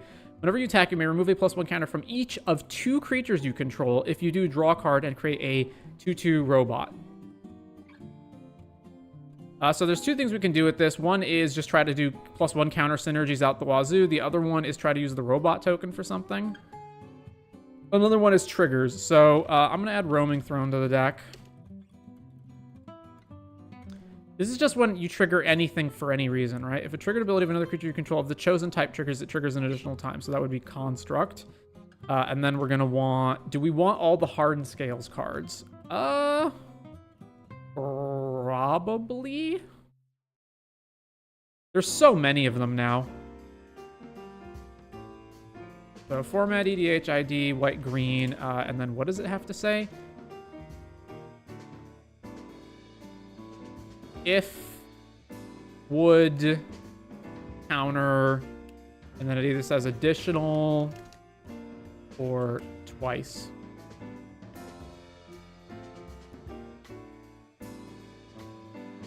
They're probably not as expensive as Doubling Season, so let's make it 4 or less. One or more +1 counters put on a creature you control, twice that many are on it instead. Yeah, that one, Loading Zone. This is tokens, right? Yeah, and then Earth Crystal. If one or more +1 counters would be on a creature you control, twice that many are put on the creature instead. Innkeeper's Talent. I could have sworn...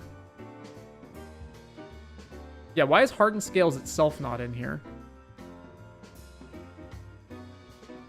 I guess they're just listed as enters with an additional.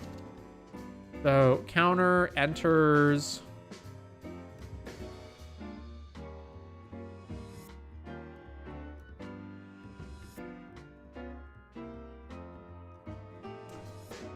Other creature you control enters the battlefield with additional +1 counters on it equal to Arwen's toughness, which is 1. This one's landfall related. Add 1 mana. If this mana is spent to cast a creature, it enters with a +1 counter on it. Sure, we'll add that. We'll add Arwen. What else? Ozolith should be in here, but it isn't for some reason, so I'm getting the wording wrong.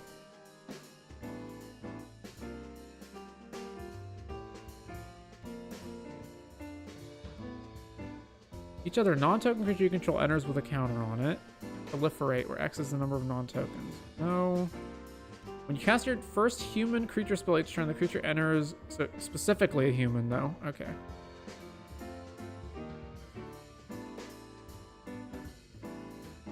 Okay, well, how the heck is Ozolith worded, then? Ozolith. 1 or... Counters would... Counters would. Counters would.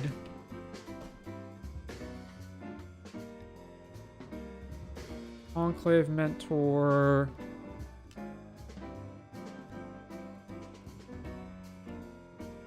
Ami.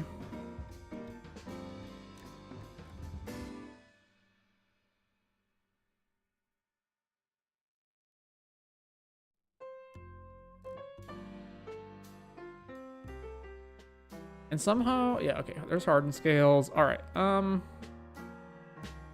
here, I guess, sure. All right, let's just do all the +1 counter related stuff.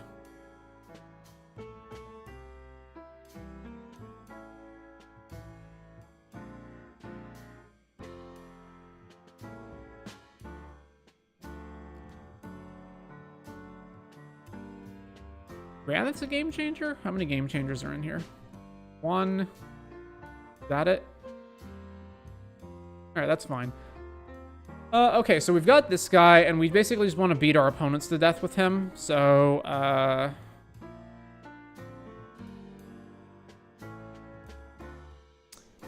beatdown. We don't specifically need to protect Deidrean, though.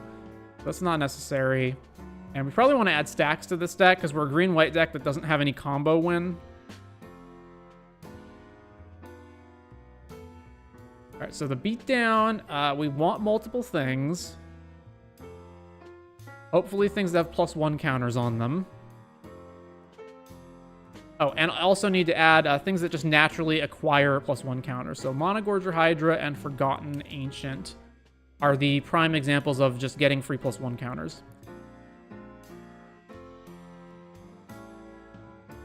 Whenever you attack with a creature and or your commander, for each opponent, create a tapped 1/1.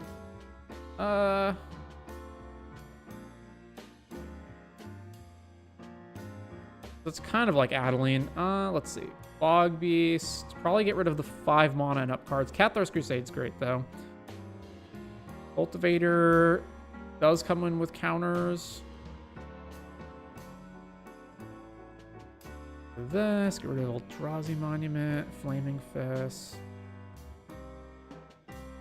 Audric? Let's see. This says Trample. Audric counts Trample, right? Yeah. No. +3 to your team if you attack everybody. That's fine. Get rid of Triumph. And then Beastmaster's good too. Okay. So we got all this beatdown. And then I'm not going to go out of my way to have +1 counter cards. I think we just have to naturally have what? There's this. And then there's... Ozolith can put stuff on. We probably... And Innkeeper's Talent can put stuff on.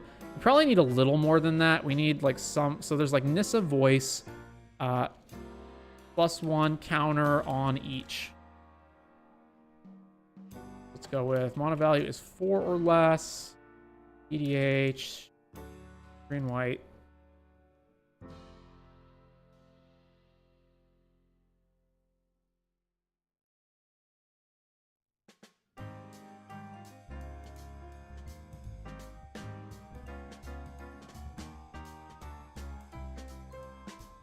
Forget 4 mana. Let's make it 3.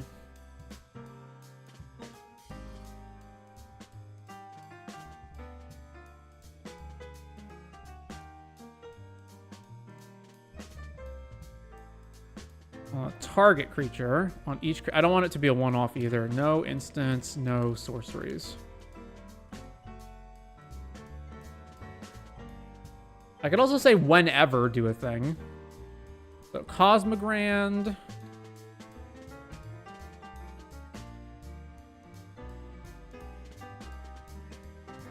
Gavany Township? No, I'd never want to be activating this.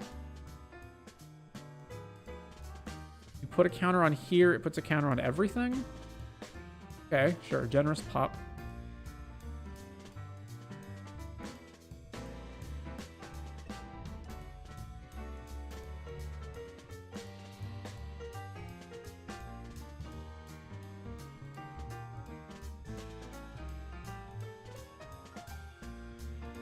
There's Nissa. This is a one-off. Ennard, no. Matilda.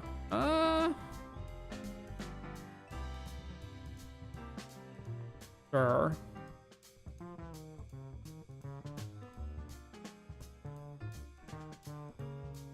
Alright, that'll do it. So back over here.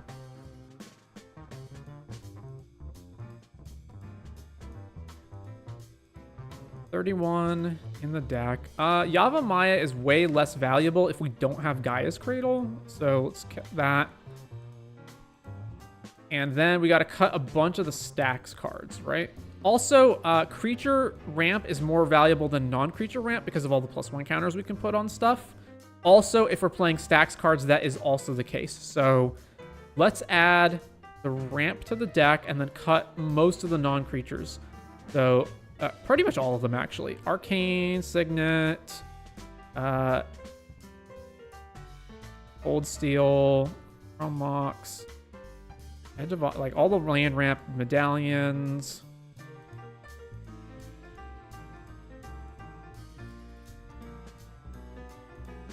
Yeah, get rid of that. Farseek, this, and this, and this. And do I want to keep the Murs? We're in green, so we already have a bajillion creatures. Cut Carpet of Flowers. We can cut all of these too, I think.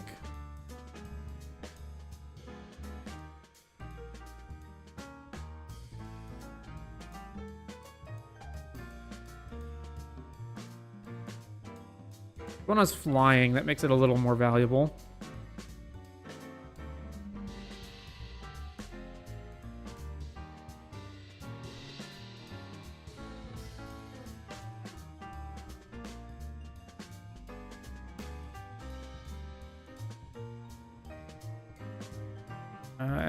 Can we cut Arbor Elf? How many actual forests are there? There's 7 fetches, all of which can fetch a forest. Then there's 2 forests. There's the forest and the snow-covered forest.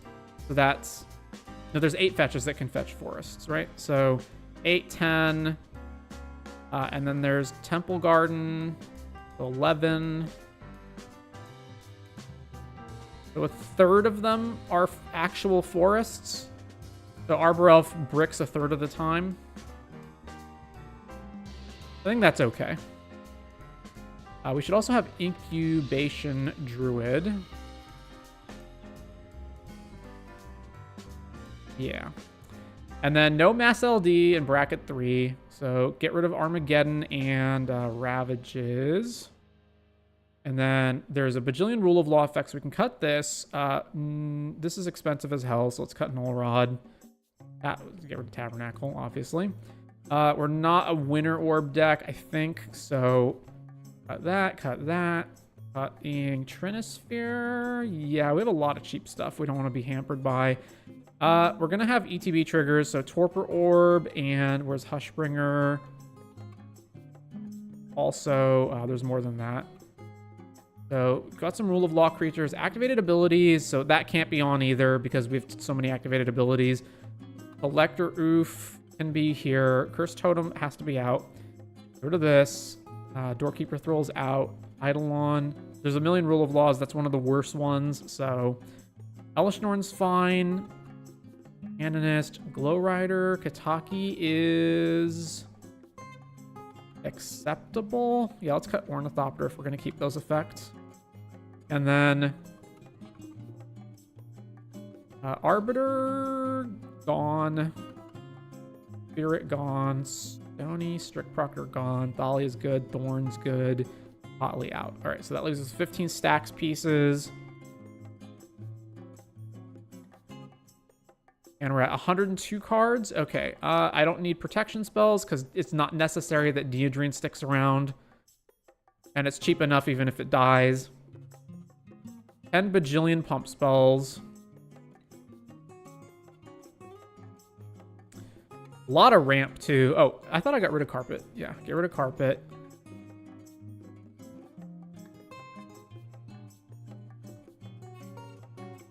What else do we have? Enlightened Tutor. Enlightened and Dranith are the 2 game changers in the deck at the moment, right? Yeah. We also have a lot of removal.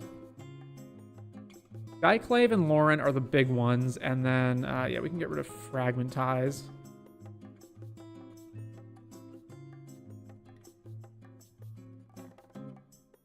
All right, I think that'll do it. We have a lot of ramp. We have a bunch of stacks cards and a bunch of beatdown. So the idea, so we don't necessarily have to have Deodrine in play, but it's obviously better if we do. And then we just like go crazy with Hardened Scales or just any other effect that puts +1 counters on things. Deodrine can keep drawing us an extra card every turn and adding another robot to the board every turn. Maybe the Thalia effects aren't good. We do have a lot of expensive things, right? We've got like Branching Evolution, Beastmaster, Loading Zone, Nissa. It's not that much, I guess. Earth Crystal.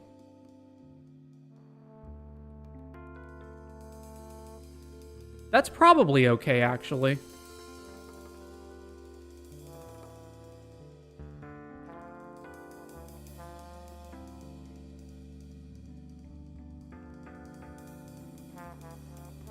And then we use our stacks effects to keep the opponent in check. So that we actually can, you know, develop a huge board and tax our opponent out by shutting off their ability to search or cast multiple spells a turn. Or what have you. All right, I think this will do it then. Is there any reason we need Enlightened Tutor? I guess it fetches up scales or whatever.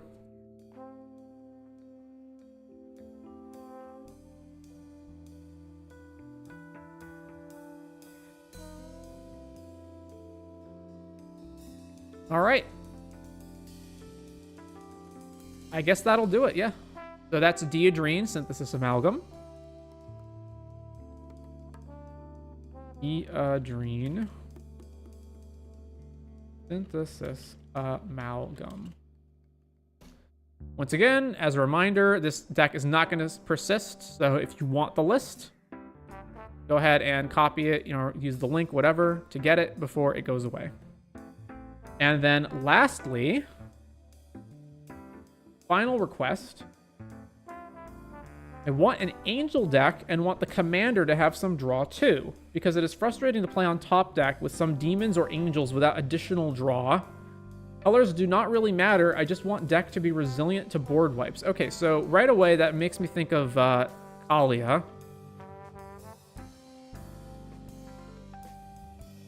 Which I already have built.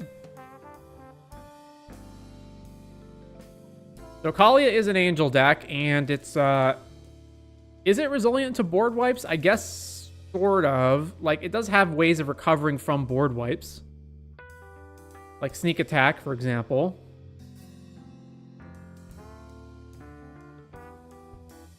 But I'm guessing that is not what our requester means. So, and he just said it has to be an angel deck, but he didn't specifically say that the commander itself has to be an angel, but I guess we can presume that is the case. So let's look up format EDH, is commander type angel. It must have draw.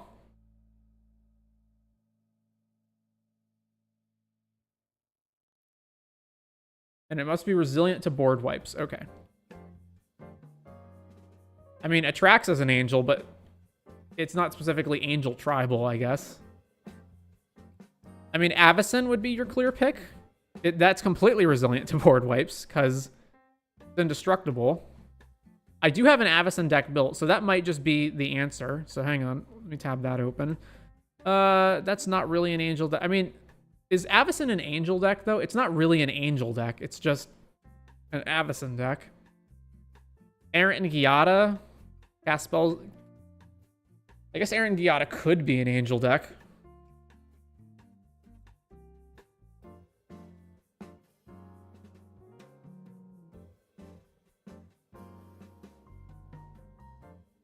Bala, again, like, none of them are really, like, angel tribal. I guess Lyra would be the one that says angel in it.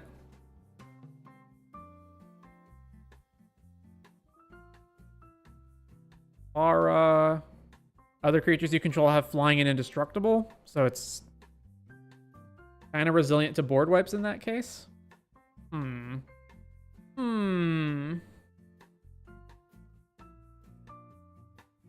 Sigarda is not resilient to board wipes. Which of these actually say angel in their text that are not just referring to their name?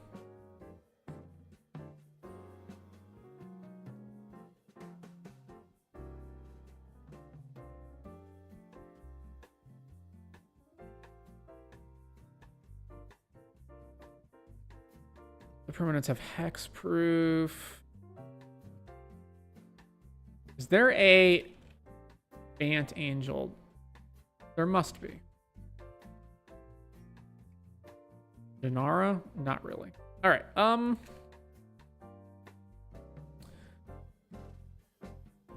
Let's go with Errant and Giada then.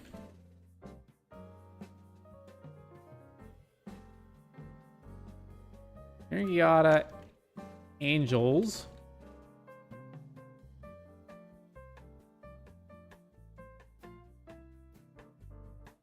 So the only specifications are, there's 3 criteria. It must be an angel deck. It must have card draw. It must be resilient to board wipes.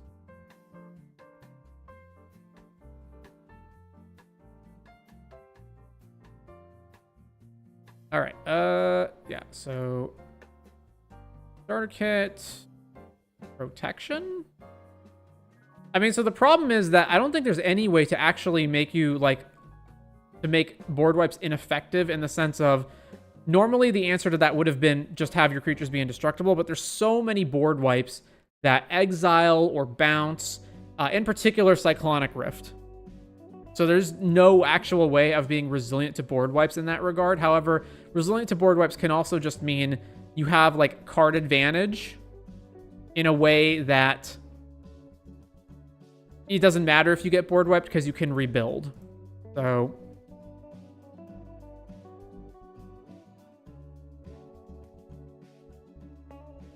so let's see. So the first thing we're going to do, so this is flash and flying get cast off the top. So we're going to want as much flash and flying stuff as possible. So first things first, let's cut all the expensive cards again. So counter spells, we probably want some amount.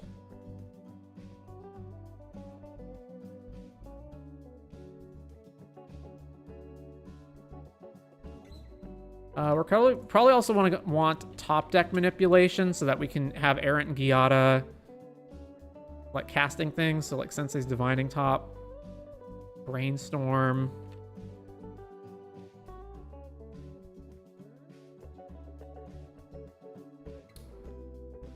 And then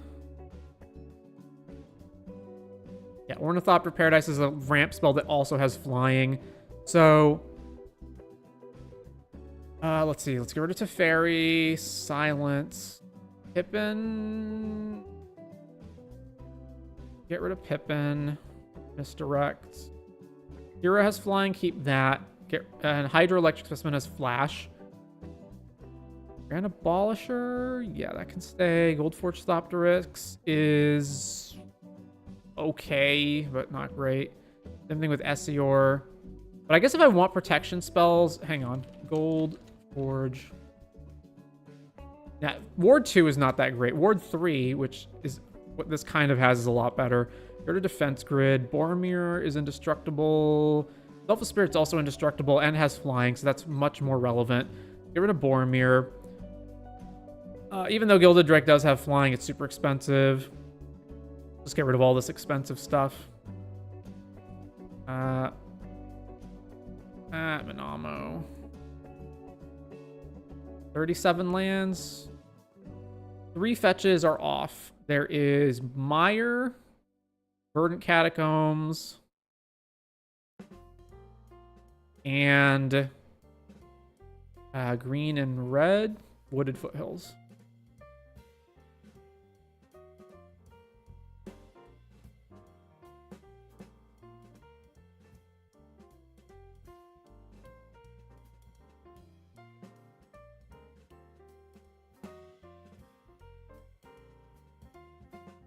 Okay, so first things first. Oh, Consecrated Sphinx is a card advantage engine that has flying, so let's add that. Now let us go look at ID, blue-white, type, angel. Wanted it to be angel tribal, so let's go find all the best angels. There's 201 angels. We're obviously not adding all of them, so let's try to add the best ones. So, land enter, not that one. Most of them are probably going to be, no. Enters, sack any number of creatures with base power and toughness 1 or less. Create that many 4/4 angels. I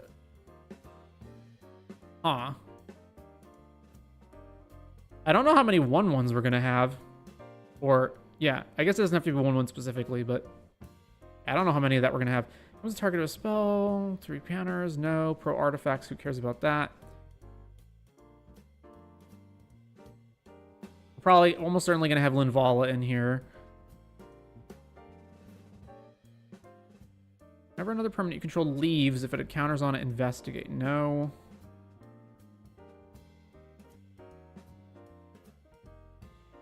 Turn target permanent with mana value 4 or less from your graveyard to the battlefield. Sure, that's fine. Kind of resistant to board wipes, right? Get something back.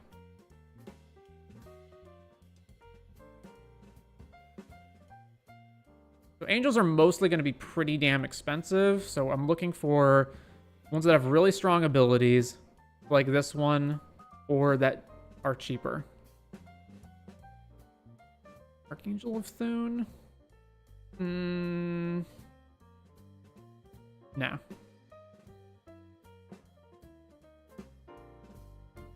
Belly Reclaimer.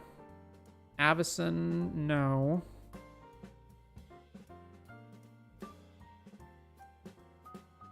damage to a player, draw a card if the player has more cards in hand than each other player. Then you create a treasure if the player controls more lands. You gain 3 if the opponent has more life.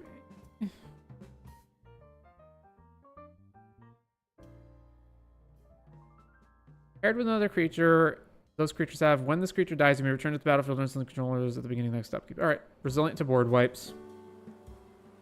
Enters, choose target creature you don't control. Wasn't on tap, no, who cares?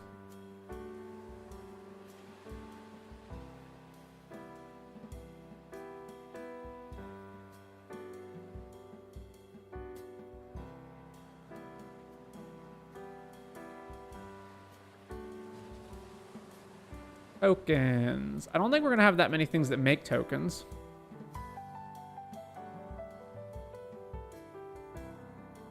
If you attack with 2 or more creatures, draw a card. Whenever another player attacks with 2 or more creatures, they draw a card if none of those creatures attacked you.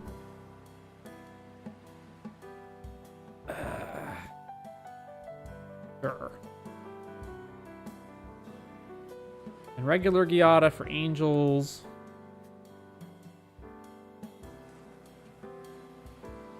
Exile any number of non-angel creatures you control until this leaves. I mean... No.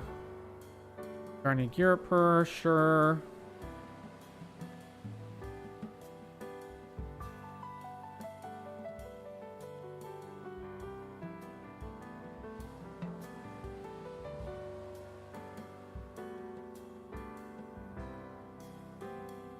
Oh yeah, this thing's an angel. Linvala. Thing's an angel that gives indestructible. Linvala. If you're permanent you controlled left the battlefield, put a +1 counter each type of creature. Nope.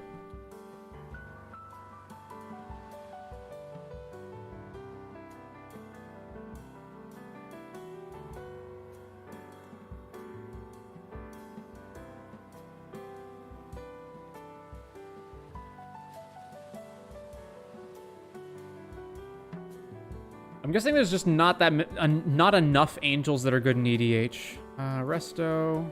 Oh, it's a non-angel thing that you have to blink. Never mind. London, no. Non-token creatures enter the battlefield under control, venture into the dungeon.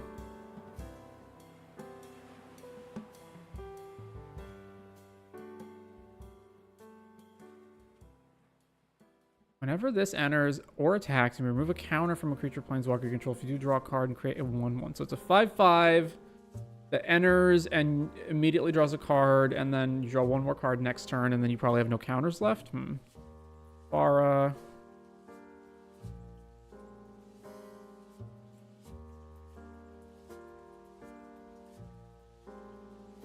Toughness. All right, Valkyrie.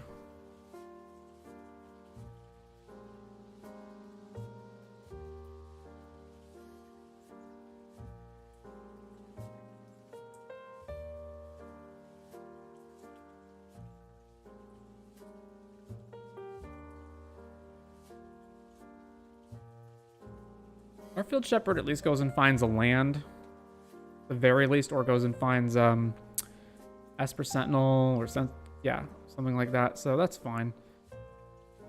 Not Sublime. This guy. He is a cheaper angel. But it's still not that good.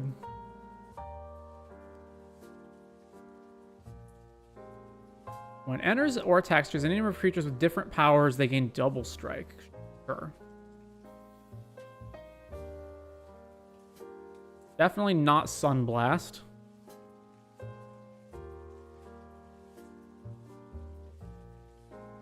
You gained 4 more life, make a 4/4. That's what Resplendent Angel does already, and I'm not even playing that, so no.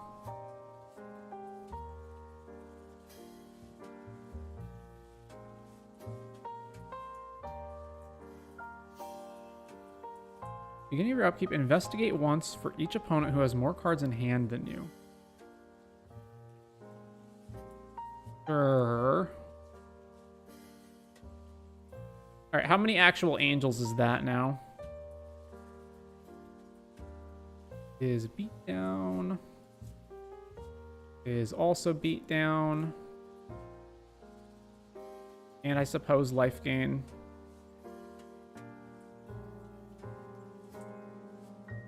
This one is card draw.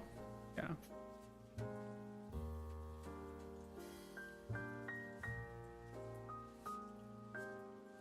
I wouldn't really categorize that as anything. All right, so subtypes. How many are angels? 14. I think that's enough to say that the deck is an angel deck. Although I would like more, but I think we're good on that front. Most of them are expensive, right? Hang on. How many of them cost enough to where Urza's Incubator would make them cheaper? Basically all of them? Okay.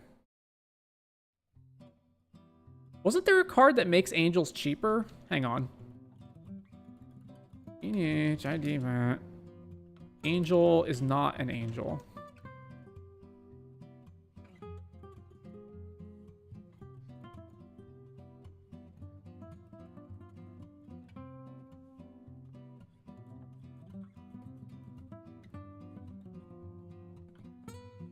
It's a creature that's like a 2/4 or something.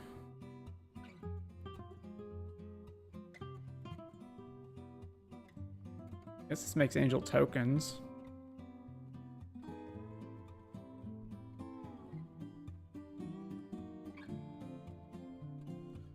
Yeah, this guy. Starnheim Aspirant.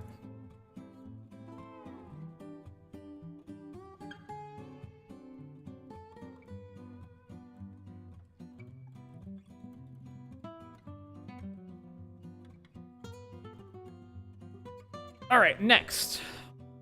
Want as much flash and flash and flying stuff as possible. Solitude is an easy inclusion in this deck.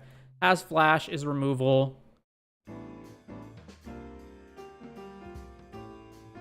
And replace as much of the stuff that doesn't have flash or flying as possible so that we always have something to play with Errant and Giada. So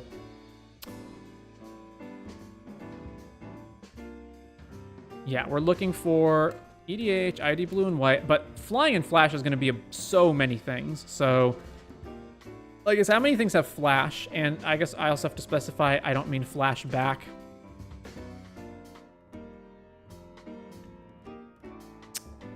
All right, that's a lot. I would like to have removal spells with flash. They've been down for, but they still have to be good. They can't be bad. I guess this one's okay. Archivist of Ogma. Yeah, sure. That. Aven Mind Sensor. Sure. Aven Interrupter. No. Brazen Borrower is a bounce spell that's also a flying creature that we can just cast normally. Okay, sure.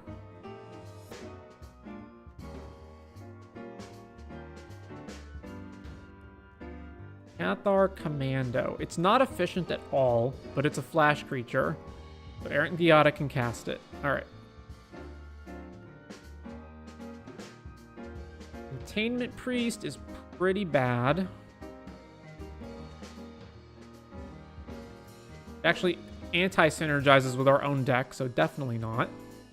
Deep Gnome.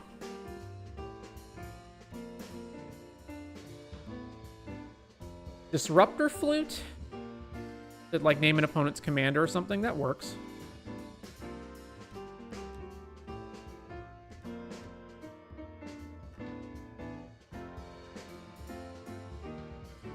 No ETBs. I forget how many ETBs we have of our own. I'd have to check.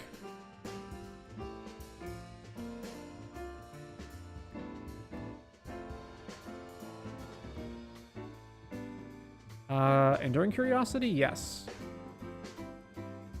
Not Entity Tracker. We probably don't have enough. Fairy Mastermind. I'll go with that.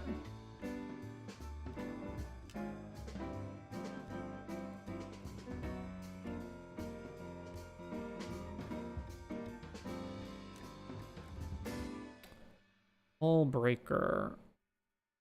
Yes.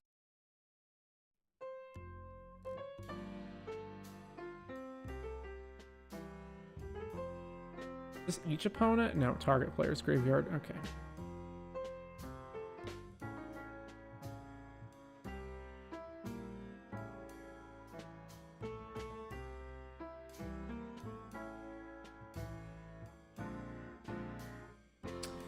Ramp that has flash, but it's also 3 mana.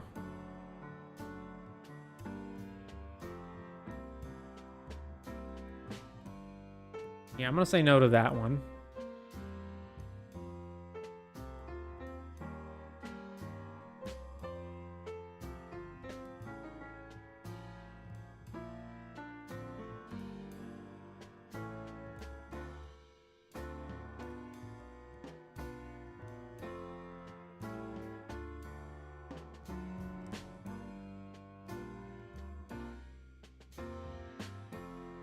Card draw with flash.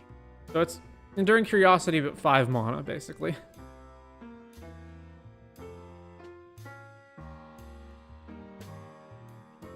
No.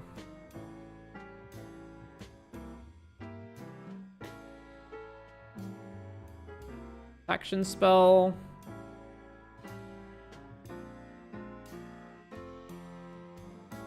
Sure.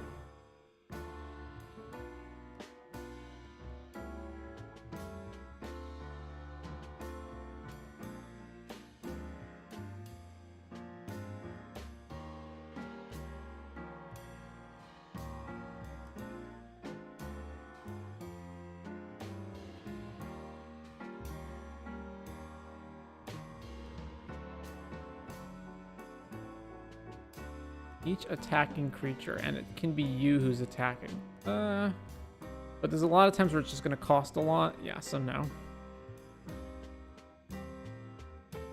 Ooh, Swift reconfig. Yep, that works.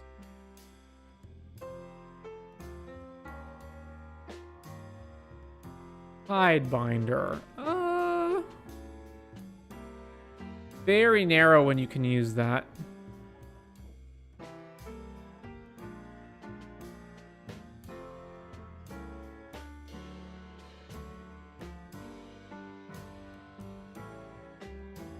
All right, and then the next one would be, doesn't say flash, but does say flying. Must be a creature, and is there anything you ought to say creatures with flying, or is it spells with flying? Spells with flying. So it doesn't have to be a creature. It could be a vehicle or whatever. Type creature or spacecraft or vehicle. But we're going to get a lot if we search for every single thing that has flying, so let's just say rares only. And we're still getting a ton.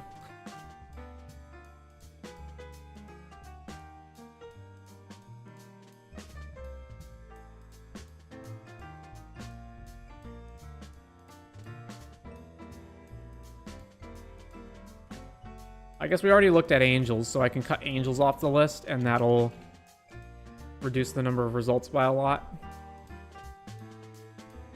Yeah, I cut about 100 off.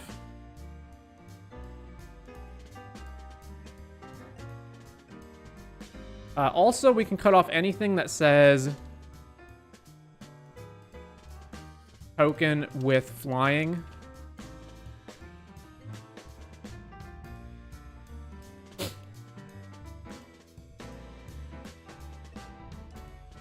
Archon of Emeria is not what we want to do because we don't want to Rule of Law ourselves. I guess no, if everything has flash, we can still do it once per turn. That is actually good then.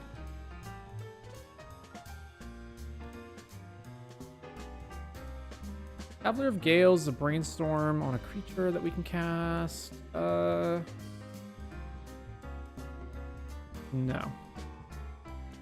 Chrome Host, no. Activated abilities. That affects Iata. And I can't think. Oh, and artifacts. Yeah, so that affects a bunch. Yeah, so no.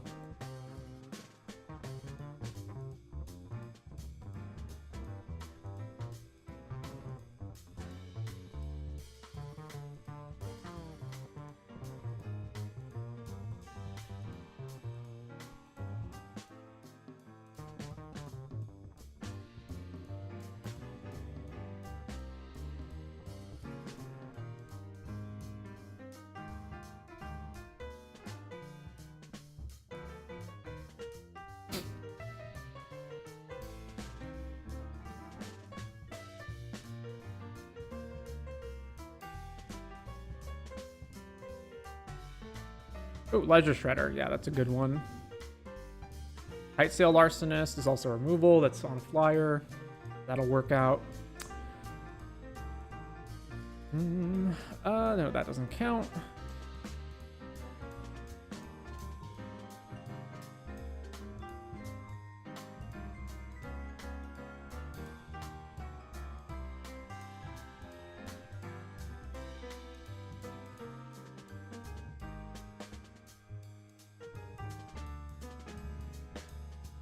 Sandstone Oracle can draw cards.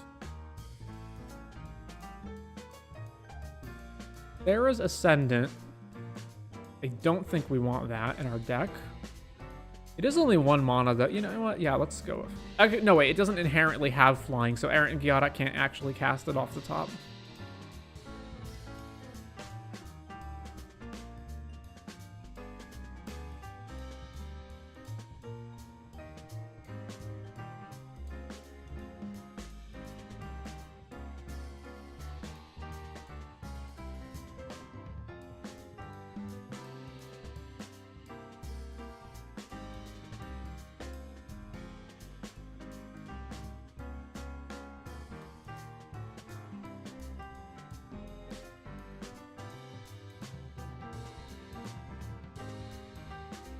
Already have Hullbreaker, so we don't need that. Hover ship? Sure.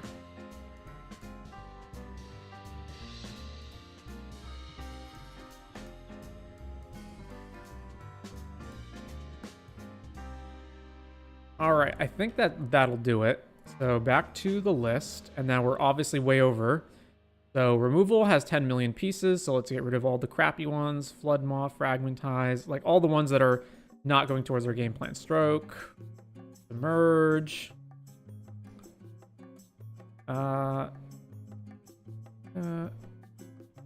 Lauren. Why do I have Lauren in this deck? Skyclave? Always.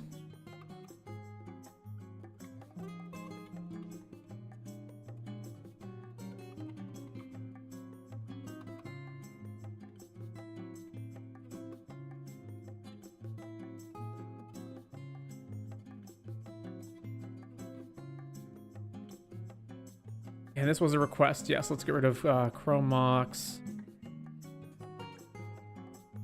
Opal, and Diamond. Still really expensive. What is still so expensive in this deck? Oh, I have too many game changers as well.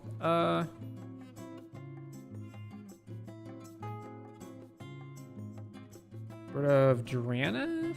No.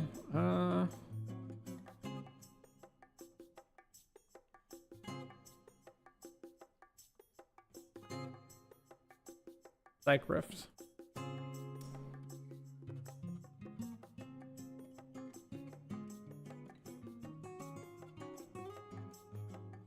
Oh, I forgot to remove Tundra. Yeah, okay. Get rid of that. What?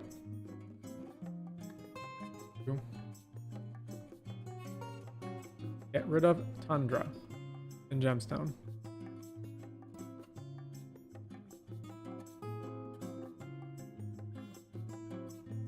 All right, much more manageable. 3 over. How many lands am I at? Oh, hang on. I got a island, plains.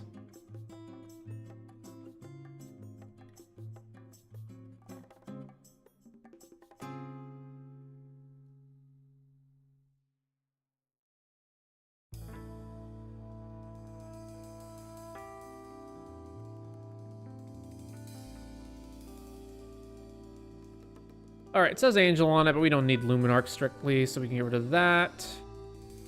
But I don't know. It's also good with our Flash shenanigans.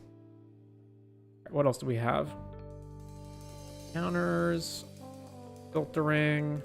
Oh, I don't know why I have Cephalid Coliseum in here. Let's get rid of that.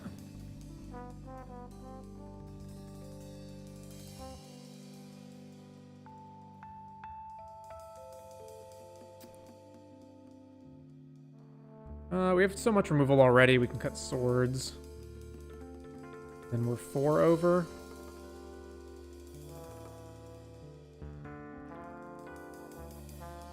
Alright, is Doorkeeper Thrill anti-synergistic with what we're doing? We do have some ETB triggers. We've got Starfield Shepherd. We have...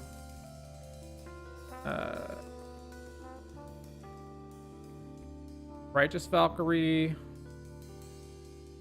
This one.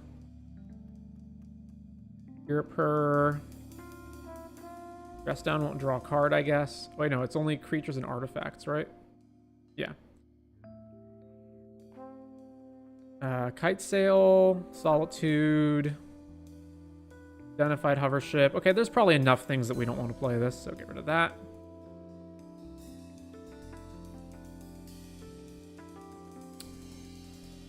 Protection.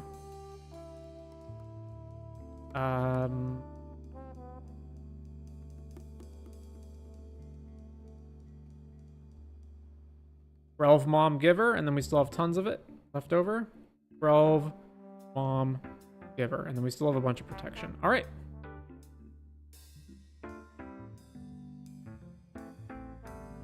So 100 cards. So Errant Giada, we have, I think, what, 14 angels in the deck? 14 angels plus Luminarch Ascension, which makes angels.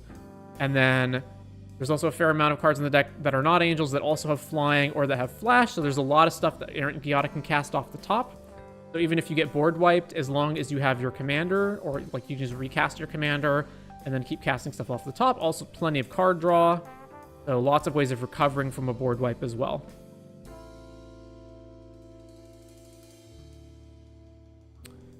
So I think that ought to do it then.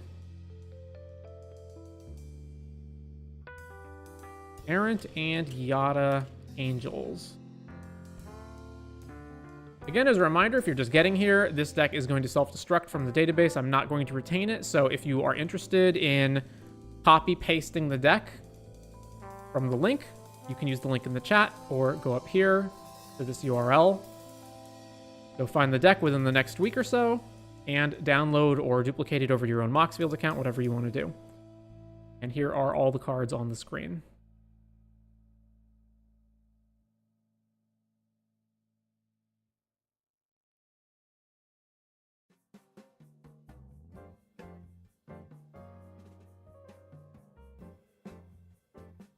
Anyways, that is going to do it.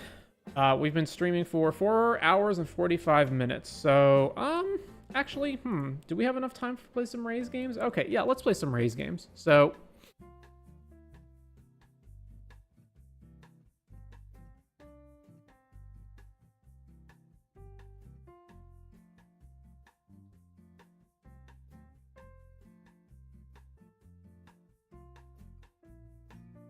play just a little bit.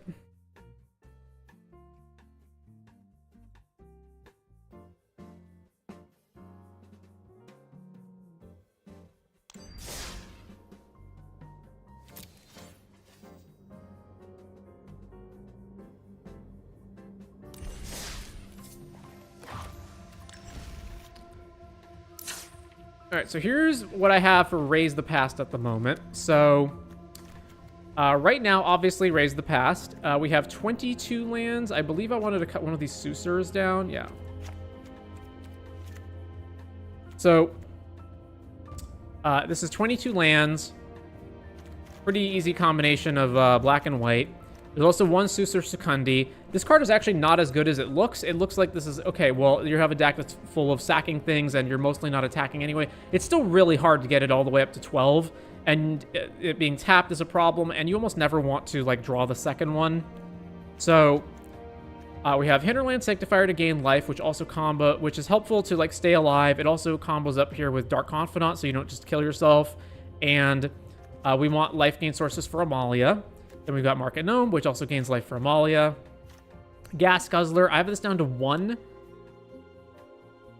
Could be 2, possibly. There's also Infestation Sage. We'll get to why this is in a minute. And Gorehound. And then I've got one Cathar in the main and one Voice of Victory in the main in case we need to deal with something. Like if our opponent has like a Pinnacle Star Cage in their main deck or whatever, I want to be able to kill it. If we in game 1 are going up against a counterspell deck, I want to have an answer to that. Then Dark Confidant, because sometimes you just, you don't have Raise the Past or whatever, and you just need to draw more cards. Umbral Caller Zealot is, of course, now the main sack outlet that we have, and really helps in terms of not just digging for Raise, but putting a bunch of stuff in our graveyard. Makes things like Infestation Stage better than normal. The Blood Witches are how we're going to kill our opponent. We raise a whole bunch of things back into play, sack them, Blood Witches trigger, hit our opponent. Amalia, I think, is like another good version of the Snarling Gorehound, where if you pair it with life gain, you can de facto surveil and explore into more lands. I'm not sure if this should be more than one copy of Amalia or not. Then we've got Servandum from the new set. He's pretty darn good, gets bigger as a result of Umbral Caller Zealot or just creatures dying or exiling for whatever reason. And then on 4 becomes main deck removal, which is one of the issues that this deck had before. So now this fixes that problem. He's also a pretty good attacker and blocker. I have one Zahir in the deck again to try to see if this is useful. I had Bartolome before, but I'm not sure you even need Bartolome at all now that you have Umbral Caller Zealot. The only reason to play Bartolome at this point would be if you feel that 4 sack outlets is not enough, and I haven't really felt that that's a problem. In regards to Amalia, there's a lot of different sources of life gain. So there's Hinterland, Market Gnome. Servandum also gains life whenever a creature dies. It just happens to do that as well. And Blood Witches also gain life. So there are a lot of sources of life gain in the deck. The insect tokens can trigger Gorehound again. And then we have like straightforward lands here. Then in the sideboard, so we've got all these Seam Rips that are for just whatever we need to deal with. Aggro, if we know our opponent's going to play like Rest in Peace or whatever. More Cathar Commandos if we need to deal with artifacts and enchantments. There's one Shrouded Shepherd if our opponents are like on a go wide token plan. Ghost Vacuums to deal with graveyards. More Voice of Victories for like counterspell decks and whatnot. Ruthless Lawbringers are a catch-all answer to whatever we need to hit. And then the Enduring Innocences are for like grindier games where, like let's say you're up against Blue-White Control. Like if all they have to do is counter Raise the Past, then you kind of can't do anything against them. However, the more I've played Enduring Innocence, the more I dislike it. You usually can't, like, it already only triggers once a turn anyway. And you're usually spending your whole turn to cast it. And it's just, I found not to be that good. So I think what I actually want in this slot in the board is Creature of the Schism. I think that's what we actually want in the sideboard. So I'll be trying that out. You have the 3-mana OG Teysa on Moxfield. I can check. I don't think I do.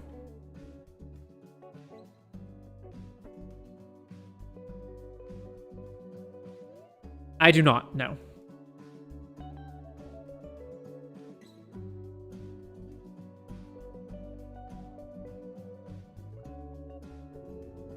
All right.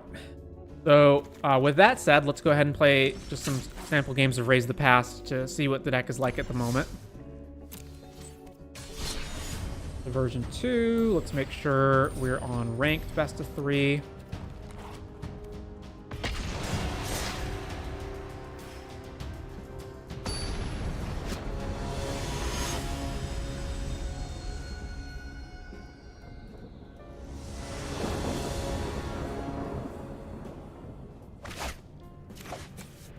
All right, this is great. We've got double Gorehounds, Bob.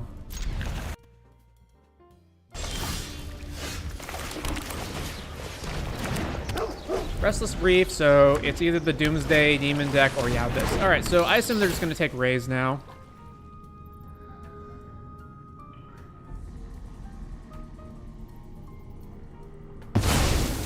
Yep. All right, ooh, another Bob. All right, play Bob. Trigger Gorehound, bin this. Back with the Gorehound.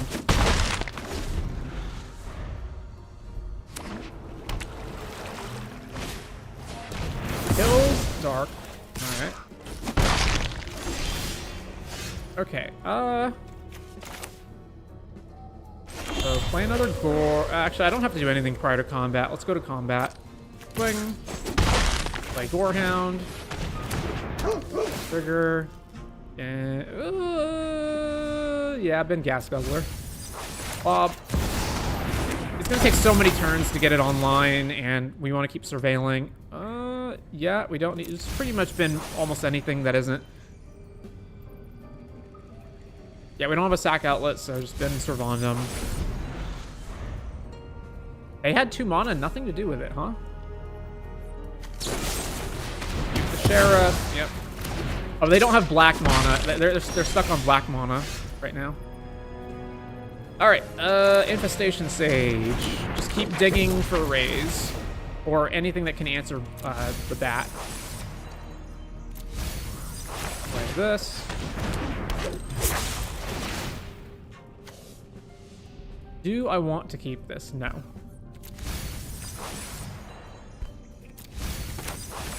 Backstreet.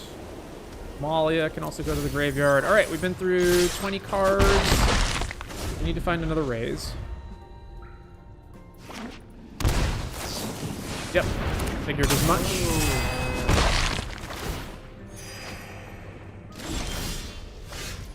Combat, swing here. A swing with this, this, and this. I want him to block so I can make so I can make an insect. The reason I'm going to attack him with both is because if he does have removal, I don't want him to be able to just go shoot Market Gnome. All right, there we go. I don't want him to be able to just go shoot Market Gnome, attack, draw another card.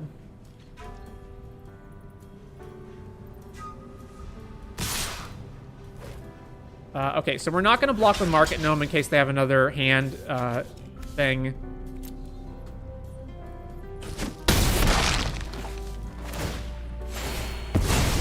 Like, you don't want to block with Gnome, draw a card, and then... Alright. Ups that. Siren. Alright, we have an uninterrupted raise.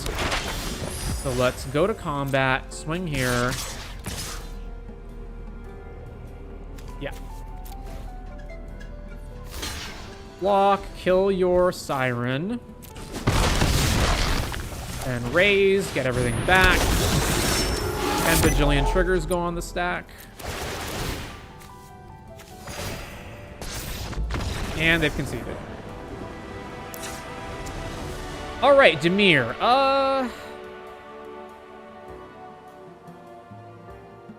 Okay, so I think you want Shrouded Shepherd, because they are playing Spyglass, Deep Cavern Bat, and Flood Pits Drowner. And then I think you want Preacher, because this is going to be a pretty back and forth matchup. And you definitely want... They're going to have Ghost Vacuum or something. So you want Ruthless to kill that.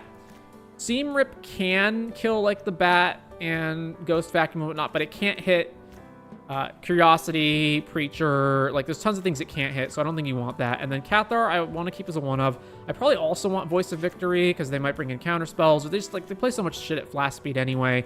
Then you mostly don't need the Hinterland Sanctifiers. I could probably get rid of... Infestation Sage? Not sure. Let's see. Need to cut 4 cards. They seem pretty cuttable is the thing. Like, they're just kind of like a flexible slot that could really be anything. I think that's fine. Let's go with that.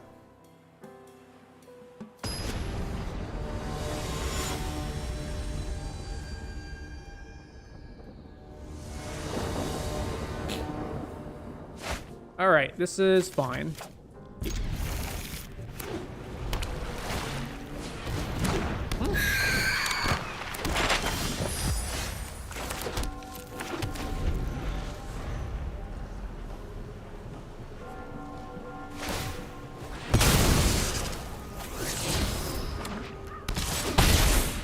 Alright, question is it better to play Voice or is it better to play Bob and force them to have the removal? I think it's better to play Voice, and the thing is, Voice into Zervandum is such a better curve. So... It also just means that they can't just hold up instant speed shit. They have to actually play it out on their turn. There's Preacher. Well, now we don't have a good attack anymore. Kind of. So this is awkward that I have to sack Voice to kill this, but I probably just have to do that. Yeah. If I attack, they just get a free block on it anyway. I guess I technically deal 1 more damage by attacking them. Yeah. So I may as well just hit... Or actually, no, I deal 2 more damage by hitting them. Yeah. And then play here. So sap this. Kill your preacher.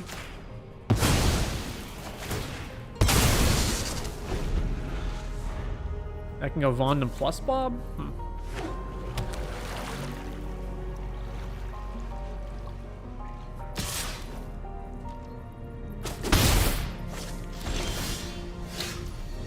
Four mana, and it's not Enduring Curiosity, eh?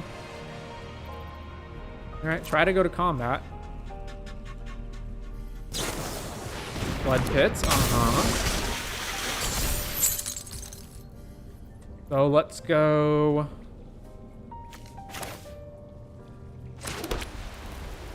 I definitely want to play Bob this turn. The only question is, what other card am I playing? Amalia? So that they have a worse removal spell? No, let's play Vondum.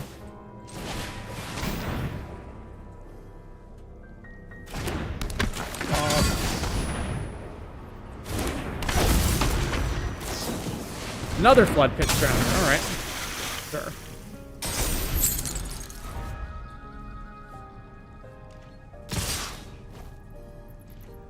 Do I block? No.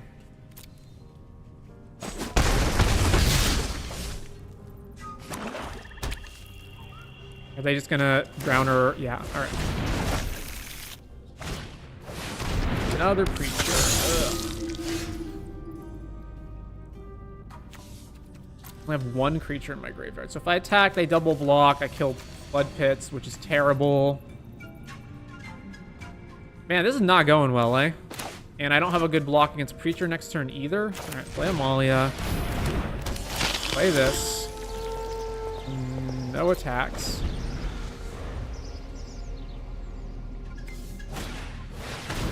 Oh, man. Really? Okay. I just have no good blocks here. I don't want to trade with Flood Pits. I kind of just have to, though.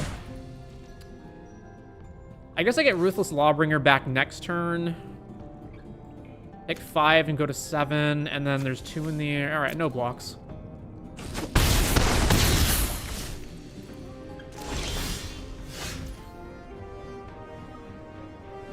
Combat. For God's sake, man.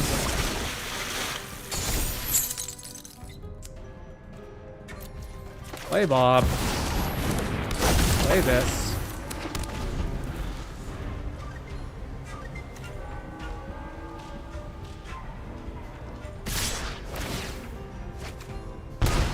Yeah, I mean, I have to block now, so...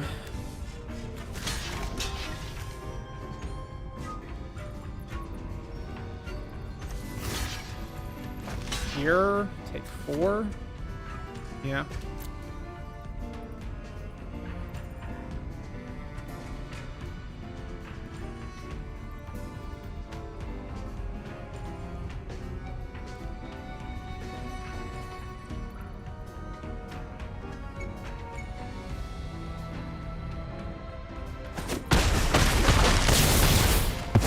Alright, Vondum triggers. Amalia, spin that. Alright.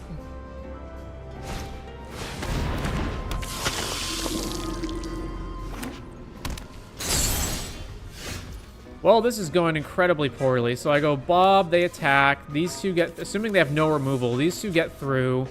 And then I have to chump with Bob. They also have Restless Reef. Yeah, okay, so...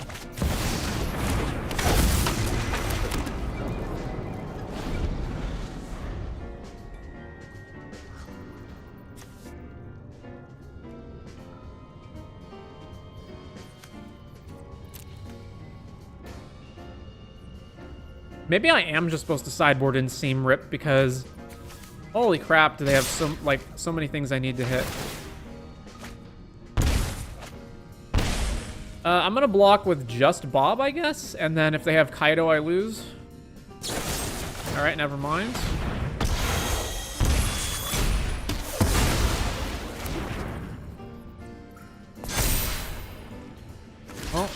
Must block.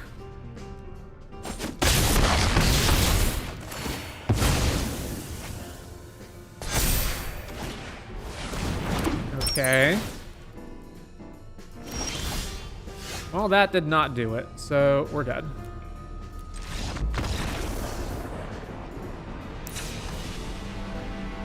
Yeah, maybe I am actually supposed to have Seam Rip in here. But Cathar. And one of the two Blood Witches? Like 2 Seam Rips?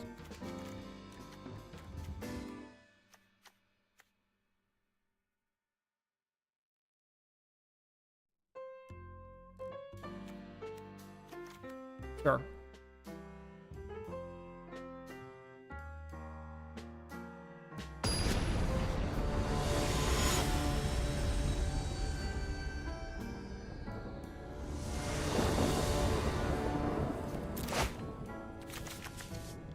Yeah, all right.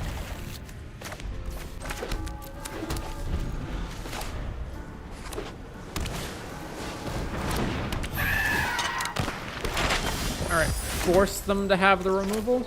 Yeah.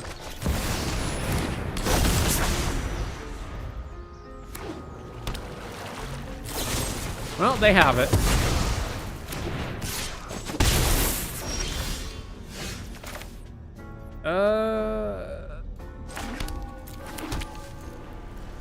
Max damage?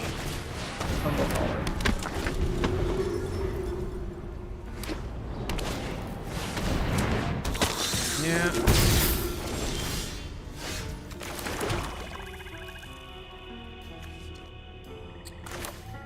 Play this. And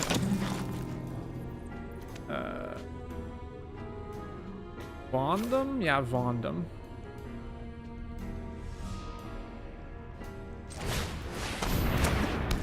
And no attacks.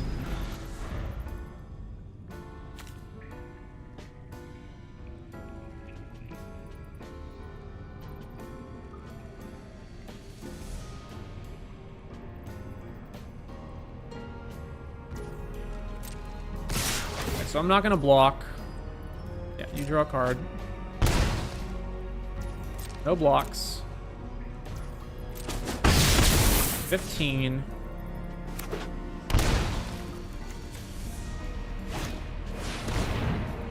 Yep, uh-huh.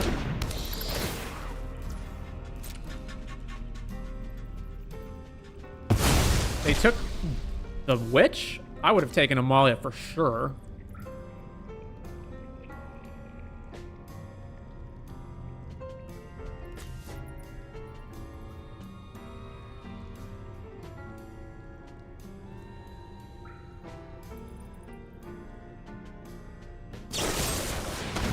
Yeah, never doesn't have removal. All right, back him. Another one. All right, keep it. Oh, that's so good. All right, play this. Play Amalia. Go to combat. Swing, trigger, make the dudes. Boom, boom, boom, boom. Then Umbral Caller, sack this. Triggers Vondum, triggers Amalia. Nah, I don't really care about that right now. Land on top, so I can draw it. No, just keep bending things. Back. Trigger, land. I'll keep Lawbringer. Play that tapped. Go. And now I've got Vondum, who I can sack to kill Preacher if I want to, which I'm probably gonna do. Ugh. Fuck's sake, man. How did this card not get banned? Alright, so they're for sure drawing 2 cards, either with Preacher plus 1 flyer or with... I think I just let them attack and then kill Enduring Curiosity. So they make a Vampire token, then I just kill Enduring Curiosity, and then I kill it again on my turn. They're gonna have... Yeah, let's just let them attack. Okay, that's fine.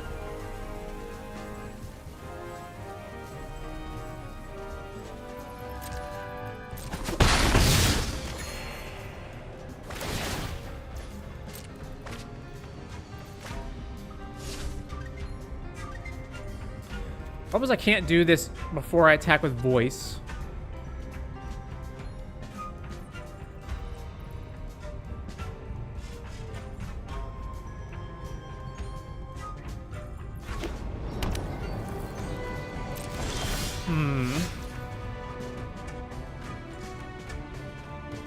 And I don't want to get rid of Vondam, but I have to. So... both of them fucking block everything. God damn it, man.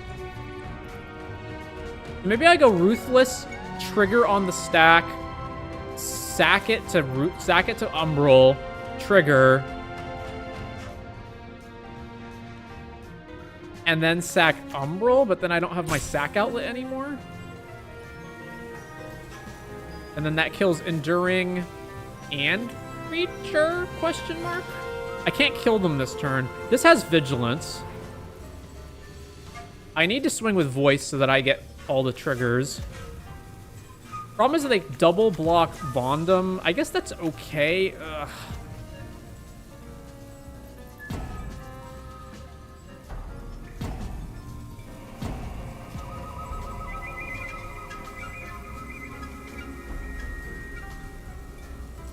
Go to combat, swing here, here, and here. Trigger, make these dudes. And we'll see how they block, and then I can respond to however they block. So they block there, block there. Alright, so now we go sack Voice, which triggers Vondam and Amalia, so we at least trade with Creature. Oh my god, it's Raise the Past? Okay, yeah.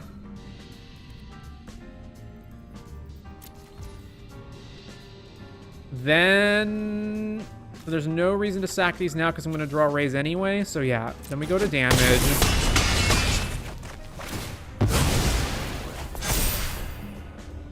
Boy, is this awkward. So now the thing is, I want to... No, okay, so I go Lawbringer, kill this, and then I have to sack Vondam to kill it too. It's just insane.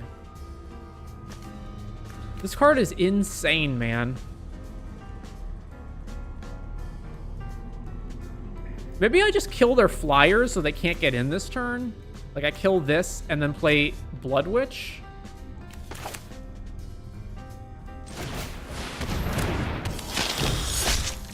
So sack here.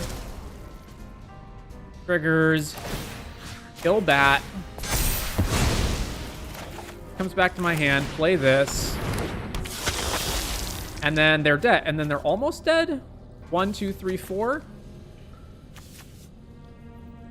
Right, so then this triggers, this dies, these trigger. Okay, pass. So if I had attacked with Umbral Collar Zealot, they would have lost. Unless they blocked it instead of Amalia. Have you tried the blue version with Space-Time Anomaly? No. Cracks the map.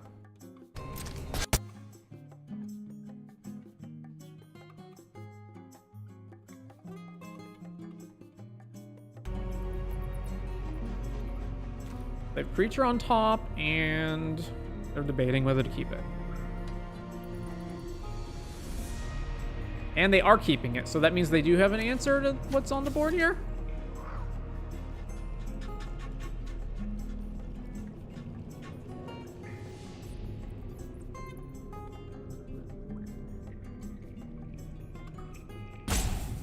I mean, if they just attack with Siren, Tragic Trajectory... Okay. I'll kill Spyglass? Oh, wait, no. It's based on his power, right? Yeah, so I have to sack him in response. Alright, kill Spyglass.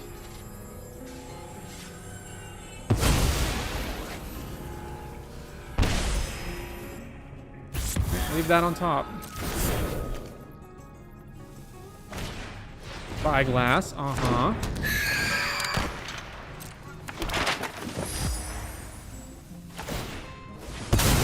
Map.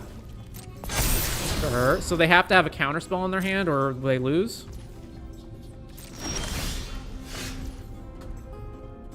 What if I just attack with everything, right? I go attack, attack, attack. They go block, block. Even if they kill Vengeful Blood, which they still lose, right? Unless they kill it, unless they go removal spell, kill it, and then block both of these, but then I just raise and they die. Okay, so combat, swing.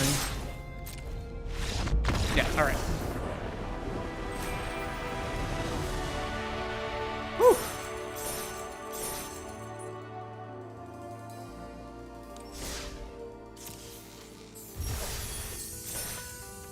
Anyway, yeah, so we've been streaming for a while now, so I think that was a good representation of Raise.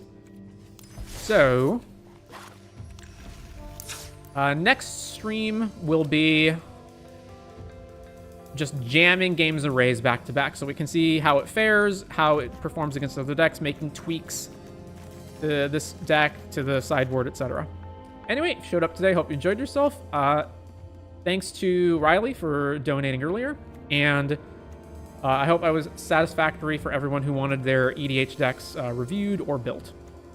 And I will see you guys next time.